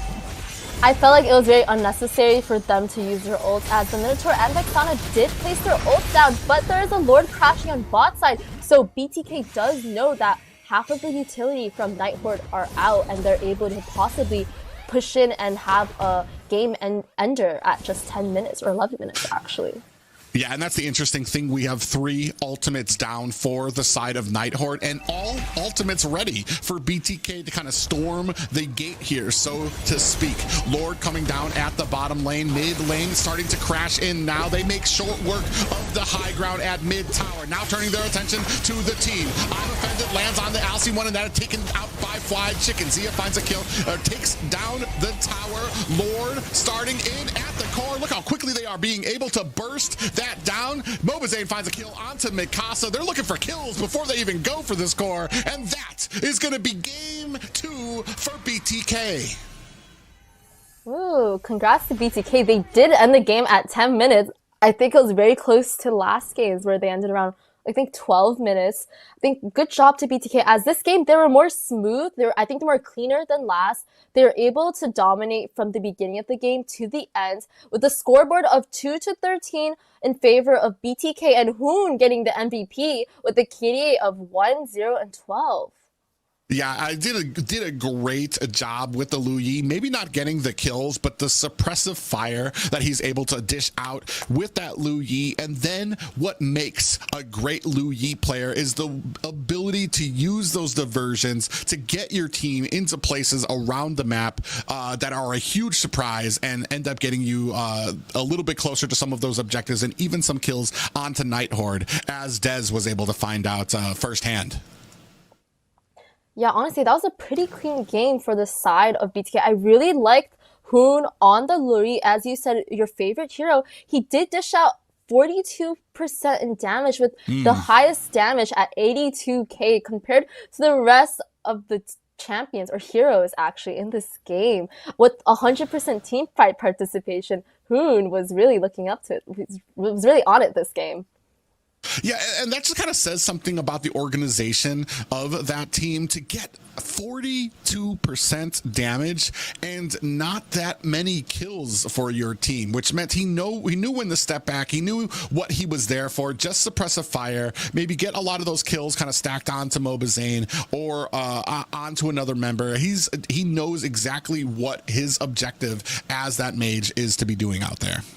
Yeah, we do see a lot of the charts right now. We have damage charts with BTK holding 198,000 damage, as well as objectives going on their favor with 10 objectives, and Night Horde only having 0. And the gold per minute this game is much more favorable toward the sides of BTK, as they did have a gold per minute at 6,100. Yeah, amazing, well put together game by BTK here. They're starting to kind of sharpen those swords, get a little better each and every game. But here comes that halfway point. This is where Night Horde needs to step up if they want to take this to potentially a game 5 or potentially even a tie game. Like I was talking about before, some of those bans, you can't really depend on banning out BTK or banning out Zane. You need to have a plan for some of those picks, and that's going to kind of come into the draft. You see here, they were able to kind of get a nice unlucky kill onto MobaZane, got themselves a first blood, but they did find themselves lacking inside some of those side lane fights. Yeah, as we can see on this one turtle fight, we do see the side of BTK overriding the side of Night Horde and being able to wipe them. I think a big part of that was most of the team was there, and as you can see here, it was a diversion coming from Hoon as he went into the back line and was able to surprise Dez with a 5-man team from BTK. Yeah, it's just really interesting here, especially with how low. Look at MobaZane and Fly Chicken in this fight. Look how low they are, and they know when to peel back, and the rest of the team kind of comes forward to close the lines and close ranks around them to make sure that they are protected. And that's the value you kind of get out of BTK, and where Night Horde really needs to kind of clean up some of these engagements. Yeah, we can see they did have a pretty good game today, as they did push out the inhibs and actually just end the game at around 11 minutes, where, as we can see, they are Zia going into their face, and they just end the game right there and then. Yes, it's going to be really interesting to see how well Night Horde can come back. This is what we've talked about before. Every single team here going to be playing 4 games apiece, no matter who wins or who loses. But in the biggest point here for Night Horde is, can they pick themselves back up to try to find themselves a working strategy against BTK? I want to say the draft is not bad. The draft is decent enough to handle what they're seeing. The problem kind of comes into some of those rotations, maybe pushing in that gold lane when you know the enemy team just took the turtle, laying a little too far ahead of your lane, and then getting picked off by that same team who just took a turtle. You have to know that there's something going on. You're going to have the speed from that turtle coming. You have the speed of Matilda's guiding winds to drag the team forward. So it's just those little things that you have to kind of clean up if you want to be successful against a team like BTK. Yeah, I think Night Horde, they do need a little bit more communication, as on the gold lane that game, he wasn't really having fun in the early game, and the mid laners were nowhere to be seen on the bot side. So that was really questionable on the play for Nighthorde in the early game. But we do know that Shark did an amazing job that game, as he did give a lot of vision to his team, as well as steer away the minnow from a lot of the lanes.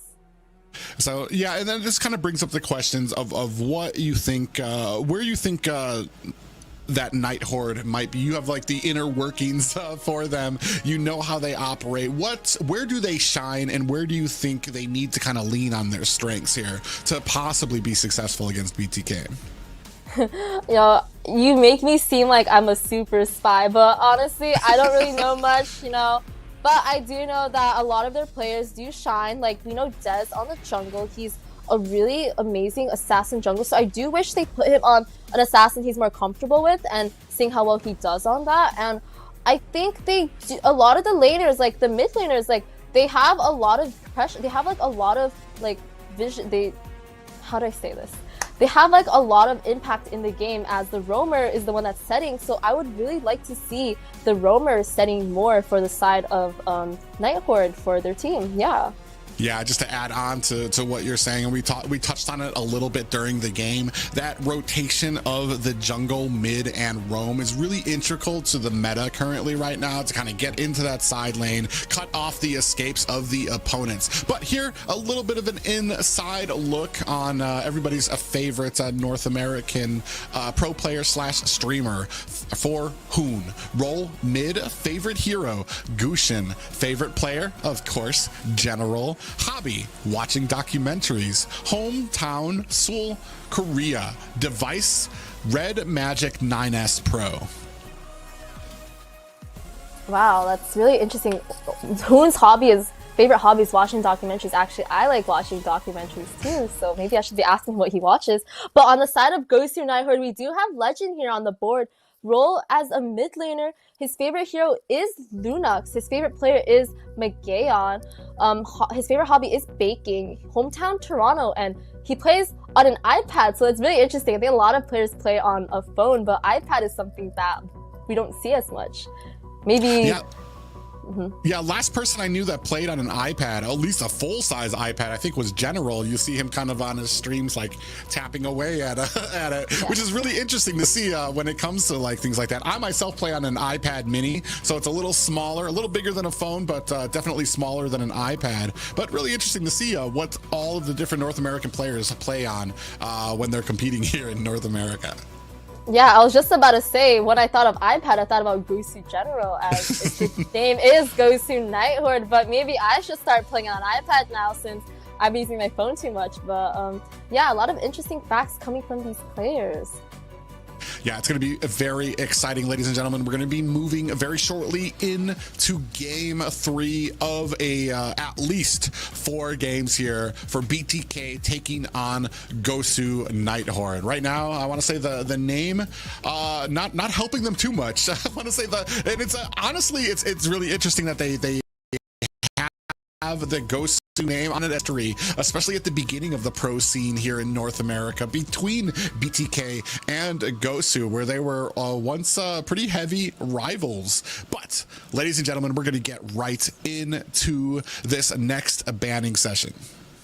Yeah, as you can see, the banning session's pretty textbook right now. Nighthorde having a chip ban on their side, as well as BTK having a Ling ban. So I think I've seen Nighthorde ban chip every single game, and BTK has been banning Ling for Dez, as we do know Dez is a really good jungle player. But interesting ban coming from BTK side, Freya. Did you know Mikasa used to be top 1 global Freya? Ooh, so I guess we'll find out.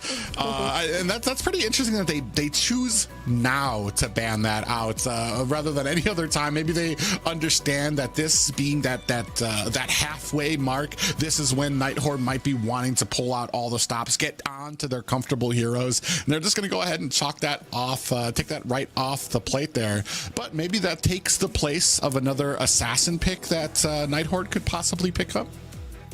Yeah, because of that Freya ban, we might see more assassins open up to Dez on the jungle, so allowing him to shine a little bit more on what he's more comfortable with. But we do see Nighthorde also banning out the Phobias. Really good, really textbook ban, as we know that Phobius has been banned out a lot in this series, as well as being picked out. So it's best to always ban something that they don't want to be facing against. But on the side of BTK, we do have a Matilda ban, possibly for Night Horde not to pick it up. But as we can see, Matilda in this series so far, or the day, has been a really good pick. So yeah, really interesting. Yeah, interesting now, with kind of going the opposite that they did during the last draft. They completely ignore what they saw from the last game. However, this does mean that Alpha is open. Just because, and this is the thing too, is like, I want to say BTK, just because they don't pick it doesn't mean they're not good on it. Matilda gets a ban out there, which means that they possibly have another idea for where they're going to be going for this composition. I mean, for any other team, you would probably want to keep on picking what you're best at, but this kind of shows that they have a wide hero pool, they have a wide array of compositions that they can choose from, and it's going to be on GOSU Night Horde to maybe read that out, see if they can find out where they're going with it, and be able to counter it and let that hold up in the match too, as well as we see this first line Edith pickup from BTK. Yeah, I'm really liking the Edith first picks on BTK side. I think this is their second game they had first picked Edith. She's very versatile, as we said earlier. She's allowed to go on the roam position as well as the EXP position. So something that we should be looking out for later. We do have on the side of Night Horde, we have Mikasa on the game plan picking up Arla. Really interesting, as well as Dez picking up the Roger for Night Horde. Another jungle. Roger? Yeah, very interesting and a smart pickup here. You're going to take that off the table for Zane, but also pick it up yourselves. I mean, Zane just showed it's not exactly out of the meta right now, and it's still very strong. And then we don't even know for sure. Maybe this is going to be going into the gold lane. We haven't seen that Roger is still kind of like forced into that jungle position just yet. So, answer now to be had by BTK. Honestly, I'm really liking the draft right now. It's really interesting. But we do see on the side of BTK, MobaZane does pull out his infamous alpha, as we do know. Really great alpha, as well as Zia pulling out the Herod on the gold lane. Yeah, if there's one hero when it comes to Zane, it's going to be that alpha. He is he's very strong on it. Despite what a lot of people talked about during his international plays with alpha, I mean, at the very least, because a lot of people were complaining that does he only pick alpha? Well, now he has one of his favorite heroes in a matchup here against the Night Horde. Not just that, but a very, very strong and contested gold laner in the Harith pickup. Yeah, really interesting. On the side of Night Horde, say they did ban out a Grok. On the side of BTK, they did ban out a Hayabusa. Hayabusa, another assassin ban aiming towards, I guess, Dez. Possibly not sure if the Roger is going on the gold lane or the jungle. So just to be sure, they would ban out one of Dez's hero pool. On the side of Night Horde, they do ban on a Grok. Also, they're not sure if the Edith is supposed to be a roamer or XP. So just to ban out roamers that they're worried about, they do ban out Grok as well as Yeet.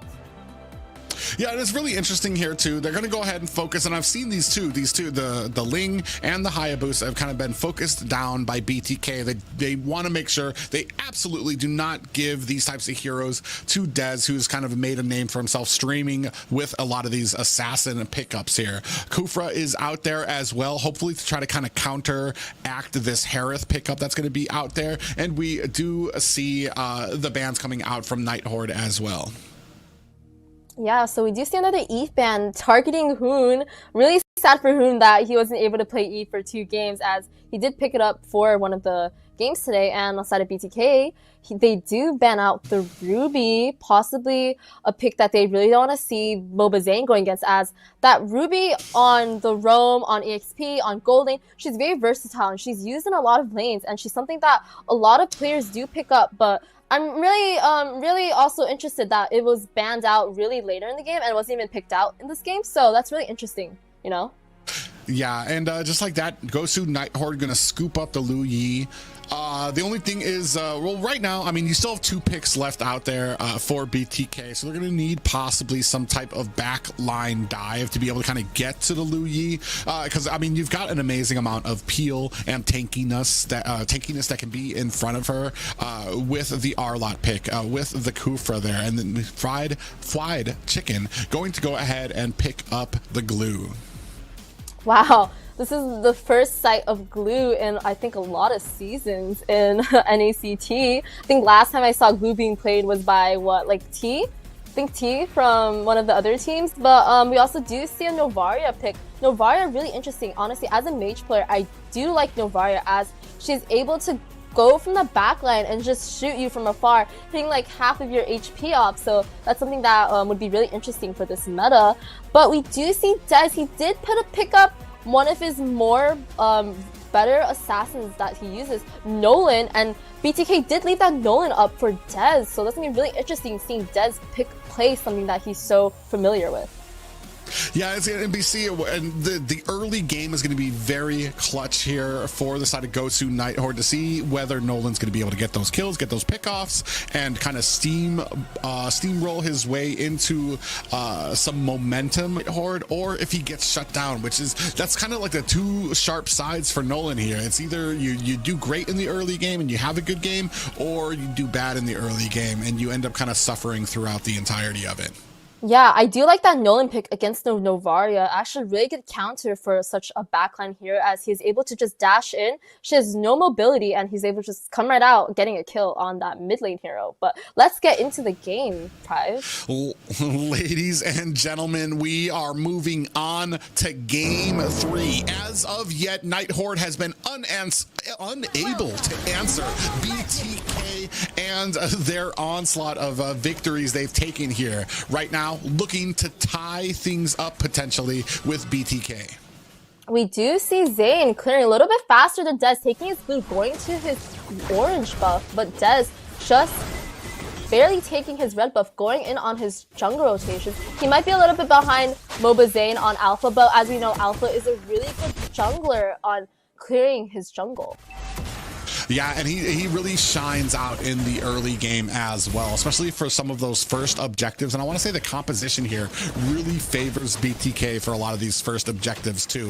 Whereas Nolan is super squishy, he's not going to really be able to hang out around the Lord. But ooh, look at Hoon taking a lot of damage here from a legend, and that's going to be catches him with an astral orb on his way out.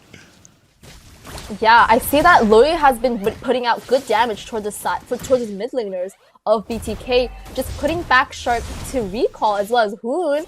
But I think that both teams are doing really well. As we can see, Shark is giving a little bit of vision towards the side of BTK.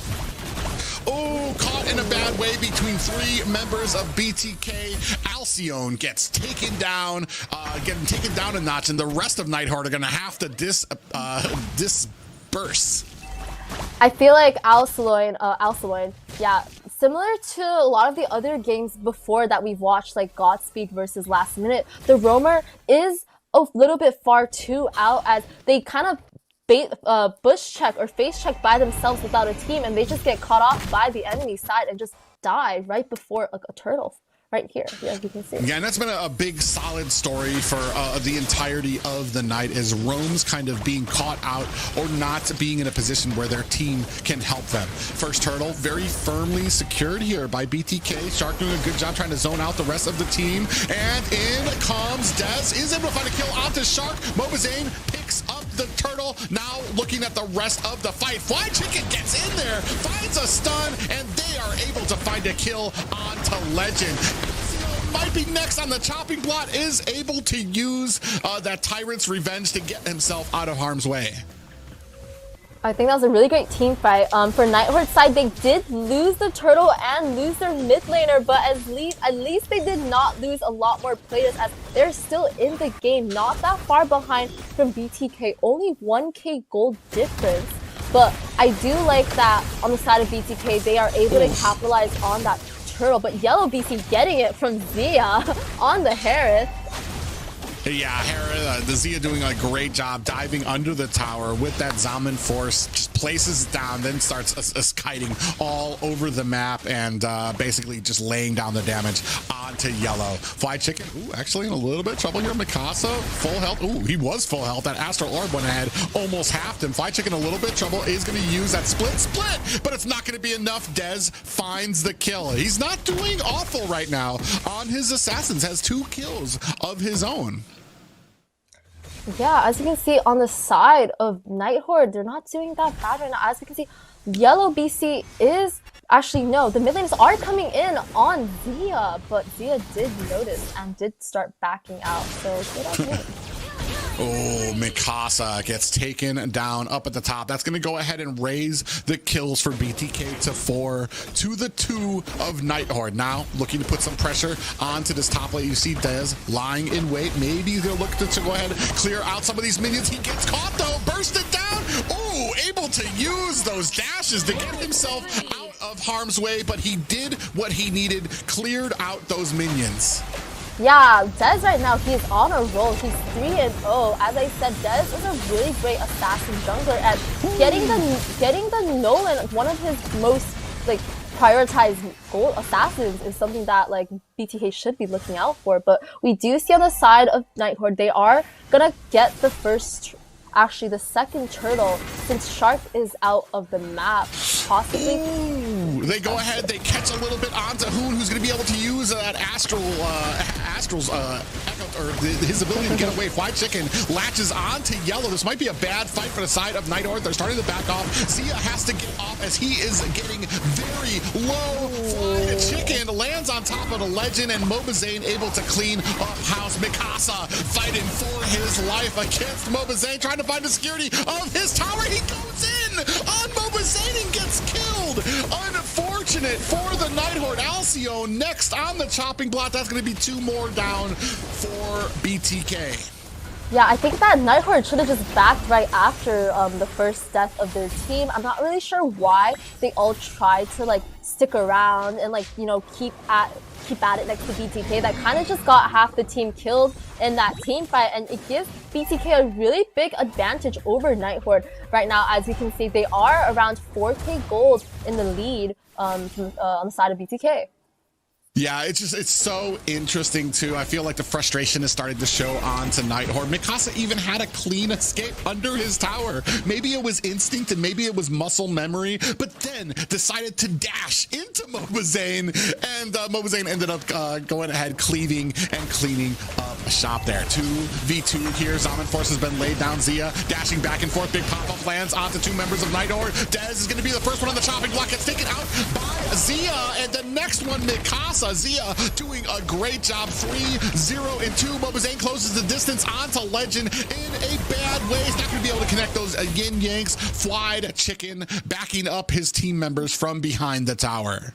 Yeah, that was just really sad watching Legend die. He just got sandwiched by the entire team of BTK. As you can see, BTK is playing really well, as they're playing together as a team and able to capitalize on this by going after Night Horde together and just being able to win these team fights. But we do see MobaZane getting Dez's blue, which is a really important buff for Nolan, as without a blue buff, he's not able to do as many dashes as he could like want to do. So it's something that kind of nerfed Dez on the Nolan right now.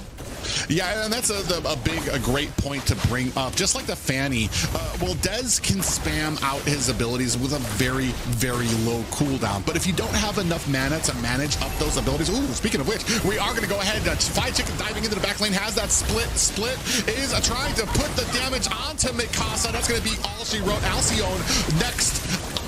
On the docket there, gets taken out by MobaZane, sitting at 9-1-2, and just like that, Hoon finds a little bit of a snipe there with the Astral Orb to take out Legend. Not BTK all just spam recalling and putting up emotes, but we do see that they are in the pretty ahead with 15-4 on the scoreboard. I do wish they actually have gotten more towers. They only have 3 towers so far at around 8 minutes, which I think compared to like last game, they basically got all their towers at around like what, 8 minutes, 9? Ooh, Astral Echo is out trying to put the damage on a MobaZane, who's very low here, finds himself some rehab. They're able to find a little bit more health coming back. The rest of Night Horde have to disperse from this push from BTK. Legend is very low. He needs to go back. I mean, you're not going to be able to serve it. Oh, and just like that, he gets sniped by Hoon. Yeah, Hoon, honestly, the sniper god just straight up sniped Legend from the other side of the map and just sniped Dez for half of his HP. This intense gameplay coming from BTK. They did not come here to play. They want to show everyone who the true kings of NA are. I was calling it out like, Legend, you're too low. You can't match this with BTK. You never know. And just like that, Hoon finds himself the right astral orb right on the button of a Legend. And now Fly Chicken trying to kind of hold off the front line here of the Night Horde. Yeah, honestly, Night Horde is in a really sticky situation as they are like in a 13k gold deficit with no towers, no turtles, no lords. Yeah, you see now MobaZane gonna go ahead and dive into there. They do find themselves 3 kills. It is just 2 members left to try and defend this onslaught right now. They don't have minions just yet, so they have a little bit of reprieve at the mid lane. However, top lane is a different story. You see MobaZane getting in good position there. Legend has to back off. I mean, he's gonna be mincemeat if MobaZane turns his sights to the mage, and now they're gonna turn their attention to the mid lane. Another one they might not even be going, well, yeah, I was about to say, they might not go for the Lord, but it looks like they're gonna go ahead, think twice about it. Yeah, we do see BTK are disengaging, possibly going for the Lord and possibly having a finisher on the base where Night Horde does only have 2 inhib towers standing so far and not a way of being able to contest that Lord with their gold right now at 24k compared to BTK at 37k gold. Yeah, and a very firm 21-5 right now for BTK. You are basically hoping for a meteor to strike the other end of the battlefield to kind of take out these players right now, because they have shown already that they are very precise in how they go about a lot of these pushes, and they very rarely make mistakes. In fact, what they do is they kind of punish you for the mistakes that you make, and Night Horde is learning this firsthand. Yeah, honestly, BTK is doing an amazing job this game. Compared to the last 2 games, they are closing out the game at almost gonna be maybe 11 minutes in, and with a really high scoreboard of 21-5 this game. Yeah, Lord pushing in at top. They're trying to sync up some of these lanes. You can see the pressure coming in through mid. Night Horde trying to do the best they can to try to clean up. Oh, I like the little distraction there to try to get these minions. Final Slash is out, puts MobaZane on the wrong side of the map. Shark comes in with some CC. MobaZane with the Alpha Strike finds himself a kill. Shark finds one. That is 3-4 down for the side of Night Horde. This could be all she wrote. Another clean and kempt victory for BTK.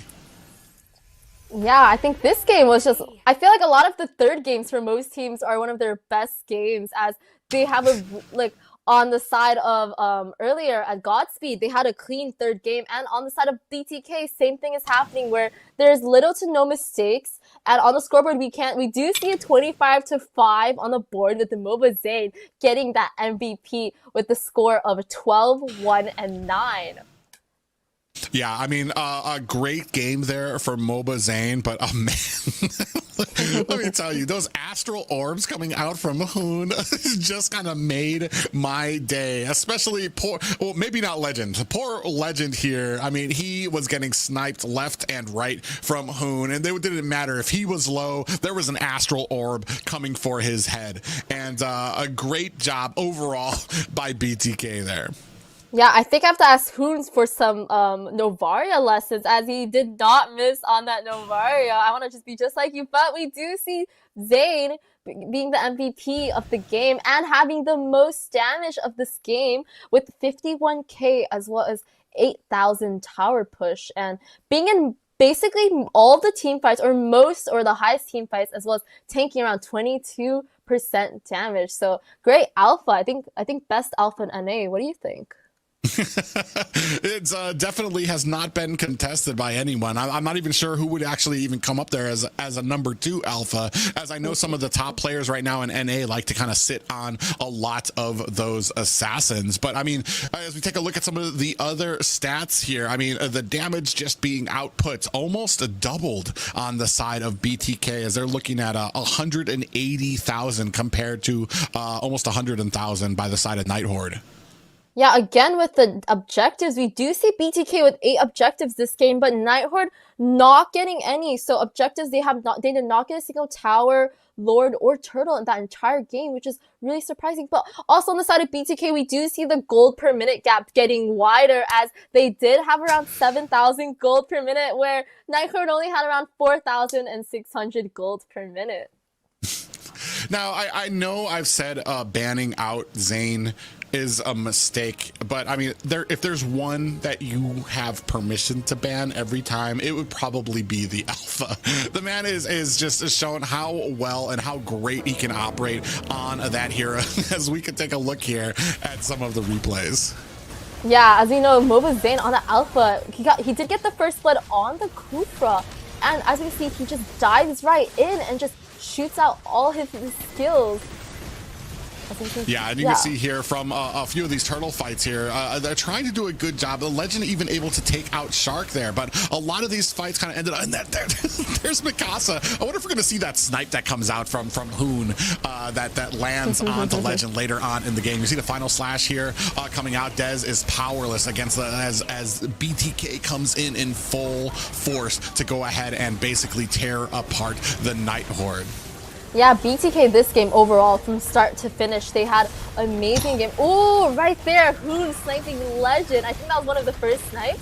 I'm pretty sure he did snipe him again later on in the game. Yeah, oh, right there! Right there. Another snipe just takes off Legend's head, and it's just an unfortunate point for the Night Horde there, and for being a mid laner against Hoon's Novaria there. You can see here the rest of the push here, the pressure onto the mid lane, and then the flank coming in from MobaZane to come in with that alpha strike, and then here the last few seconds of the game is a very clean and dominating victory there for BTK.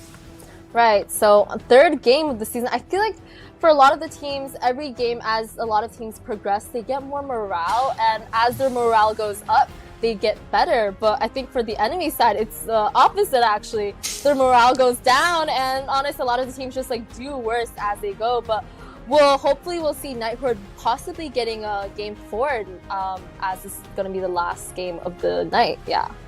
Well, yeah, we're guaranteed that game 4 here. What we're not going to see tonight, unfortunately, is a game 5. BTK is already up by 3. This is just one last effort for Night Horde to kind of put something together against BTK that could possibly be successful. But man, I don't think this kind of comes as a surprise to many people here. I think a lot of people just wanted to know what kind of level that BTK was going to be on here. But Night Horde, I mean, we've seen some signs of life from them, and it is, I want to say, Dez's first outing on the main lineup of a team here. So it's of a lot of experience left to be gained and to be absorbed.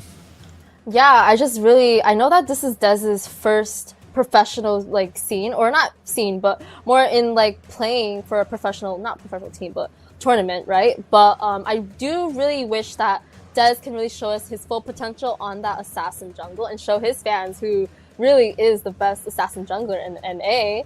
But we do have some player charts right now. So for BTK, we do have Shark.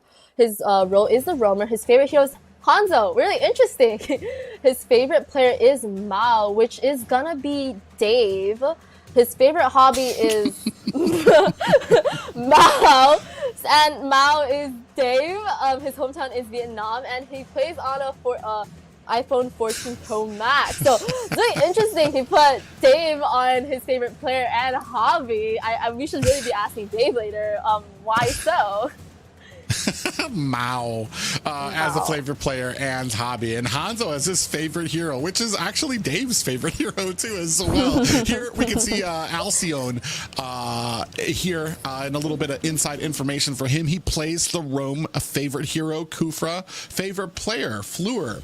hobby, hiking. He loves nature. His hometown is in Castro Valley, and the device that he plays on is an iPhone 15 Pro. Little inside information there for Night Horde's roam.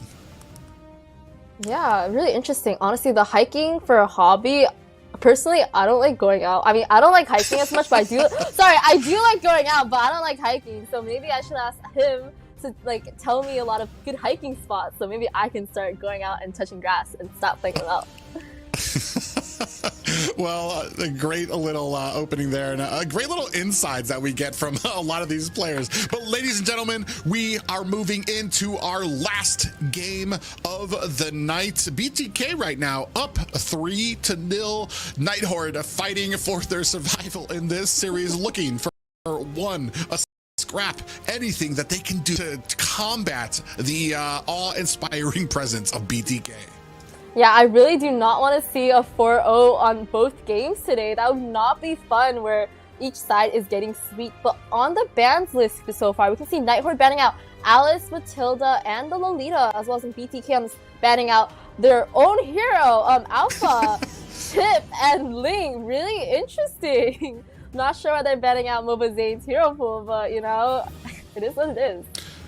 Yeah, and just like that, it's going to go ahead and leave open the Phoveus pick. Night Horde quickly scoops that up. And I'm not going to lie, these are the games I love to pay attention to because I need to see how you even go against a Phoveus. I mean, he has been a menace in ranked games that I've been in right now. His new kits, it's basically completely reimagined the character to even what used to counter him. Like an Esmeralda used to counter him. If you try to pick an Esmeralda against the current Phoveus, you are gonna get the floor mopped with you. So it's just an amazing thing that's been done with his kit, and has really kind of turned him from that niche pick of only when you use him against dash heroes to right now he's basically a pick or ban 100%. Yeah, I definitely agree with you more. BTK, we do see Zane picking up that Nolan, a really interesting assassin jungle coming from the tank main himself, and Shark picking up that Arlaw. We don't see Zane on I think Nolan Law. Actually, I have actually tuned into the stream a few times and seen him on a lot of assassin heroes like Julian and Nolan. I think it's one of his better assassin champs, so I'm really interested to watch him and how he plays it in a pro scene like NACT. I'm trying to snap him on a Nolan in NACT on stream, and I've kind of been waiting for him to kind of pull some of these picks out for the professional scene. So we're going to see how well it kind of does out here. I mean, if anybody can play it, and if anybody's been kind of using his time wisely, hopefully it's been Zane to kind of at least kind of step those toes into the meta, into the assassin meta, and see what he comes out with. But he's going to be going up against, ooh, that's an interesting pickup there with the Bane and Hayabusa combo. Yeah, so with the Bane Hayabusa combo, I would assume that the Bane is going towards the gold lane side, and I actually have seen a few gold lane Banes instead of jungle Bane, so this is really interesting. I'm pretty sure Bane is one of Yellow's more used gold laners, so this is going to be really interesting to see, but we also one of his more prominent assassin jungles, so something that we should also be looking out for, as he is in a matchup against MobaZane with assassin to assassin. Really fun. The only problem here is, like, I love that they kind of baited out this pickup from Dez, because yeah, he gets his Hayabusa pickup, but you're going to be going up against a pick that can really invade you, and especially in the early game, Hayabusa is going to have a lot of trouble trying to counteract the invades that come his way. It'll be interesting to see if Night Horde's going to have some picks that can kind of wary or weather that storm. Moving into the second banning phase here, I'm assuming we're going to, well, I guess we're going to be focusing a little bit onto that mid lane. Yeah, we do see them banning out a mid lane, as you said. Loi E ban for the first ban for BTK. I do think that Legend, even though he did get sniped a few times last game by BTK, it's something that BTK really doesn't want to go against. And I don't know if you mentioned, but we do have fried chicken on his fried horse for this game, so it'll be really interesting to see what he does on that horse, one of his more favorite EXP laners, as it was his name. Yeah, but on the side of Night Horde, we do see another E ban, so sad for Hoon. He's not able to use Eve for a third game as they are banning out one of his more favorite mages. And Eve is I feel like she's a really good combo with the horse, as when he charges, she's just able to run down and just place down her ultimate and just keep everyone in the team in a square and at bay. Yeah, and the other thing too here is I'm assuming that the next one might be a Lilia ban. If not, I'm expecting Hoon to kind of scoop that up. I do understand the Lu Yi ban out there too, especially when you're using a Hylos on your team. He's basically going to be a lightning rod for your team. If he's up there in front, Lu Yi's just going to spam out abilities. And if the rest of your team is following close behind Hylos, you're going to be in a world of pain. BTK going to go ahead, take out the Angela. Oh, and they leave out the Claude, which I think might signal a Lilia pickup for Hoon. Yeah, possibly a Lilia pickup for Hoon. I'm not really sure why they banned out the Angela for the side of Night Horde, but there are a lot of mages that are opened up. Like, we do open. I know that's one of Hoon's more favorite mages, but he does pick up the CAG. Actually, no Valentina. I think, no, actually, Kagura is one of, I think, Hoon's more favorite mages and more used mages, and with Kagura's skill combos, it's going to be really fun to watch what he can do with a Kagura Flicker, or a Kagura Flame Shot, or a Kagura Execute. So yeah, a lot of these skill combos on Kag, yeah.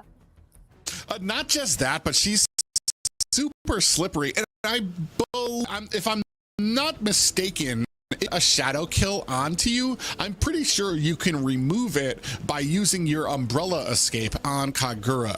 So if I remember correctly, so we'll see how that actually does into it. Oh, I like this Odette pickup. The only problem is the rest of the team out there. I like the Odette in that it could possibly counter out the Nolan wherever he's at on the map. He's not going to be able to kind of get close, but you still got the other picks you need to worry about, because you're going to kind of be sitting there as a sitting duck for a final slash or a yin yang overture coming from Hoon. Yeah, no, I do like that Odette pick, but right now we do have the new Winter Crown item. So with the Winter Crown paired with an Odette ult, I think that would be a really strong ultimate. If she does get caught or picked off, she can just pop that while she's in ult form and she'll be fine for like 2 seconds. But I do think that Odette was picked with the use of Carmilla, as I think that's going to be a really interesting skill combo that we're going to see together on this team. But we do see on the side of BTK, they did pick out a Sicilian. I'm not sure where that lane is going. I think he's going on gold, Sicilian gold lane, so Zia on Sicilian. That's going to be really interesting to see for this game for the side of BTK. I'm actually kind of curious as to why that pick came out, or if it has some type of shining against Bane. From what I know, with the distance that a Sicilian has to keep from the minions, it actually kind of makes him a prime target for a Crab Claw Cannon Ricochet to come heading his way. So it'll be very interesting to see how he deals with it in the lane, or if there's maybe another mix-up that BTK is going to be going with here. Yeah, I do think that Sicilian has to watch out for Ibusa, as he's really squishy against Assassin like that. But as we're starting, we are getting into the game right now, so yeah, ladies and gentlemen, your patience has been rewarded. We are here at the last match of the night. It is going to be BTK taking on GOSU, the Night Horde. Night Horde looking for any scraps they can get to mount any type of a comeback against a BTK. As we can see on the side of Night Horde, Dez did start his orange buff, going to his blue buff right now, and Zane going towards his orange buff as he started blue. They're pretty even on the jungling right now at 45 seconds into the game. Yeah, I mean, they're very even here, and I like this too. You're seeing a lot of protection coming out from his team. They're keeping an eye on his jungle, making sure. Ooh, snatched up very quickly. Shark dives in, Quad Shadows is out, and just like that, Alcyone gets chopped out, and that is a first blood for BTK. Yeah, really early kill for BTK on the side of getting the Carmilla. I think Carmilla is one of the squishier roamers, so I'm not really sure how she died so early, but Dez barely living with a sliver of health. Yeah, you can see there, Mikasa finds a kill of his own there. Oh, FlyChicken actually might be in a little bit of trouble. Horsey trying to run away. Hoon throws an umbrella to try to slow them down, and it is a little bit effective. FlyChicken is going to be able to find the safety of his tower. Yeah, I thought that Shark was gonna live, but Dez just coming in with his shadow kill and daggers. Ooh, Absolute getting caught again on the mid side. I think this is another problem. This is the same problem we saw as last game, where the roamer is kind of far out by himself and not really watching the map, so he's just like an easy kill for the side of BTK. Yeah, Mikasa actually might be in trouble. He does put on that vengeance now using the demonic form, but it's not going to be enough as MobaZane comes in, puts the boots to his neck, and that is another kill for BTK. Alcyon trying his best right now, but like you said, having problems in the roam position, kind of getting caught with none of his team in a position to help out. Shark just doing such a great job of being able to Quad Shadow goes out. It doesn't, just narrowly misses Shark. MobaZane coming in, FlyChicken from the side. It's a 3-man BTK gank. Is it going to be enough? Alcyon trying to get the heck out of Dodge is now going to have to teleport home. Dez going to start on this turtle. 4 members among BTK trying to contest this. Legend gets sought out there looking for a swan song. Can they find it? You see the chills come out there. MobaZane able to find the turtle and a kill, or no kills for them. So it is 2-3 in favor of BTK. Yeah, even though Zane was able to retrieve that turtle, the side of Night Horde was able to get a kill onto Shark. I think that if the Carmilla actually wasn't low and did not recall, or wasn't that low to recall, she would have been, I think Night Horde would have been able to actually win over that team fight. But that team fight was a 3v4, so it was more in the favor of BTK than Night Horde.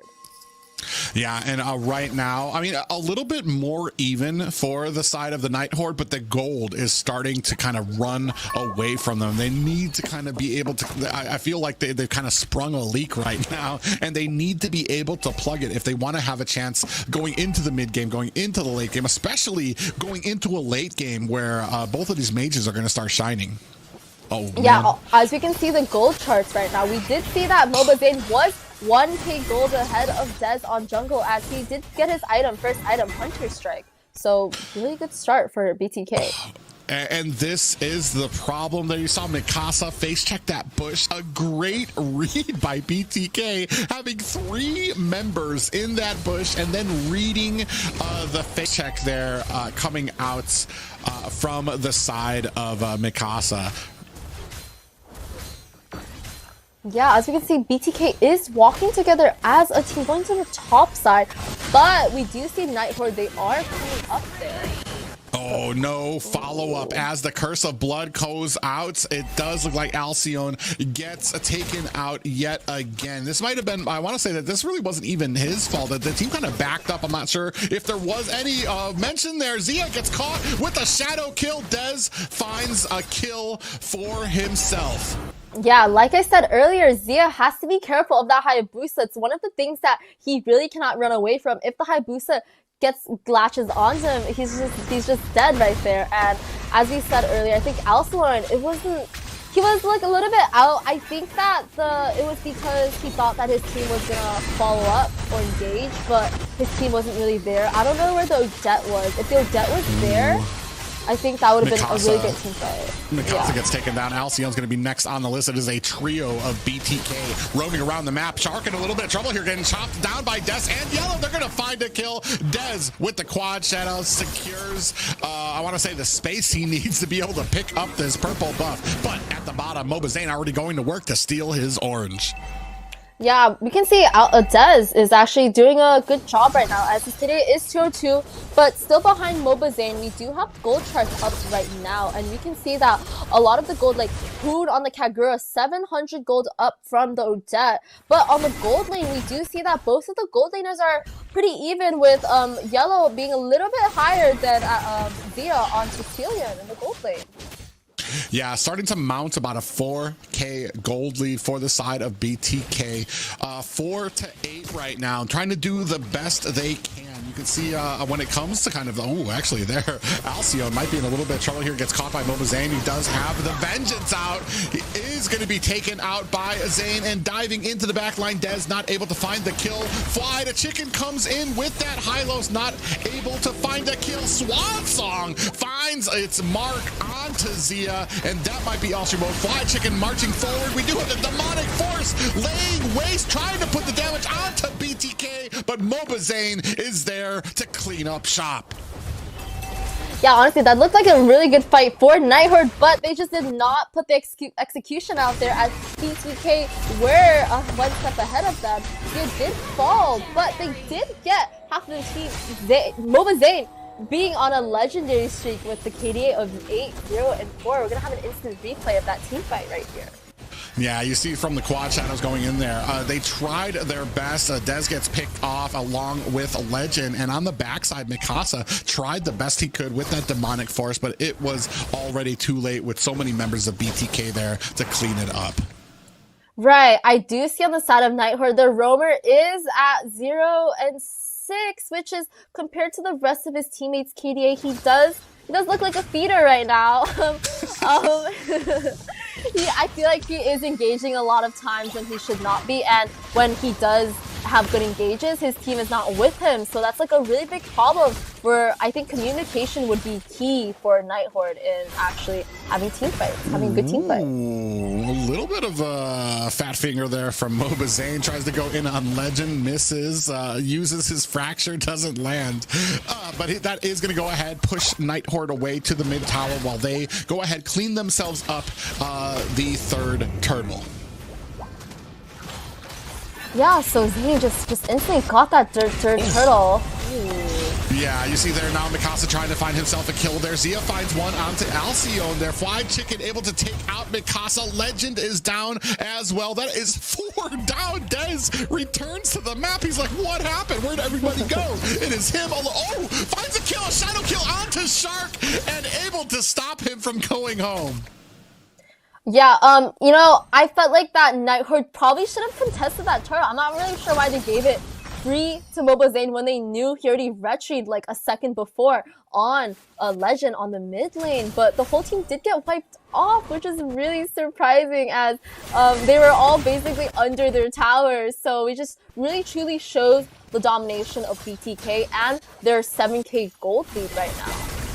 Yeah, it's very interesting here. MobaZane gets caught there. A little bit of a Demonic Force issued out to Hoon and Zane, but they do both split up and back up into their towers.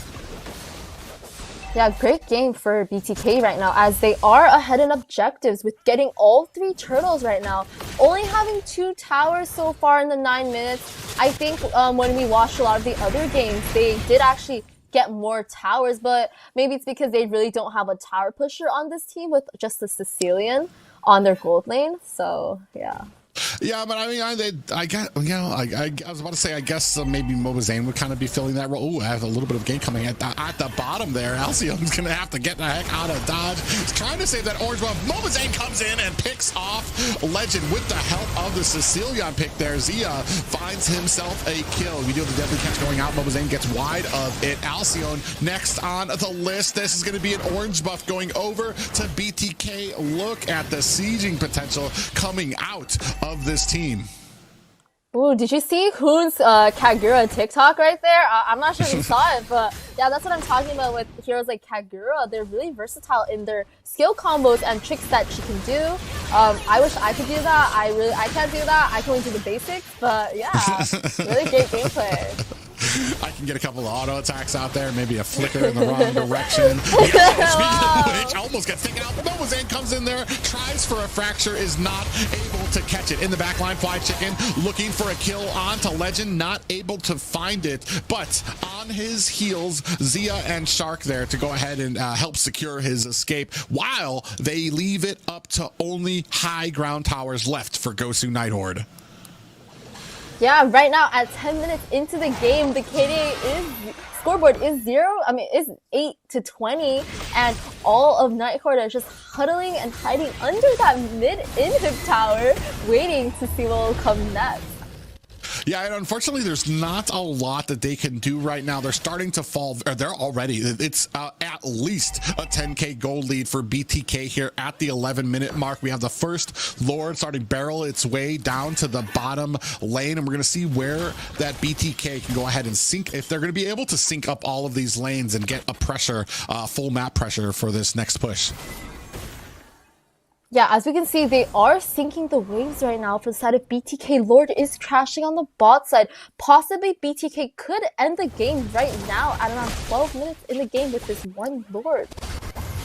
It does look like they are still waiting for that top lane. A little bit of a recall there at the mid. Lord taken down very quickly by the side of Night Horde there. And it doesn't look like they're going to be able to get too much damage. Another wave coming in here. We do see that passive coming off from the tower. Fly Chicken going to look to dive in. We do have the deadly catch coming out from the side of Night Horde. MobaZane able to find himself a kill. Horde finds one in the Alcyon. And Dez able to take down MobaZane. Are they going to be able to turn this around? I don't think so. That's 4 down for Night Horde. It's just Legend alone running for the hills, alone to tell the story of what happened to his mates as 3 members of BTK come in and seal the job. That is going to be a clean sweep for BTK.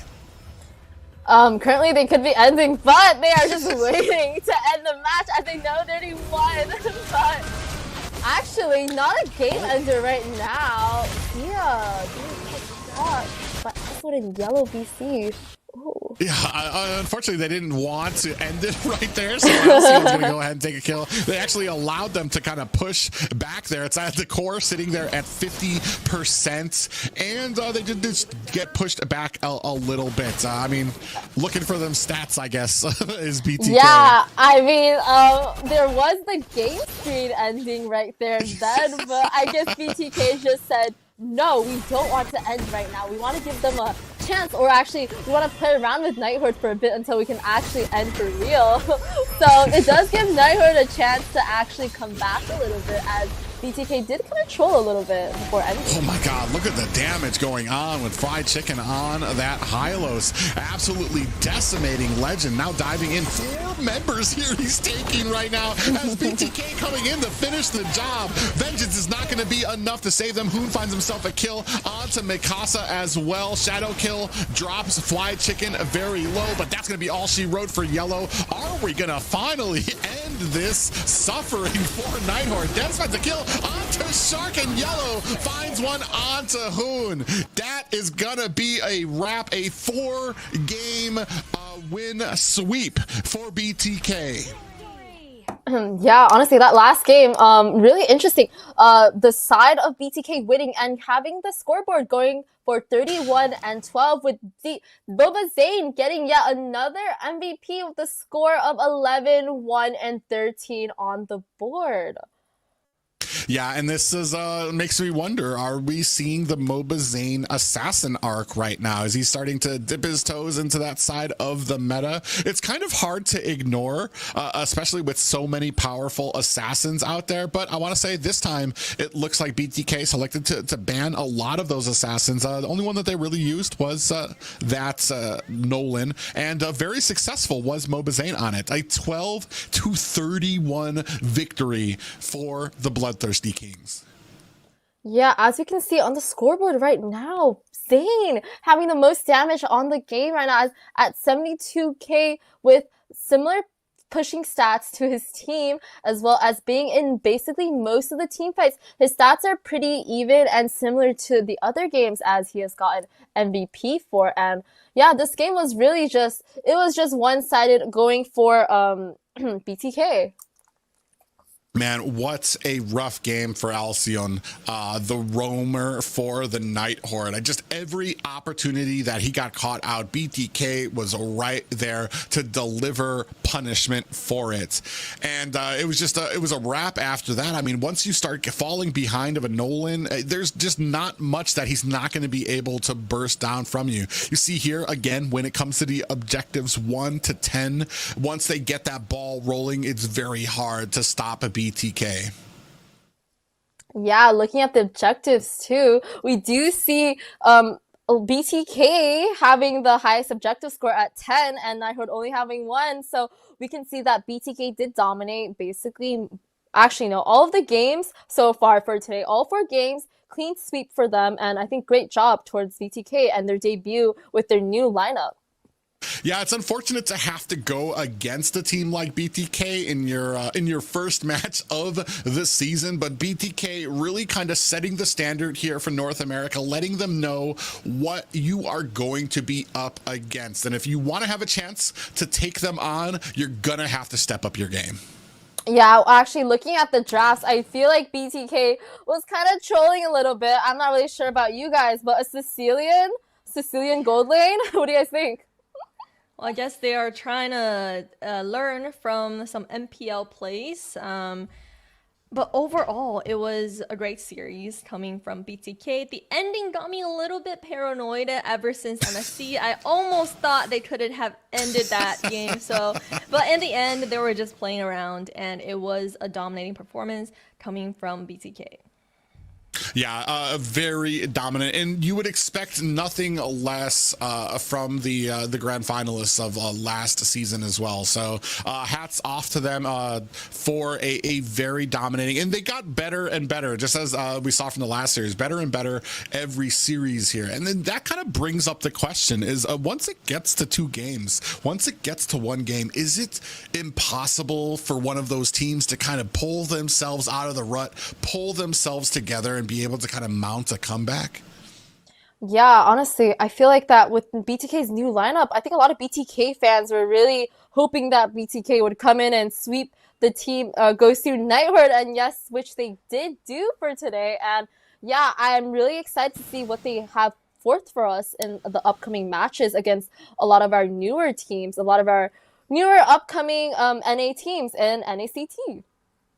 Yeah, that is not to say that GOSU Nighthorde didn't do a great performance. It's just they need to build up that chemistry. And with the upcoming matches, with this format, the Swiss format, they really have an opportunity to step up their game and really adjust their mentality. It's really about the mental game. If you lose the first game, you can still come back, and really all it matters is the points. And with that being said, we have an interview with BTK. Wow, look who's here, the MobaZane himself. Hello. What's up? Yeah, I noticed you were smiling a lot after every series. You just happy to be back to the NACT? Yeah, that last game was pretty fun though, so everybody was kind of messing around, so I was laughing a lot about that. Yeah, speaking about the last game, you guys pulled out the Sicilian. Is that Skylar RQ kind of tryout? Why is Sicilian viable in the role lane? Honestly, I don't even know if he is. Just Dia wanted to go home and mess around for the last game. I don't know if it's good or not. And you approved of it? I think it worked good. Yeah. Yeah, and for you, we noticed that you pulled out the Nolan as well as the Roger. And before M3, and even for M3, you were always known as the godly and marksman player. But it seems like people are forgetting your name. Now they refer to you as a tank jungle. Is that the reputation that you are going for? As what, a tank jungler? Yeah.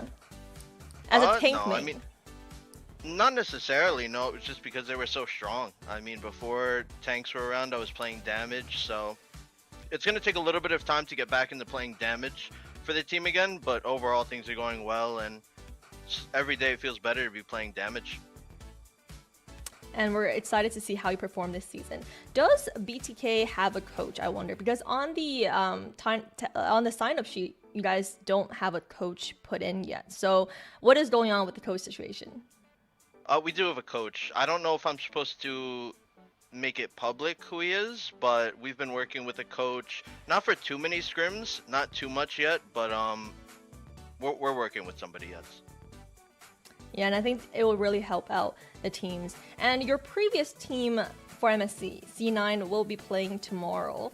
What are your thoughts of the new C9 with Naz as the XP laner? Who do they go versus tomorrow?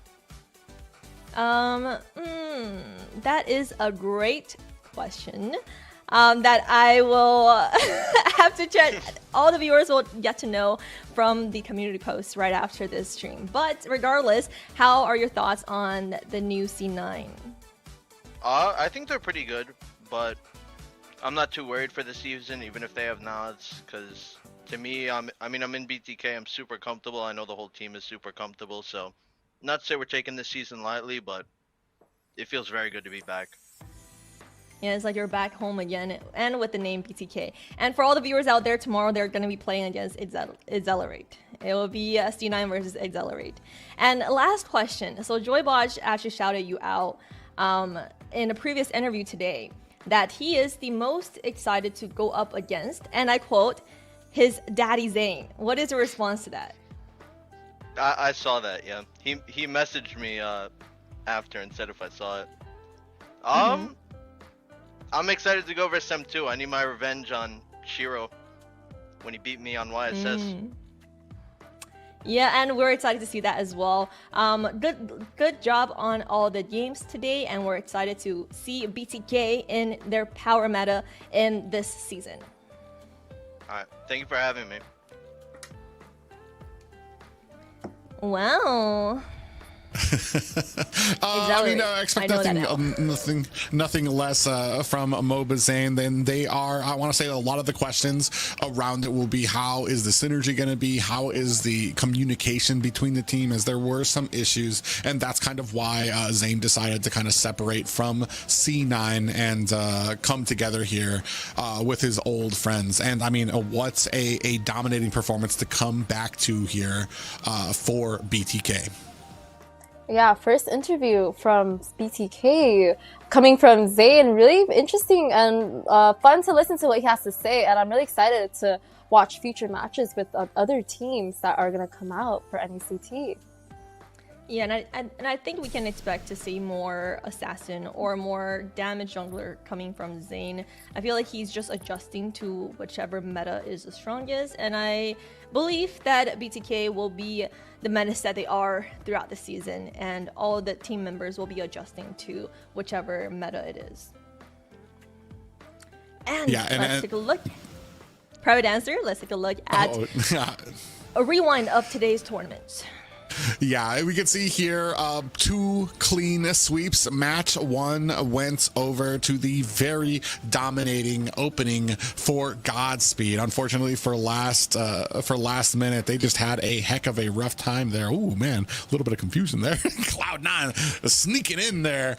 Match 2 though, BTK. I don't think anybody expected this to go any other way. Unfortunately for the Night Horde, the GOSU Night Horde fans, BTK just right now showing that they are basically at the top of their game.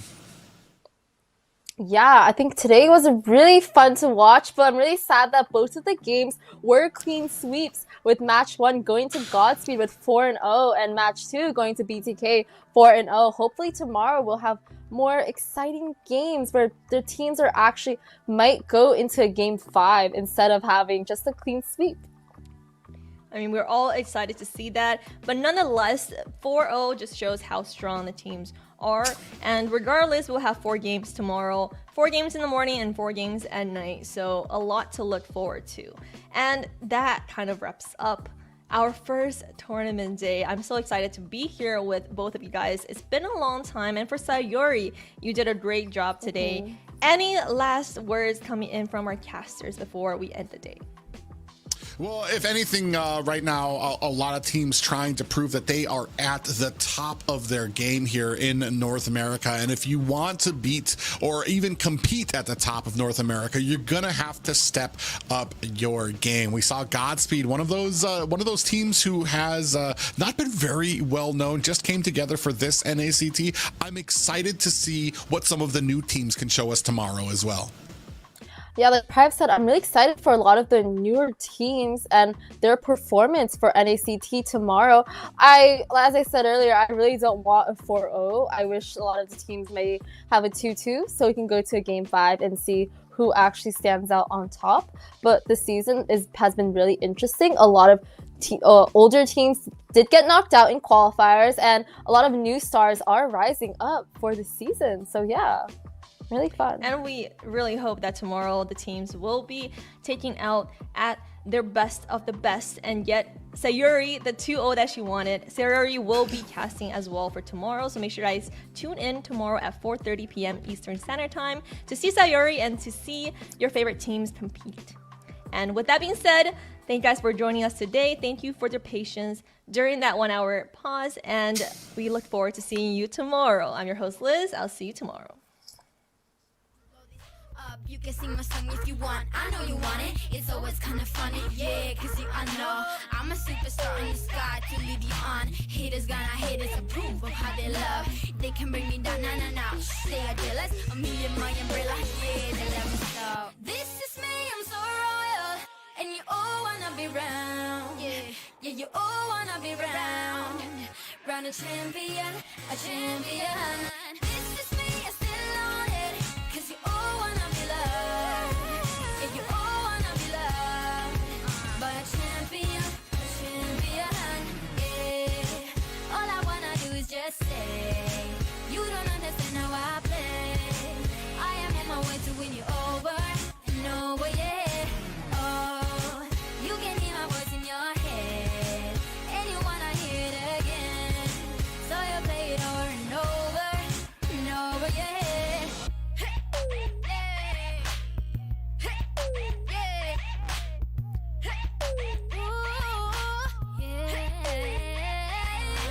This is me, I'm so royal, and you all wanna be round, and you all wanna be round a champion, This